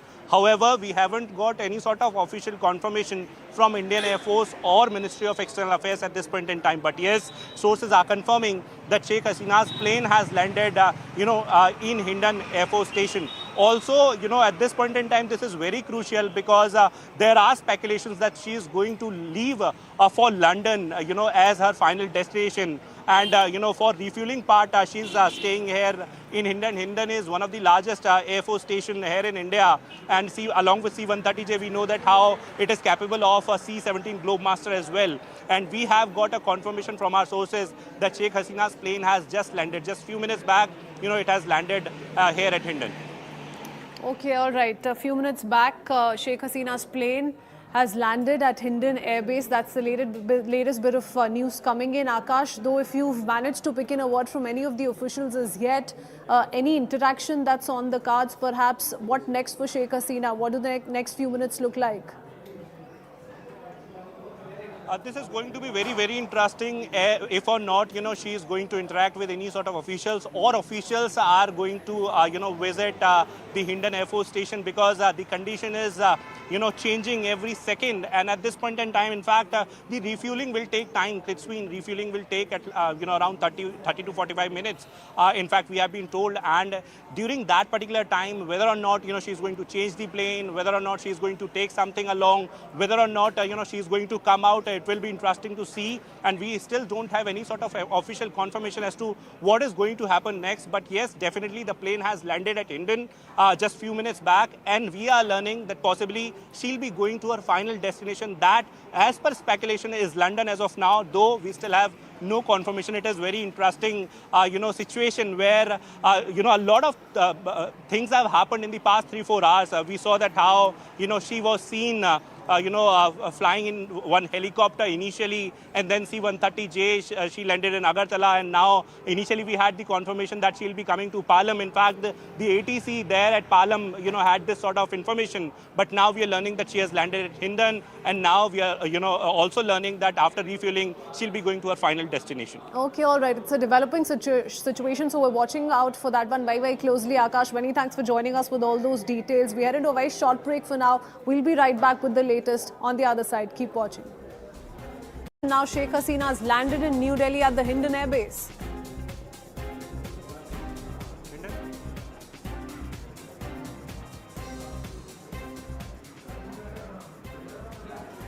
Akash, if you can hear me, what details do we have?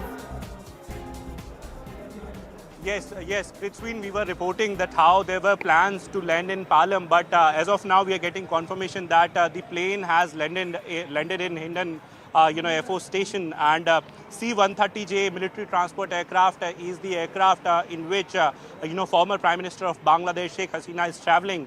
In fact, just few minutes back we have got a confirmation that the plane has landed there in Hindon Air Force Station, and now it will go for refueling possibly. However, we haven't got any sort of official confirmation from Indian Air Force or Ministry of External Affairs at this point in time. But yes, sources are confirming that Sheikh Hasina's plane has landed, in Hindon Air Force Station. Also, at this point in time, this is very crucial because there are speculations that she is going to leave for London, as her final destination. And, for refueling part, she's staying here in Hindon. Hindon is one of the largest Air Force station here in India. And along with C-130J, we know that how it is capable of a C-17 Globemaster as well. And we have got a confirmation from our sources that Sheikh Hasina's plane has just landed. Just few minutes back, it has landed here at Hindon. Okay, all right. A few minutes back, Sheikh Hasina's plane has landed at Hindon Air Base. That's the latest bit of news coming in. Akash, though, if you've managed to pick in a word from any of the officials as yet, any interaction that's on the cards, perhaps, what next for Sheikh Hasina? What do the next few minutes look like? This is going to be very, very interesting. If or not, she is going to interact with any sort of officials, or officials are going to, visit the Hindon Air Force Station, because the condition is, changing every second. And at this point in time, in fact, the refueling will take time. Refueling will take at, around 30 to 45 minutes. In fact, we have been told. And during that particular time, whether or not, she is going to change the plane, whether or not she is going to take something along, whether or not, she is going to come out, it will be interesting to see. And we still don't have any sort of official confirmation as to what is going to happen next. But yes, definitely the plane has landed at Hindon just few minutes back, and we are learning that possibly she'll be going to her final destination, that as per speculation is London as of now, though we still have no confirmation. It is very interesting, situation where, a lot of things have happened in the past 3-4 hours. We saw that how, she was seen flying in one helicopter initially, and then C-130J, she landed in Agartala, and now initially we had the confirmation that she'll be coming to Palam. In fact, the ATC there at Palam, had this sort of information, but now we are learning that she has landed at Hindon, and now we are, also learning that after refueling, she'll be going to her final destination. Okay, all right. It's a developing situation, so we're watching out for that one very, very closely. Akash, many thanks for joining us with all those details. We are into a very short break for now. We'll be right back with the latest on the other side. Keep watching. Now, Sheikh Hasina has landed in New Delhi at the Hindon Air Base.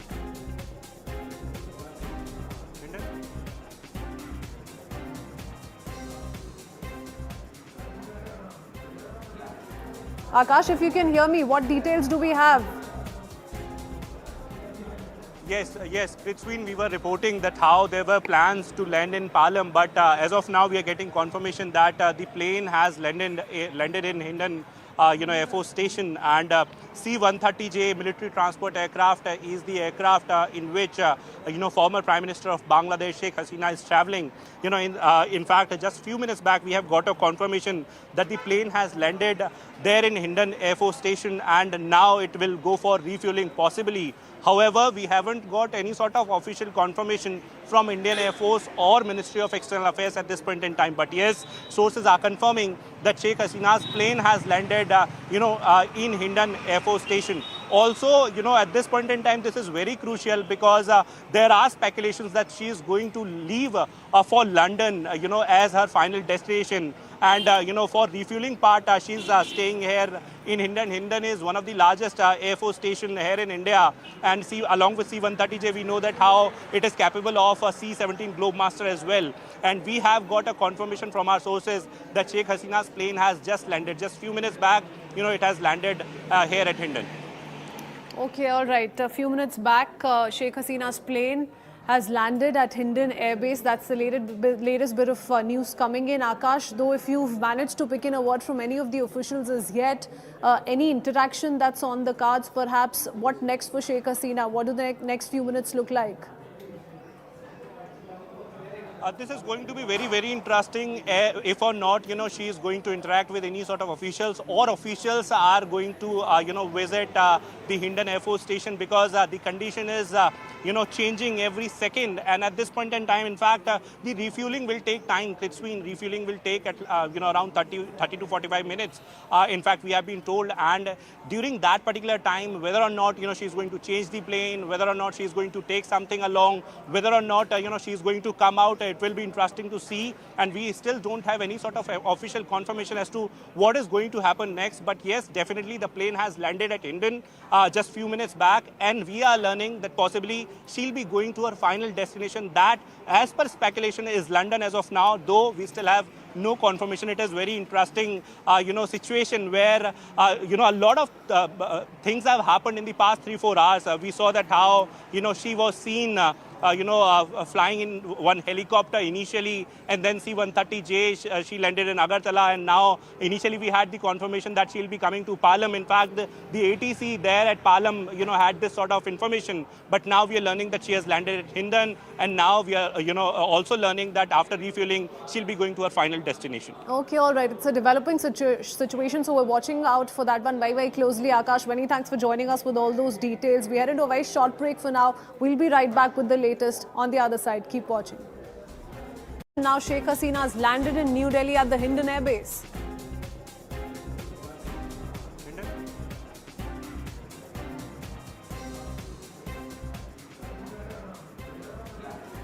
Akash, if you can hear me, what details do we have?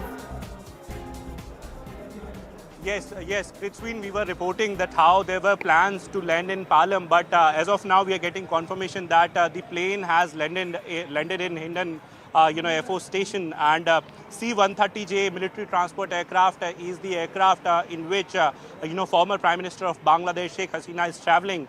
In fact, just a few minutes back we have got a confirmation that the plane has landed there in Hindon Air Force Station, and now it will go for refueling possibly. However, we haven't got any sort of official confirmation from Indian Air Force or Ministry of External Affairs at this point in time. But yes, sources are confirming that Sheikh Hasina's plane has landed, in Hindon Air Force Station. Also, at this point in time, this is very crucial because there are speculations that she is going to leave for London, as her final destination. And, for refueling part, she's staying here in Hindon. Hindon is one of the largest Air Force station here in India. And along with C-130J, we know that how it is capable of a C-17 Globemaster as well. And we have got a confirmation from our sources that Sheikh Hasina's plane has just landed. Just a few minutes back, it has landed here at Hindon. Okay, all right. A few minutes back, Sheikh Hasina's plane has landed at Hindon Air Base. That's the latest bit of news coming in. Akash, though, if you've managed to pick in a word from any of the officials as yet, any interaction that's on the cards, perhaps, what next for Sheikh Hasina? What do the next few minutes look like? This is going to be very, very interesting if or not, she is going to interact with any sort of officials, or officials are going to, visit the Hindon Air Force Station, because the condition is, changing every second. And at this point in time, in fact, the refueling will take time. Refueling will take at, around 30 to 45 minutes. In fact, we have been told. And during that particular time, whether or not, she is going to change the plane, whether or not she is going to take something along, whether or not, she is going to come out, it will be interesting to see. And we still don't have any sort of official confirmation as to what is going to happen next. But yes, definitely the plane has landed at Hindon just few minutes back, and we are learning that possibly she'll be going to her final destination, that as per speculation is London as of now, though we still have no confirmation. It is very interesting, situation where, a lot of things have happened in the past 3-4 hours. We saw that how, she was seen flying in one helicopter initially, and then C-130J, she landed in Agartala, and now initially we had the confirmation that she'll be coming to Palam. In fact, the ATC there at Palam, had this sort of information, but now we are learning that she has landed at Hindon, and now we are, also learning that after refueling, she'll be going to her final destination. Okay, all right. It's a developing situation, so we're watching out for that one very, very closely. Akash, many thanks for joining us with all those details. We are into a very short break for now. We'll be right back with the latest on the other side. Keep watching. Now, Sheikh Hasina has landed in New Delhi at the Hindon Air Base.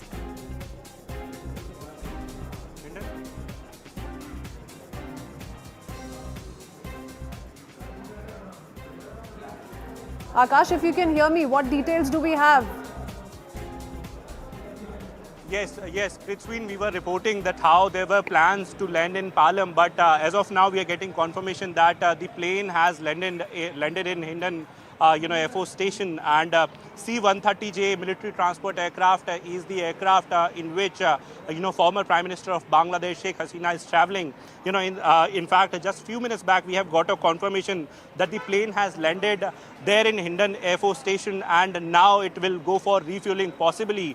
However, we haven't got any sort of official confirmation from Indian Air Force or Ministry of External Affairs at this point in time. But yes, sources are confirming that Sheikh Hasina's plane has landed, in Hindon Air Force Station. Also, at this point in time, this is very crucial because there are speculations that she is going to leave for London, as her final destination. And, for refueling part, she's staying here in Hindon. Hindon is one of the largest Air Force station here in India. And along with C-130J, we know that how it is capable of a C-17 Globemaster as well. And we have got a confirmation from our sources that Sheikh Hasina's plane has just landed. Just few minutes back, it has landed here at Hindon. Okay, all right. A few minutes back, Sheikh Hasina's plane has landed at Hindon Air Base. That's the latest bit of news coming in. Akash, though, if you've managed to pick in a word from any of the officials as yet, any interaction that's on the cards, perhaps, what next for Sheikh Hasina? What do the next few minutes look like? This is going to be very, very interesting if or not, she is going to interact with any sort of officials, or officials are going to, visit the Hindon Air Force Station, because the condition is, changing every second. And at this point in time, in fact, the refueling will take time. Refueling will take at, around 30 to 45 minutes. In fact, we have been told. And during that particular time, whether or not, she is going to change the plane, whether or not she is going to take something along, whether or not, she is going to come out, it will be interesting to see. And we still don't have any sort of official confirmation as to what is going to happen next. But yes, definitely the plane has landed at Hindon just few minutes back, and we are learning that possibly she'll be going to her final destination, that as per speculation is London as of now, though we still have no confirmation. It is very interesting, situation where, a lot of things have happened in the past 3-4 hours. We saw that how, she was seen flying in one helicopter initially, and then C-130J, she landed in Agartala, and now initially we had the confirmation that she'll be coming to Palam. In fact, the ATC there at Palam, had this sort of information, but now we are learning that she has landed at Hindon, and now we are, also learning that after refueling, she'll be going to her final destination. Okay, all right. It's a developing situation, so we're watching out for that one very, very closely. Akash, many thanks for joining us with all those details. We are into a very short break for now. We'll be right back with the latest on the other side. Keep watching. Now, Sheikh Hasina has landed in New Delhi at the Hindon Air Base.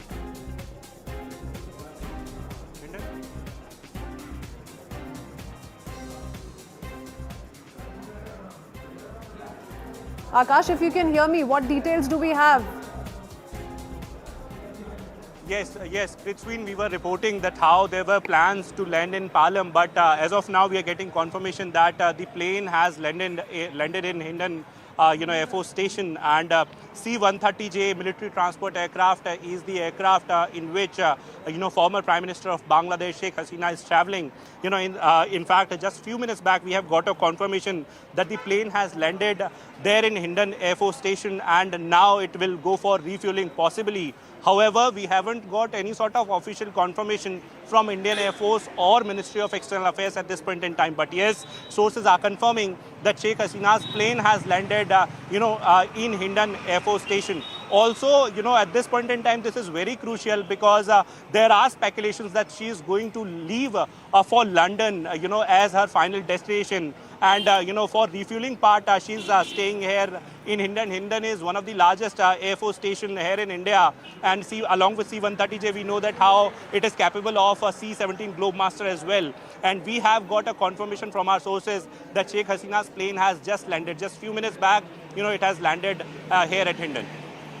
Okay, all right. A few minutes back, Sheikh Hasina's plane has landed at Hindon Air Base. That's the latest bit of news coming in. Akash, though, if you've managed to pick in a word from any of the officials as yet, any interaction that's on the cards, perhaps, what next for Sheikh Hasina? What do the next few minutes look like? This is going to be very, very interesting. If or not, she is going to interact with any sort of officials, or officials are going to, visit the Hindon Air Force Station, because the condition is, changing every second. And at this point in time, in fact, the refueling will take time. Refueling will take at, around 30 to 45 minutes. In fact, we have been told. And during that particular time, whether or not, she is going to change the plane, whether or not she is going to take. Many people saw this as a deliberate move to provoke those who ended up on the Pakistani side of the fence in 1971-72, viewers. They said that we are equally patriotic, but we were working under compulsion. The Bangladesh High Court reinstated the quota in June after pleas from 1971 veterans. The Supreme Court then scaled back the quota to 5%. But this move failed to douse the ardor of the protesters and diffuse these fiery outbursts. 300 were killed in violent crackdown on protesters, followed by internet blackout. This happened over the last few days, and the protest led to the shutdown of transport networks and 3,500 factories. Protesters demanded the resignation of Sheikh Hasina. Army chief then met other political parties who were, of course, in the opposition, some of them, viewers, Islamic parties. The army chief then announced an interim government after meeting with other political outfits. Sheikh Hasina is in India, and sources say she is likely to head to London very soon. She may not be given more than transit in India. Indeed, like it did in 1975, the Bangladesh army will inevitably work behind the scenes to get the Jamaat-e-Islami, among other Islamist parties, and the Bangladesh Nationalist Party, the BNP, which is the principal opposition, to work out an agreement between themselves to stake claim to power. When, not if, this happens, New Delhi will have a lot to be worried about. The ousted Awami League Party chief and Prime Minister Sheikh Hasina was a temperamental Democrat, but at least she wasn't a flaming religious incendiary. Hasina did very well to keep Sharia law proponents and Islamist obscurantists in check. Towards this end, she deployed several stratagems, and they mostly worked. Women were free. Religious minorities, almost always in danger, had at least a sympathetic ear in the administration. But most of all, India, with a vast Hindu population, could breathe easier on its eastern border. Now forget it. Bangladesh is destined to return to a state of affairs last observed during the 2001-2006 rule of the coalition government of the Bangladesh Nationalist Party and the Jamaat-e-Islami.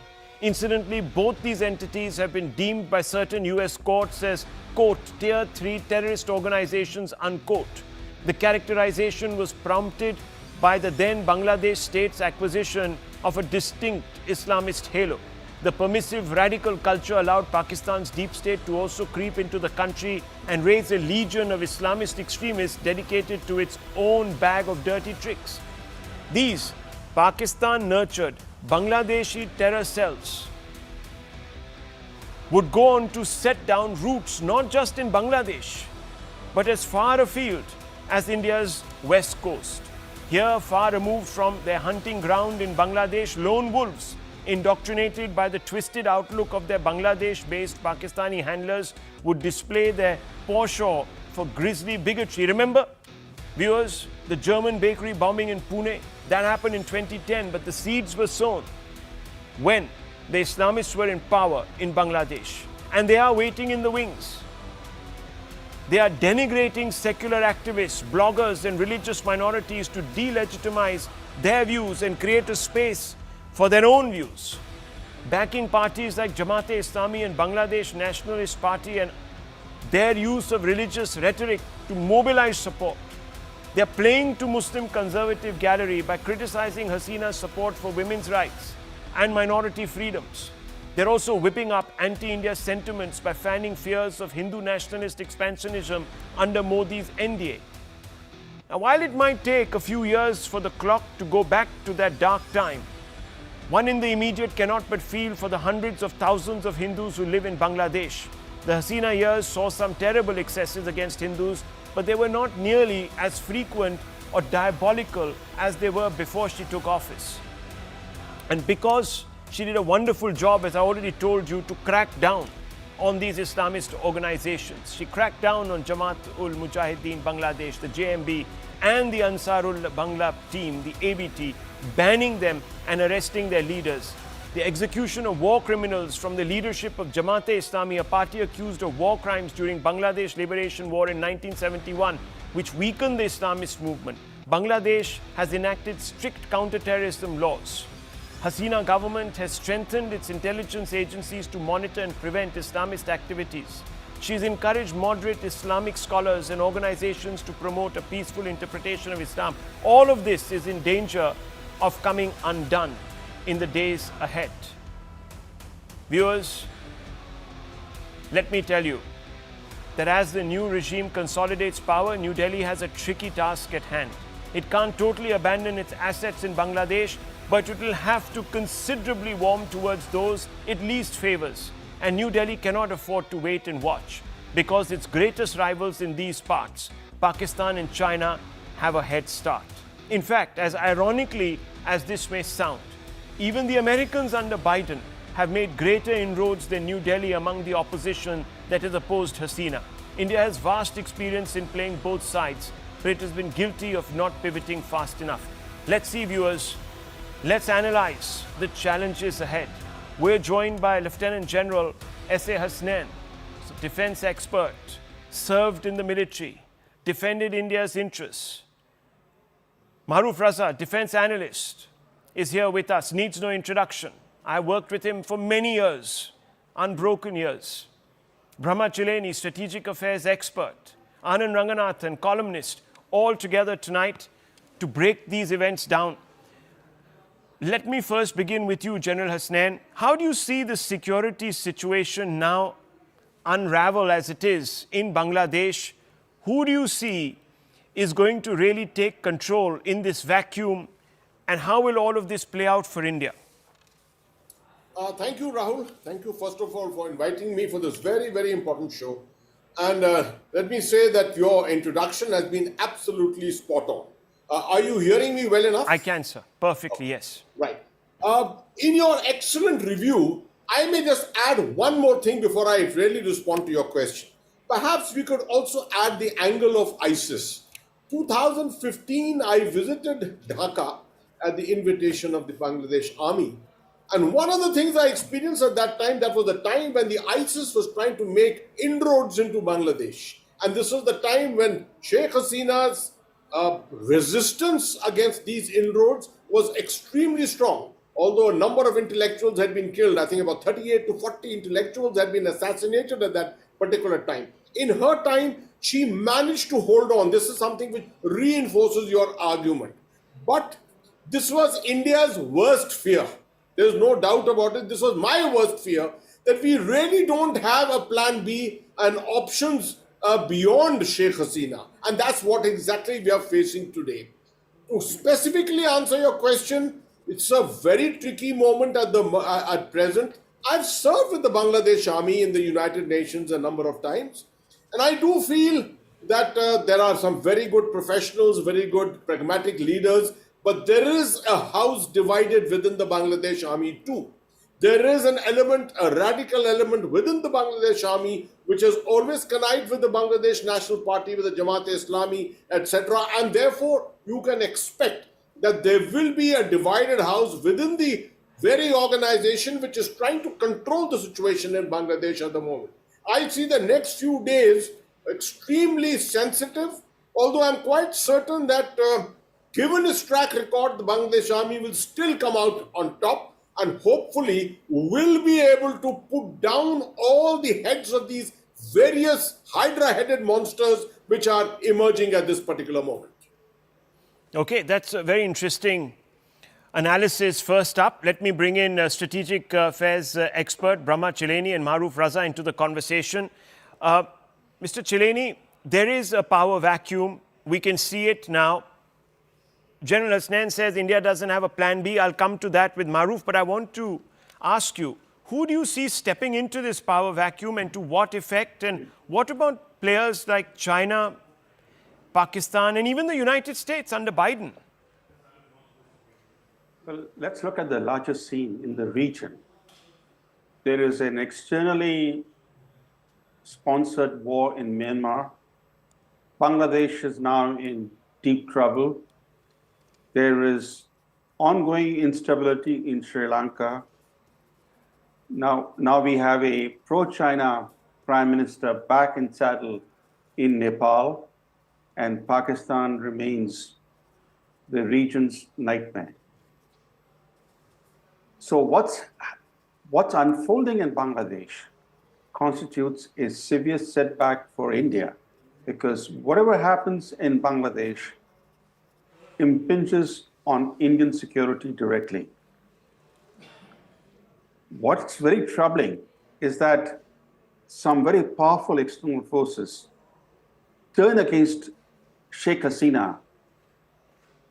This became apparent last year when the Biden administration began threatening sanctions against her government, including slapping sanctions on key officials of the Bangladeshi government. And that led Hasina to publicly argue that the US is pursuing a strategy of regime change in her country. The irony is that under her leadership, her secular leadership, Bangladesh has recorded impressive economic growth, and that impressive growth trajectory of Bangladesh stands in stark contrast to the chronic political and economic turmoil seen in Pakistan, which today is again teetering on the brink of default. And yet, we have the United States under Biden targeting Sheikh Hasina. Then more recently, we have seen China being angered by Sheikh Hasina's decision to award the multi-billion-dollar Teesta River project to India. China thought that that project will be awarded to it because it had formally put in the proposal, it had offered attractive terms, but diplomatic persuasion by India made Sheikh Hasina change her mind. After all, that project is coming up near India's chicken neck, and India didn't want Chinese engineers and technicians and other Chinese to be present in that sensitive region. So Sheikh Hasina, during her recent New Delhi visit, was agreed upon. She agreed on about the Indian concerns, and then when she went home, she announced that she would be giving India that project, even though China is ready to undertake that project, and that really angered Beijing. So there were these powerful external forces that wanted her out, and certainly the domestic Islamist elements had been gearing up for an opportunity to take up arms against her government, and this student-led anger over the quota system became the trigger to unite the various disgruntled elements in Bangladesh And what a dramatic 48 hours we have seen in Bangladesh. In 48 hours, what a government that looked stable, a government that would stay on for several more years, that government is gone. It crumbled like a house of cards. Yes, scary situation. And even as we discuss this, Maruf Raza, Rahul Gandhi discusses the Bangladesh crisis with EAM, Mr. Jaishankar. And we're also being told that the EAM is going to make a big statement tomorrow in Parliament about the state of play in Bangladesh. But Maruf Raza, fundamentally now, India has a bit of a problem. On the western flank, it has a regime that is sympathetic to Islamists. And now on the east, you have a situation where Islamists are eyeing an opportunity. This sort of opens two fronts with porous borders, at least on the one side, complicates the situation. Yes, Rahul, good to be on the show once again with you. And the important thing to understand is we have to adopt a more aggressive and a different turn of approach to our dealing with countries like Bangladesh in our neighborhood. I've always complained that we spend too much of our energy trying to kowtow to the Americans and play to the Western tunes. But what we need to do is we need to put our energies together to have our neighborhood totally engaged with us. You see, it's not the first time that India has missed the writing on the wall when a regime or a government was toppled, simply because either our diplomats were sleeping and they were not warning Delhi enough, or the warnings were being ignored, like it happened in our history, whether with the Chinese build-up on our borders in the 60s, or more recently, what Pakistan was planning to do in East Pakistan and later Bangladesh, because you have to preempt and prepare for every move that is going to take place in your neighborhood. A stable neighborhood is essential for India to be able to make its position known. The second and most important thing is, we should not forget the fact that Bangladesh has a sort of world record of having military takeovers and coups, some 225 upwards, and another equal number were failed coups. But Bangladesh has had the military marching in, as S.C. Finer called them, men on horseback. And finally, China's role should be looked at very seriously, because more than 80% of the military equipment to the Bangladesh army comes from China. We are in the neighborhood. We're keen to sell weapon systems, but China has manipulated and managed to control the entire market that Bangladesh offers. Why is it so? Because you see, military arms sales is a good way of having leverage over a country that you sell weapons to, like America and Russia have with India, and others can have with Bangladesh, including India. The fourth and most important thing is that in Bangladesh, there is the debate between the moderates and the hardliners. The moderates are essentially led by Sheikh Hasina and her gang. And the hardliners have tried to topple her, not now. At least I have known it for the last 10 years or so. They always pop up like jacks in the box, and they want to have a say in Bangladesh's politics. Now, Bangladesh is a country that really was being seen as a success story in the third world. And Bangladesh was very keen on... I think we've lost Maruf Raza there, as he was making an important point. But let me open this up, because we have to also get back to our experts and ask them about how India is going to respond. Dr. Ranganathan, very quickly, there is this worry now, and it's an incipient worry, that a large number of minorities in Bangladesh, specifically Hindu minorities, might find themselves in great peril going forward. Absolutely. Good evening, Rahul. On this very troubling day with troubling news, and I'm glad we're having this discussion. There's so much to learn for a layman like me amidst a panelist of experts. But I just like to say a couple of things. Number one, as has already been discussed, I think the situation is fast deteriorating, but that was to be expected because Bangladesh and Pakistan, and indeed a lot of our neighbors, have always played this hide and seek game with totalitarian regimes.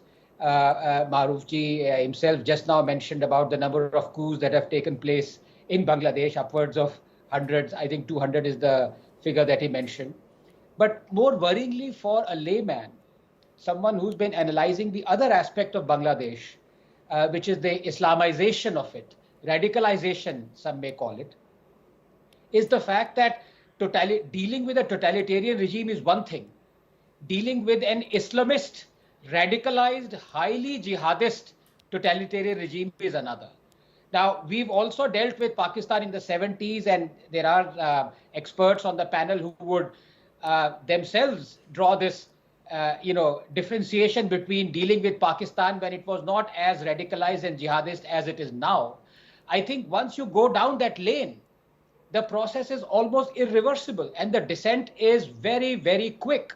So I doubt if India can, even if it wanted to with money, cash or kind, would ever have as a friend an Islamist jihadist regime, even if it is totalitarian or a democracy.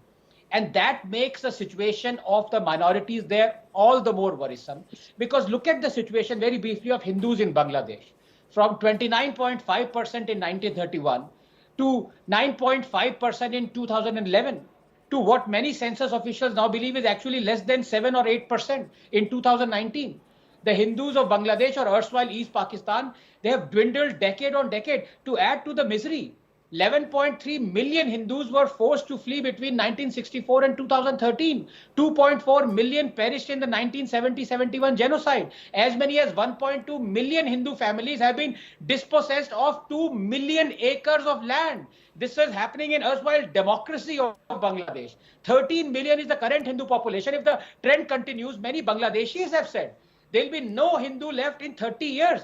The spate of terrible violence, rape, murder, looting, arson, temple destruction was a pointer to an ominous future, Rahul, of Hindus there. Hindu homes were being systematically burned. Will we wait, I ask you?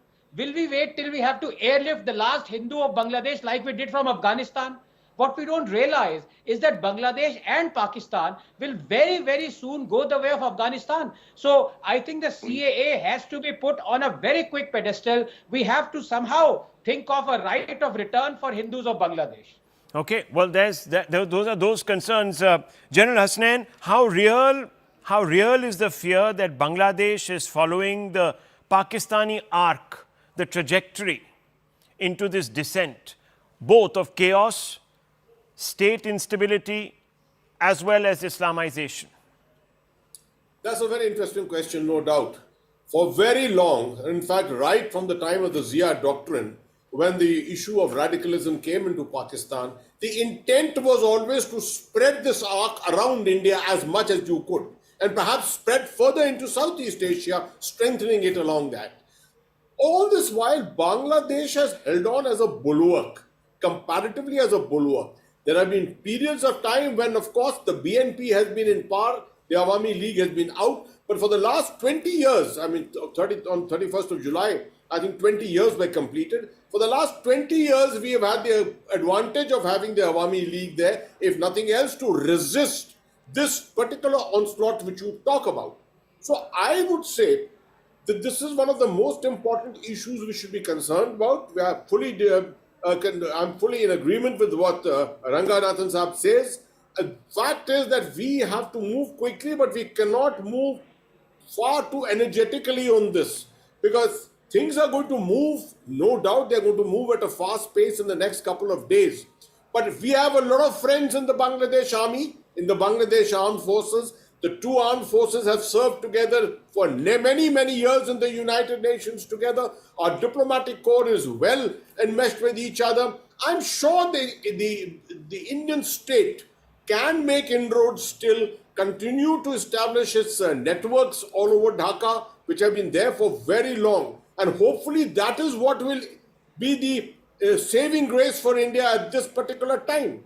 Because I don't think I would like to do something which is far too energetic in the sense of closing down your borders or sort of putting armed forces on your borders and things like that. Those may be gestures which may ultimately not be something taken kindly in the longer time frame. Right. Mr. Chileni, India, of course, invested a great deal in the relationship with Ms. Hasina. Now you have a situation where a bunch of people who were very inimical to her are probably going to come into power. How does India make this transition? How does it balance the new equation? Rahul, it's very unclear what the new government will look like. We do not know whether the new government will be a largely military government or a civilian government with the military calling the shots behind the scenes. We do not know whether the BNP and the Jamaat will have influence in the new government. We do not know what the future of the Awami League will be. These are all important questions. What India should do is to play a low-key role at the moment, because the last thing we should be doing is to be seen as openly interfering in the affairs of Bangladesh. That will create a severe backlash against India and endanger our citizens, endanger our diplomatic missions in Bangladesh, and it will unravel the great work that was done between India and Bangladesh during Sheikh Hasina's 15-year-long tenure. We gained transit rights to Bangladesh. We collaborated on many things. We are sharing intelligence. All those things will unravel if we are seen as being tied to one party or to one ousted leader. Therefore, it's in India's interest that Sheikh Hasina not reside in India, but that she go on to another country. If it's the UK that's willing to have her, fine, or any other country. But India should not be associated with Sheikh Hasina at this moment, and nor with the Awami League. We have seen how these lumpen elements in Dhaka today vandalized the statue of the founder of Bangladesh. How painful that would be, not just to Indians, to many Bangladeshis. The events that have unfolded in Bangladesh are traumatic for many Bangladeshis, and India has to play a very cautious, careful role, because Bangladesh is a country whose developments directly impinge on India, and India has a major stake in Bangladesh's stability and continued economic prosperity, because if things go from bad to worse in Bangladesh, India will face a flood of more Bangladeshi refugees. We're already home to millions of illegally settled Bangladeshis. The last thing we want is millions more coming into India from Bangladesh. That's a good point. Maruf Raza, the Indian response, how would you articulate it? I think Mr. Brahmachalani has made a very good point in the end, that let us not get overwhelmed by a sense of hospitality for those who take shelter in India, because we've seen the cost of that, and that led India and Mrs. Gandhi in particular to look for war as an option to send them back. So the second thing is that, India, Mr. Ranganathan was bringing the point out about how the Hindu population has dwindled. At the time of the end of the 71 war, if you read some of the biographies like that of General Jacob, they warned the Indian diplomats and civil servants that build in clauses in your arrangements with Bangladesh where the minority rights will be protected. And the reply he got and was dismissed by saying, "Oh, General, you've done your bit and you guys have won a military victory. Now let us handle the rest of the geopolitical and diplomatic issues with Bangladesh, because we know what we are doing." Did you? If you knew what you were doing, why were you floundering for responses even now and looking for friends in Dhaka and then in the neighborhood? If you had a real solid base there, today you would have been alert to the situation much earlier than the riots breaking out on the streets.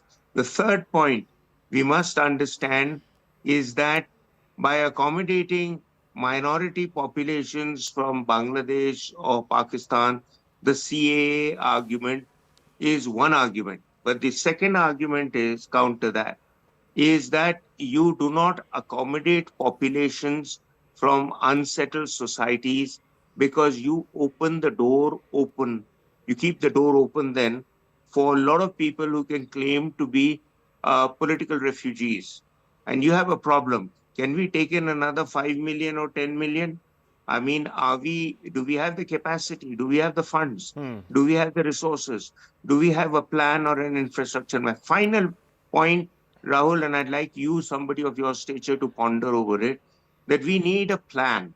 And what is that plan? That plan has to be put together by people who understand Bangladesh, not just diplomats who are serving there right now, because they are going to be looking for the fastest posting they can get and move to another country which is more stable.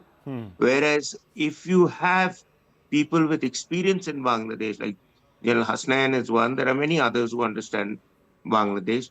If they are roped into your counterforce to the issues in Bangladesh, to give advice to the government, that listen, let us provide a stable hand to ensure that Bangladesh doesn't go off on the rails. And that is when India's role will come in. Otherwise, you'll have the perpetual, devils, that is the United States and others, coming in to give their advice. Their advice hasn't worked anywhere in our neighborhood and is not going to work. Well, very interesting perspectives, viewers, from very experienced minds. Dr. Ranganathan, yes, very quickly, I also want to go across to Mr. Harsh Shringra, who's going to be joining us. He's a former foreign secretary, and he's somebody who, as Maruf Raza says, has experience actually in Bangladesh. So maybe let's talk a little bit about the conversation with him too. But Dr. Ranganathan, yes, make your point. Yeah, I just wanted to make a very brief point again as a layman, and this is where I might expose my ignorance because I'm sitting amongst experts. I think the point that Brahmaji made was the most pertinent one. And here, if I may be at variance with him, because yes, the question is absolutely the most vital one. What do we do with the Sheikh Hasina question? And what he has suggested is that India must not be a refuge for her. I would like to ask, well, we did soil our relations once with China when we gave refuge to the Dalai Lama. Should we then do realpolitik or should we do the right thing? I think that's the question. I think India should come, as a layman, of course, India must come across as a time-tested friend because Sheikh Hasina was our friend. We must help her. Okay. That is what my Mr. Chilani, would you like to respond to that? What would be the downside if we were to continue romanticize that relationship and say, look, we are choosing our friends wisely and perhaps in the process also our enemies. But how do we do this? Well, please don't get me wrong. Yeah. I want India to provide refuge to Sheikh Hasina until she's safe and secure in a third country. She can stay in India as long as she wishes, but her ultimate destination should be another country because we should not be associated with her because that will trigger anti-India sentiment and even anti-India attacks. Our diplomatic mission in Dhaka can be attacked. At the moment, we are not sure about the safety of our own diplomats in Dhaka. We are at a very tenuous point. We don't know whom to call for protection. So today we are in a very difficult situation where there are many Indians, including students in Dhaka and other places in Bangladesh. That point needs to be, yes, that point needs to be amplified. It's well made. Wait and watch. Don't rush in. Only fools rush in, as Mr. Chilani said short while back. But I think this has been a very valuable conversation with General Hasnain, Maruf Raza, Mr. Chileni, and of course Dr. Ranganathan. I now want to bring in former Foreign Secretary Harsh Shringla, who joins us. He was also, of course, a former Indian diplomat to Bangladesh. Mr. Shringla, Your Excellency, thank you very much for speaking to me. I want to ask you first, what led to this sudden political coup? I mean, I'm hesitating to call it a military coup only because there was sort of facilitation. But what led to it? What was the trigger? Who was behind it? Well, I mean, obviously, we have been, observing the situation over the last couple of weeks. And I think it obviously took on more, I would say, for the last few days. Yeah. And this morning we saw a lot of people out on the streets. And I think, the, let's say, pressure of, the entire protests and demonstrations led to Sheikh Hasina leaving the country, and the military under the Chief of Army Staff taking over and announcing the setting up of an interim administration. We can see that the situation on the ground is still not fully under control. Naturally. This is something that we have to wait.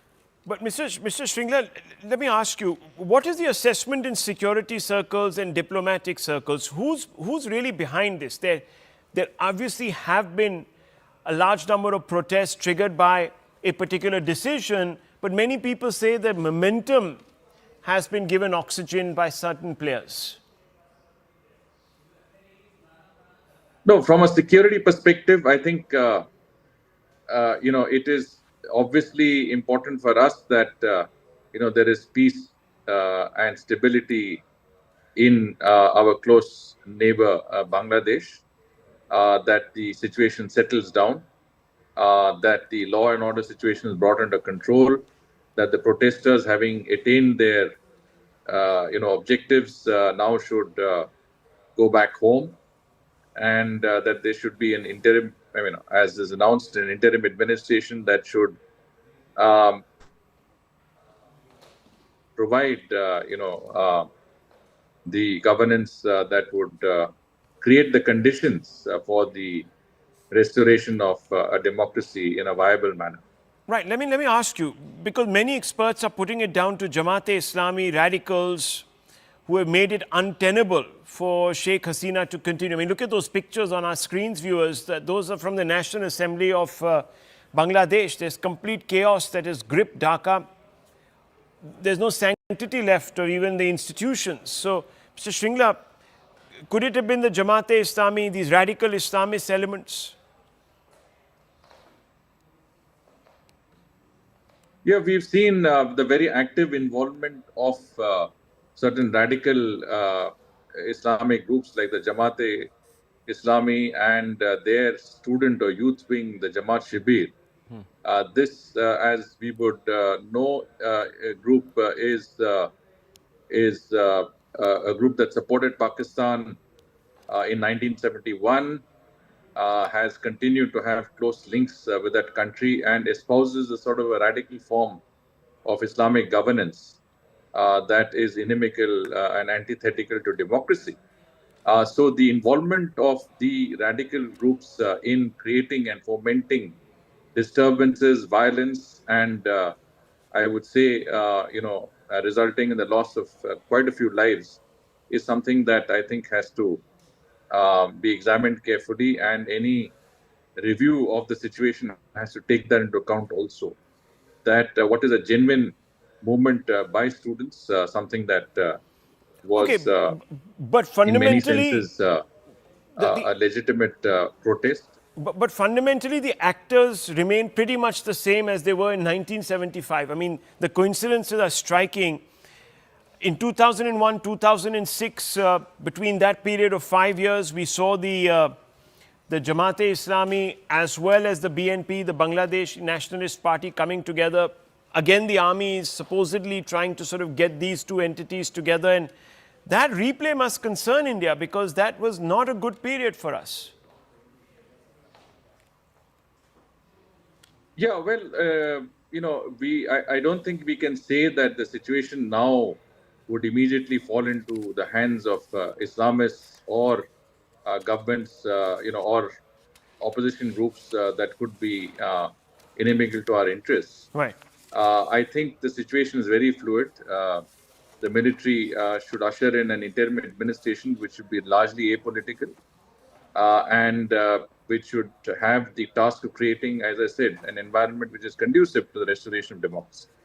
The opposition groups obviously will try and find a way through some of these different channels that are already sort of agitating and trying to get a share of that power structure.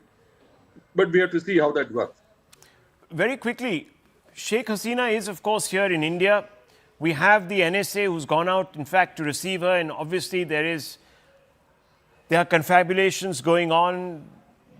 The EAM has briefed the Prime Minister. He's also briefed the LOP. There's going to be a big statement tomorrow. Sheikh Hasina hopes to get secure, safe passage. How can India balance the Sheikh Hasina question with the new realities, Mr. Shringla? Look, I mean, we have certainly seen a vast amount of progress in India-Bangladesh relations over the last 10 to 15 years. And Sheikh Hasina has been, very responsive to India's concerns, especially when it came to security, ensured that, Indian insurgent groups operating out of Bangladesh were expelled, that there was no terrorist activity that went out of Bangladesh, that our northeast was not stabilized. In return, India contributed significantly to Bangladesh's development.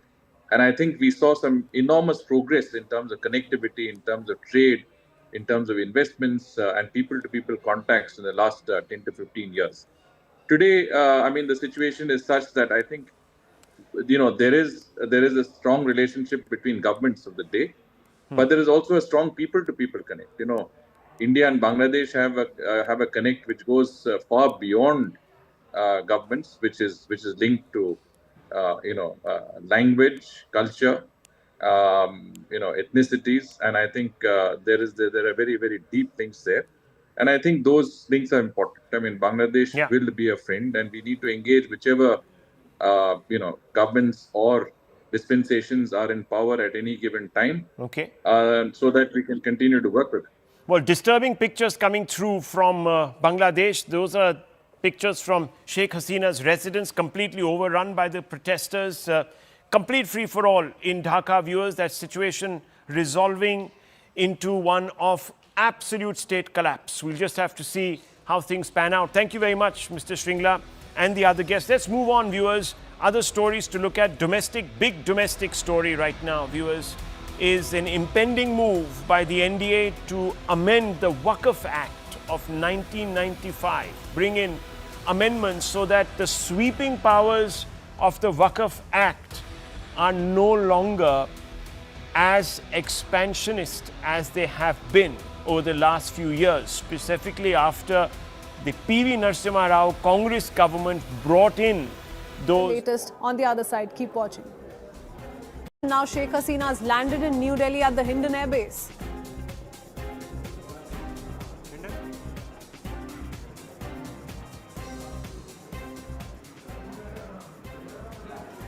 Akash, if you can hear me, what details do we have? Yes, Prithwin, we were reporting that how there were plans to land in Palam, but as of now we are getting confirmation that the plane has landed in Hindon Air Force Station, and C-130J military transport aircraft is the aircraft in which former Prime Minister of Bangladesh Sheikh Hasina is traveling. In fact, just few minutes back we have got a confirmation that the plane has landed there in Hindon Air Force Station, and now it will go for refueling possibly. However, we haven't got any sort of official confirmation from Indian Air Force or Ministry of External Affairs at this point in time. But yes, sources are confirming that Sheikh Hasina's plane has landed, in Hindon Air Force Station. Also, at this point in time, this is very crucial because there are speculations that she is going to leave for London, as her final destination. And, for refueling part, she's staying here in Hindon. Hindon is one of the largest Air Force station here in India. And along with C-130J, we know that how it is capable of a C-17 Globemaster as well. And we have got a confirmation from our sources that Sheikh Hasina's plane has just landed. Just a few minutes back, it has landed here at Hindon. Okay, all right. A few minutes back, Sheikh Hasina's plane has landed at Hindon Air Base. That's the latest bit of news coming in. Akash, though, if you've managed to pick in a word from any of the officials as yet, any interaction that's on the cards, perhaps, what next for Sheikh Hasina? What do the next few minutes look like? This is going to be very, very interesting. If or not, she is going to interact with any sort of officials, or officials are going to, visit the Hindon Air Force Station, because the condition is, changing every second. And at this point in time, in fact, the refueling will take time. Refueling will take at, around 30 to 45 minutes. In fact, we have been told. And during that particular time, whether or not, she is going to change the plane, whether or not she is going to take something along, whether or not, she is going to come out, it will be interesting to see. And we still don't have any sort of official confirmation as to what is going to happen next. But yes, definitely the plane has landed at Hindon just few minutes back. And we are learning that possibly she'll be going to her final destination, that as per speculation is London as of now, though we still have no confirmation. It is very interesting, situation where, a lot of things have happened in the past 3-4 hours. We saw that how, she was seen flying in one helicopter initially, and then C-130J, she landed in Agartala, and now initially we had the confirmation that she'll be coming to Palam. In fact, the ATC there at Palam, had this sort of information, but now we are learning that she has landed at Hindon, and now we are, also learning that after refueling, she'll be going to her final destination. Okay, all right. It's a developing situation, so we're watching out for that one very, very closely. Akash, many thanks for joining us with all those details. We are into a very short break for now. We'll be right back with the latest on the other side. Keep watching. Now Sheikh Hasina has landed in New Delhi at the Hindon Air Base.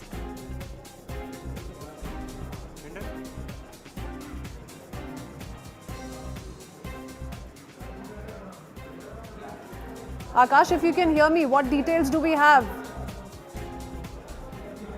Yes, Prithwin, we were reporting that how there were plans to land in Palam, but as of now we are getting confirmation that the plane has landed in Hindon, Air Force Station, and C-130J military transport aircraft is the aircraft in which former Prime Minister of Bangladesh Sheikh Hasina is traveling. In fact, just a few minutes back we have got a confirmation that the plane has landed there in Hindon Air Force Station, and now it will go for refueling possibly. However, we haven't got any sort of official confirmation from Indian Air Force or Ministry of External Affairs at this point in time. But yes, sources are confirming that Sheikh Hasina's plane has landed, in Hindon Air Force Station. Also, at this point in time, this is very crucial because there are speculations that she is going to leave for London, as her final destination. And, for refueling part, she's staying here in Hindon. Hindon is one of the largest Air Force station here in India. And along with C-130J, we know that how it is capable of a C-17 Globemaster as well. And we have got a confirmation from our sources that Sheikh Hasina's plane has just landed. Just a few minutes back, it has landed here at Hindon.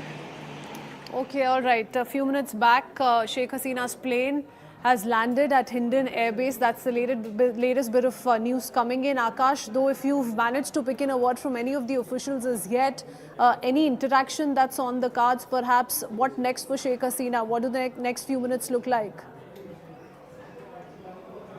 This is going to be very, very interesting. If or not, she is going to interact with any sort of officials, or officials are going to, visit the Hindon Air Force Station, because the condition is, changing every second. And at this point in time, in fact, the refueling will take time. Refueling will take at, around 30 to 45 minutes. In fact, we have been told. And during that particular time, whether or not, she is going to change the plane, whether or not she is going to take something along, whether or not, she is going to come out, it will be interesting to see. And we still don't have any sort of official confirmation as to what is going to happen next. But yes, definitely the plane has landed at Hindon just few minutes back. And we are learning that possibly she'll be going to her final destination. That, as per speculation, is London as of now, though we still have no confirmation. It is very interesting, situation where, a lot of things have happened in the past 3-4 hours. We saw that how, she was seen, flying in one helicopter initially, and then C-130J, she landed in Agartala, and now